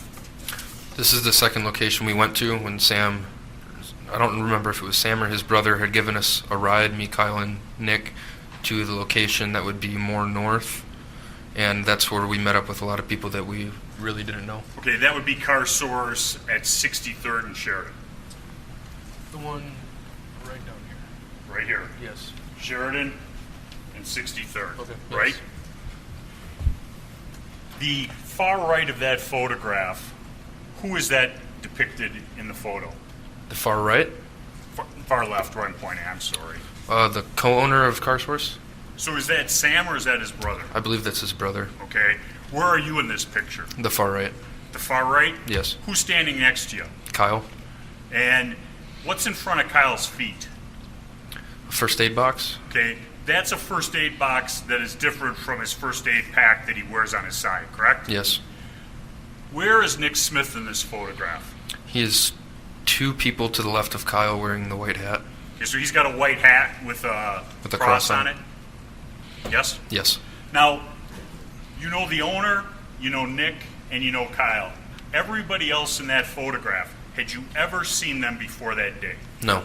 Did you have any plan of ever meeting up with those individuals to help protect CarSource? No. They just came along when you were at CarSource and offered their services to help, correct? Yes. Does the name Ryan Balch mean anything to you? Yes, it's somewhat clear. Okay. And who is Ryan Balch today to you? I never really got to meet him a whole lot. He is one of the people that showed up randomly or unexpectedly. And you talk about you wanting to be on the roof, correct? Yes. You told Nick Smith you wanted Kyle to be on the roof, correct? Yes. And Nick Smith said, no, we wanted Kyle on the ground. Yes. Because he's a medic and he can provide services, correct? Yes. You saw Kyle fix somebody's hand who had a big gash in it. Yes. You saw him give aid to a woman who had been shot by a gas ball. I'm unaware of that. Okay.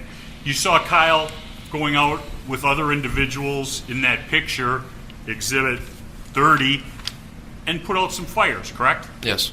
And did you see anybody that evening starting any fires? Plenty of people.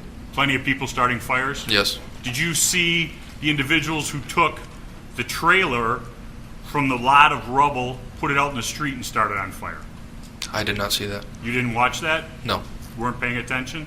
I don't know if I don't remember or if I missed it. Okay. What about the porta potty? Yes, I saw that. Okay. Describe that. People were tipping over a porta potty and lighting it on fire. Okay. And you can't, as you sit here today, say who did that, but you know what happened. Yes. Okay. And you don't know what Mr. Rosenbaum did or didn't do because you weren't paying attention to him. Yes. You don't know whether Mr. Rosenbaum let me ask it this way, simpler. You know of nothing that happened down at the 63rd Street and Sheridan Road car source? No. Couldn't see it? No. Even though you're on the roof? Yep. Now, I'll answer it this way. Kyle's phone records have you calling him and sending him down to car source 3. You don't dispute that, do you? I don't remember it. I'm not. If his phone records say he got a phone call from Nick Smith, you don't dispute that. Not exactly, no. Okay. And the whole idea was to send Kyle down to car source 3, the 63rd Street car source, because you guys had received a report that the people who were supposed to be protecting it had left, correct? Yes. And the property was being destroyed. Yes. You didn't know that Kyle had been separated from Mr. Balch at that point. I did not. So you tell him to go down there and protect that property because the cars are being bashed in, correct? Yes. It was either you or Nick Smith. Yes.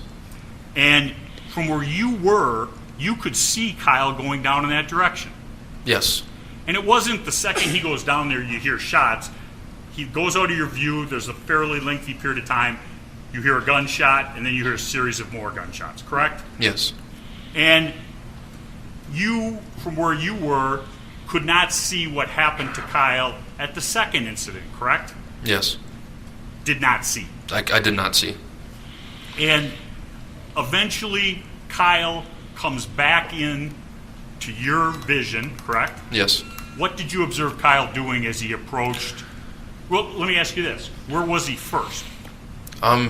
Where I first saw him was kind of against a tree line. It was more in front of the Ultimate gas station. And I saw him walking with his gun hanging down and he had his hands up. And then I watched him walk up to a police car and then step away. Okay. And then... Describe what he's doing as he's going up to that police car. I can't hear anything, but I could tell he was yelling. Okay. I don't know what he was yelling. Where but, were his hands? In the air. Okay. And you saw him walk up to the police car. Yes. You don't hear anything, but does Kyle stay and go up to the car? What's his next movement? He walks up to the car and very quickly he jumps back. Okay, like somebody told him to get back? Yeah. Because he walked up there voluntarily, correct? Yes. And then he quickly steps back. Yes. And he then makes his way back to car source number 2, correct? Yes. And he goes to that location, you guys meet up outside, you come down the ladder. Yes, I come down the ladder. By the time I had got inside the building, he was already sitting in there. Okay. So they had to open the doors for him and let him in. Okay. And you described him on August 25th,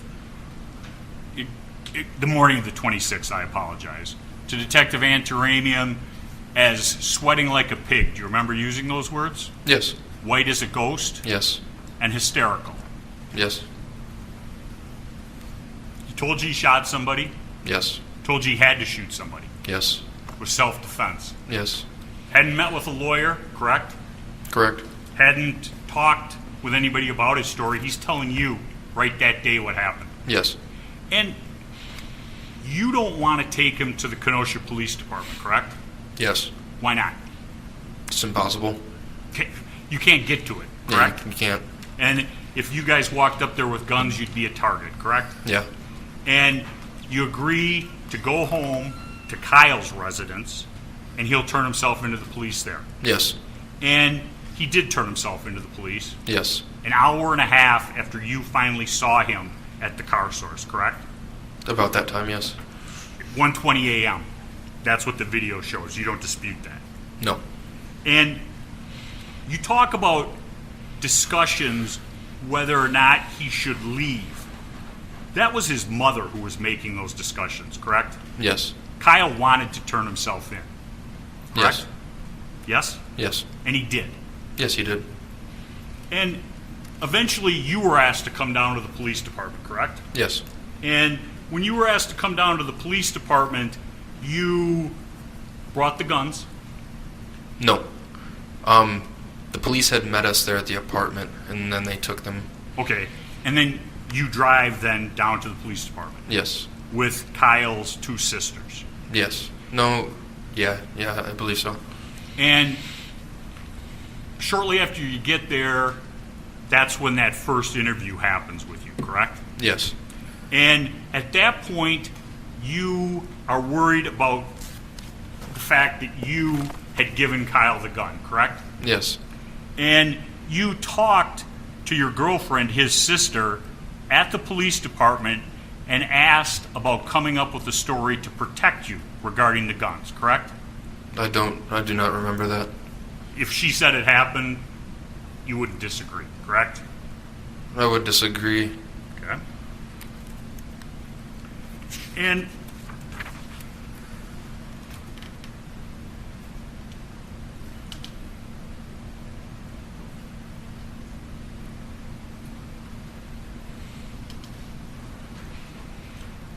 Detective Antaramian asking you a question on the morning of the 26th. So when did you first see the gun? You. About when we were getting into the car, when we walked outside the house. Detective Antaramian. Okay. Did you talk to him about it at all? No. I had a lot of stuff on my mind. Do you remember that exchange? Yes. Okay. Nothing bad had happened at that point, correct? Correct. So what did you have on your mind that was interfering with you saying, hey, Kyle, don't take the gun? Kind of scared to go down there, not knowing what to expect. Just you wanted Kyle to have the gun, correct? That wasn't really an opinion in my mind at all. You wanted a gun. Personally, for myself, yes. You had no objection or voiced no objection to Kyle, your brother, having the gun, correct? It wasn't a thought in my mind. Well, he walks out of the house with an AR-15, and you don't say boo, correct? I didn't say anything, correct? And you have the ability to speak. Yes. If you wanted to object, you could have said something to Kyle, correct? Yes, I could have. And you didn't. No. Because you wanted him to have the gun for protection. Not that reason exactly. You wanted a gun for protection. Yes.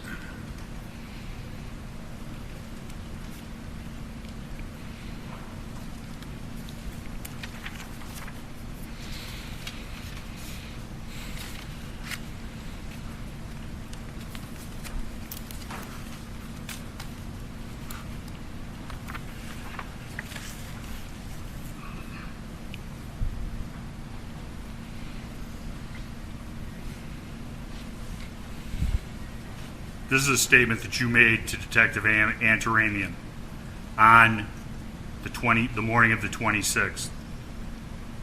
But that's what I knew of it. Basically, we go down there and we walk up, and it's coincidental. We walk up and there's Sam, and I'm like, oh, Sam, I just met you not long ago or whatever. And he gives Nick keys to the building and showed him where the ladder was, correct? Yes. You guys had permission to be there. Yes. He wanted you to protect his property. Yes. And he wanted protection at the 59th Street address and the 63rd Street address. Yes. And once you found out there wasn't any protection at the 63rd Street address, you sent Kyle down there, correct? Yes.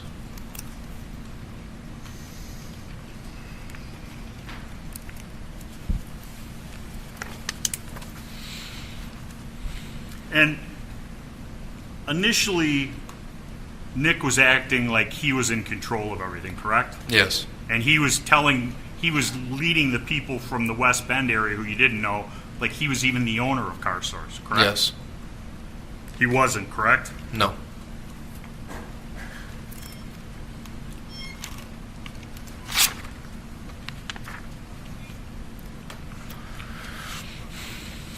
Do you remember telling Detective Antaramian the only person I saw actually help people was Kyle?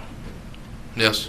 Because he was, correct? Yes. He might not have been a trained EMT, but he was providing first aid. Yes.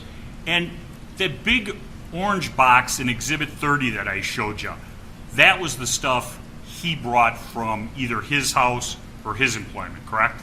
I'm not too sure where that came from, if I'm being honest. Okay. But he didn't get all of his medical supplies from you, correct? From what I saw, that's what to the best of my memory, yes. I'm not 100% certain on.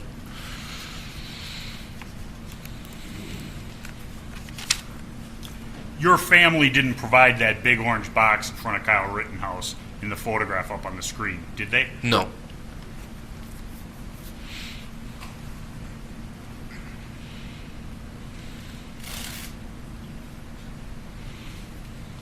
Do you remember telling Detective Antaramian on the 26th, they just threw the water bottle and then poof. Detective Antaramian, what hurt? Did the bottle hit you?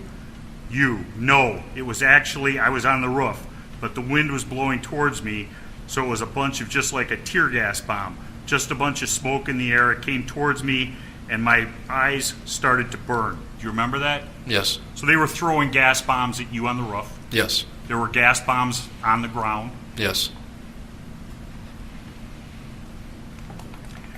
Now, do you remember talking to Detective Antaramian about somebody on the roof who was upsetting you because he was taking a laser pointer, not on a gun, but a laser pointer and pointing it at people? Yes, I do remember. Okay, that wasn't Kyle, correct? Because he was never on the roof. Correct. Now, who was that? One of the people that came from out of town. He was about in mid-30s, I want to say mid-40s. He was on the... Is he depicted in Exhibit 30? If you have to walk closer, go ahead.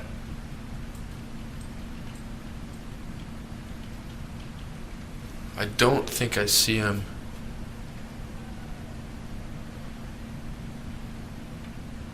No, I don't believe so.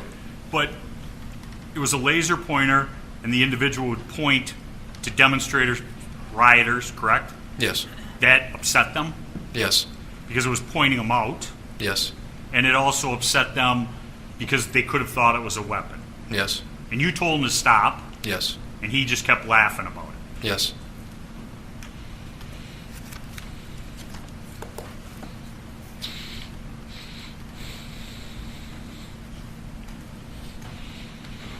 Detective Antaramian asking you on the 26th, okay, anyone have inaudible? Kyle, he disappears out of view. You. Nick somehow finds out that there's nobody there, and there's people trying to break cars.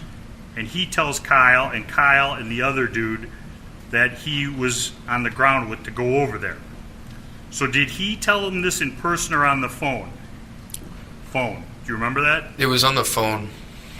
But you're not sure who called? Yes, I'm not sure.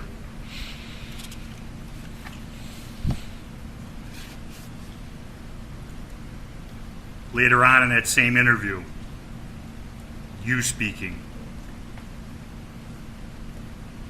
He was actually on the roof at that point. Nick kept on going up and down, up and down. He called Kyle. Before he called Kyle, he told me, like, there's nobody there.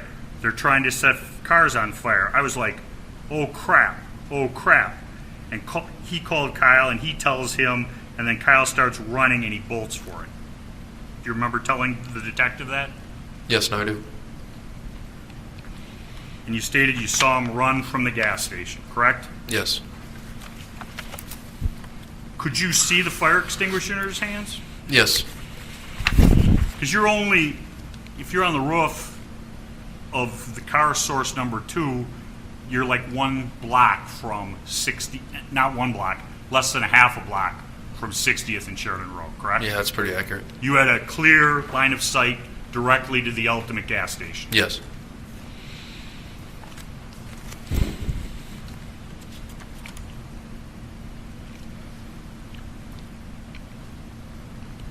Detective Howard, to you on the 26th. What makes Ryan supposed to be with Kyle? Why do you say that? I wouldn't say supposed to, but they were with each other the entire night. Every time Kyle left, so did he. So they were always together. Yes. And when they're going out to provide medical attention to people, they're going out with the buddy system. Is that a fair statement? Yeah, that's fair. And when Kyle would go out and put out fires that were going on, he would go with somebody else, the buddy system, correct? Yes. There was a time where he left with the female Joanne Fiedler with the white helmet and went and put out a fire by the church. Do you remember that? I believe so. And you stated, so I figured they wanted to team up and go out and help people, Yes. telling the detective.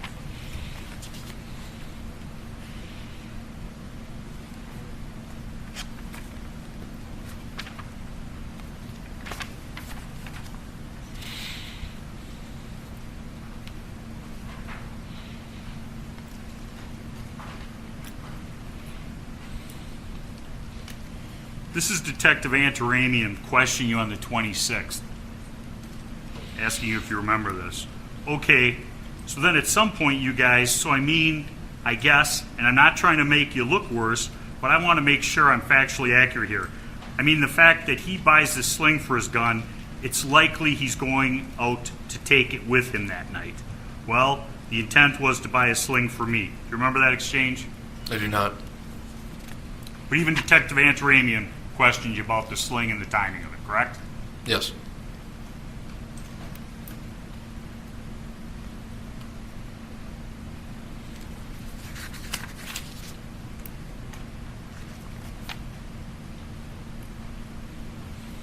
And how hard was it to attach those slings? I don't really recall.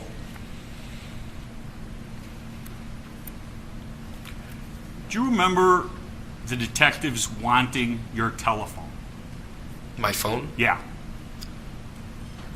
No, I don't believe so. Didn't they talk to you? And I'm reading from Detective Howard at that same interview. So we're just going to apply for a search warrant. But absolutely, as it's laid out in that form, you have the right to refuse. Dominic Black. Okay, so I'm not understanding as far as what I believe. I believe I'm going to be here for a while.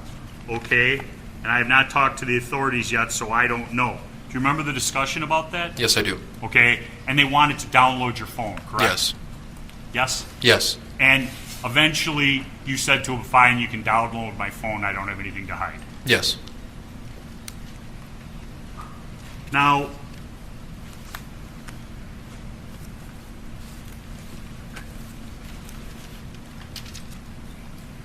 yeah. And that interview regarding the incident regarding your phone, and I'm sorry if I misled you, that was the November 6th incident, correct? Yes. Okay, and at that point, you were already under arrest. Yes. And the detective, both detectives interviewed you that night. Yes. And when you were in that interview, as it was wrapping up, they told you to have your lawyer, who was a different lawyer than Mr. Cotton at the time, reach out to Mr. Binger. He needed to talk to him about working something out. Yes. Okay? And from that day, they wanted you as a witness, correct? I wouldn't necessarily say from that day, no. Okay. Your trial on your charges was set back in September, correct? I don't exactly recall. Let me ask it this way, not trying to trip you up on dates. Your trial on these charges, which Mr. Binger is prosecuting you for, was before today. Yes. Okay? About a month and a half ago? Yes. Okay. And you, your lawyer, and Mr. Binger walked into this courtroom and asked that the matter be set over until January of 2022. Yes. After you testified here today, correct? Yes.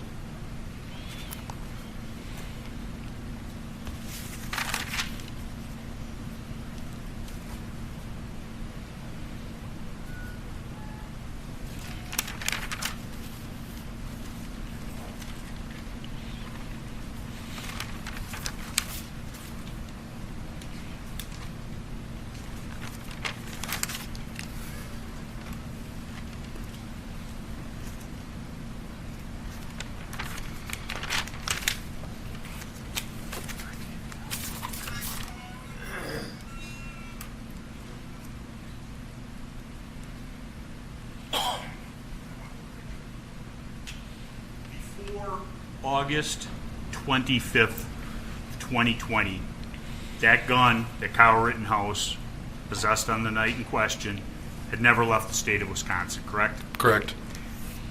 And you guys had the gun and you took it to Illinois so he could turn himself into the police. Yes. Okay.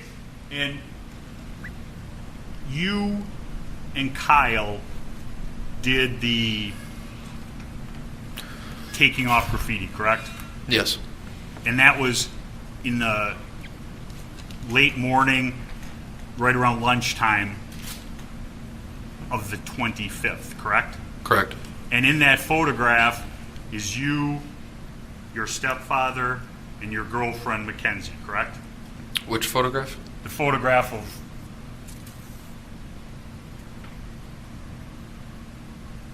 this photograph right here. My stepfather isn't in that picture. He's not in that one? No, it'd be my brother, and then Kyle and Mackenzie. Okay, so you are where?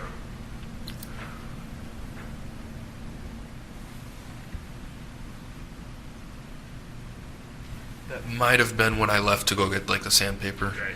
And Kyle's wearing the olive green shirt with his hat turned backwards? Yes. And who's that standing next to him?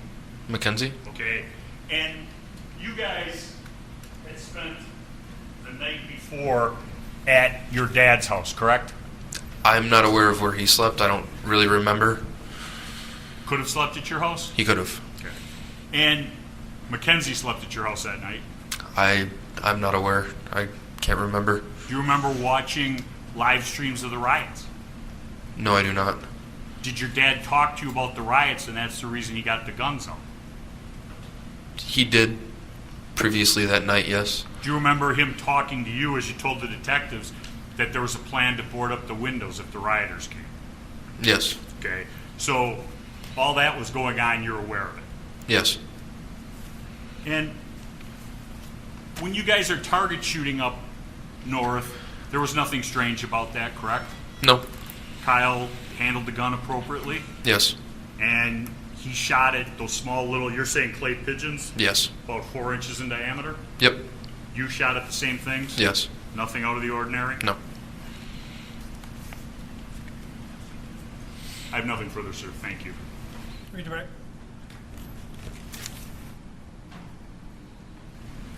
I want to pick up where that left off there.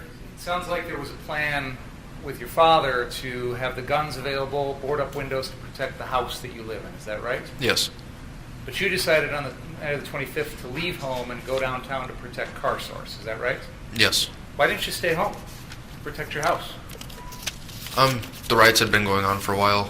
The house had been ready to be boarded up. All the guns have been out for, I want to say, ever since the riots started, and nothing happened. I felt that the house would be safe. The timing of all this, if I understand you correctly, is on Tuesday afternoon, late afternoon, 4 o'clock or so about, is when you and the defendant take the guns from your house and come downtown. Yes. Is that about right? Yes. You were somehow aware of stuff that had happened on Monday night and on Sunday night, right? Yes. That's part of the reason why you went downtown. Yes. But you decided at 4 o'clock on Tuesday afternoon there was no danger to your house that night? I mean, I kind of figured, it's not just me that would be staying at the house. I have a lot of brothers that live there. It wasn't entirely my responsibility to make sure that the house was safe. I felt that it was safe. Nobody was going to harm the house. Nothing in the area had happened. Okay. On this particular evening, when you're at the Car Source at 59th and you're up on the roof, where was Nick Smith during that evening? He was up and down. So he was on the ground, he was on the roof, he was inside the building. Did he ever have a gun that night? I believe so.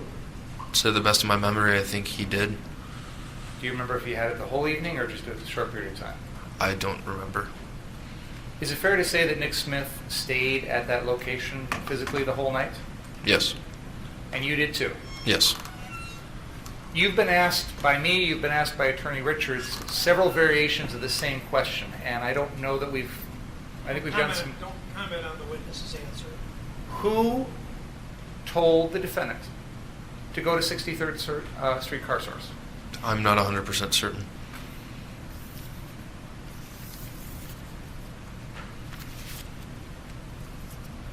At any point that evening, did you personally receive information from any other person that there were problems at the 63rd Street Car Source? The only person I figured that out from was Nick Smith. Do you know where he got that information? I do not. To your knowledge, did he physically ever go down to 63rd Street after you got to 59th, when you finally got all set up? Did he ever leave later in the evening to go check and see what was happening at 63rd Street Car Source in person? No. You said at some point in the evening, someone up on the roof was using a laser pointer to aim at the crowd. Is that right? Yes. I said it right. Okay, thank you. So we're talking about something like this, shining it on a person. Is that right? Yes, but a lot bigger. Okay. Was it your understanding that the people who had this pointed at him felt like that was a gun Yes. pointed at him? You're telling us that it wasn't actually a gun, but the people on the ground thought it was. Yes. And you were upset by that. Yes. Why? Because he shouldn't be doing that. There's no reason for it. And it's drawing attention towards us. Did you feel that it wasn't appropriate for anyone on the roof or on the ground to be pointing a gun at anyone?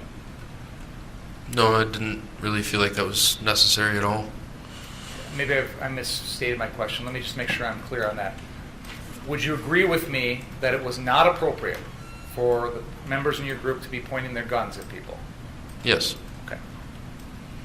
You mentioned earlier, when I was asking you questions, that someone was throwing rocks. You said in response to Mr. Richards' questions that someone was throwing some sort of water bottle or gas bomb up on the roof. Is that right? Yes. When these folks were doing these things to you and the other members of your group, did you point a gun at anyone? No. Did you fire at anyone? No. Why not? Because there's no need to. I mean, Did you feel that by these people throwing rocks at you or throwing a gas bomb at you, that you were in danger? Pain, yes, but not danger. I knew it wasn't going to kill me. So you felt like it wasn't enough to use deadly force? Correct.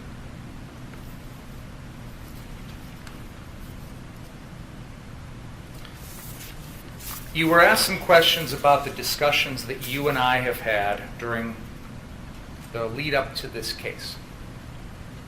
Have I ever put any words in your mouth? No. What was the number one rule that I told you that I wanted from you when you testified? Nothing but the truth. Final question I have for you. Those slings, you were asked about how hard those slings were to attach to your body, and I forget, what did you say about that? I don't truly remember. Once they were attached to your body, did they hold that gun sort of dangling in front of you? Yes. Could we show that photograph of them? I think it's number 30, the one you just used. Okay. Yeah, I'll hold it. That's okay. I'm going to show you, Mr. May I approach you on it?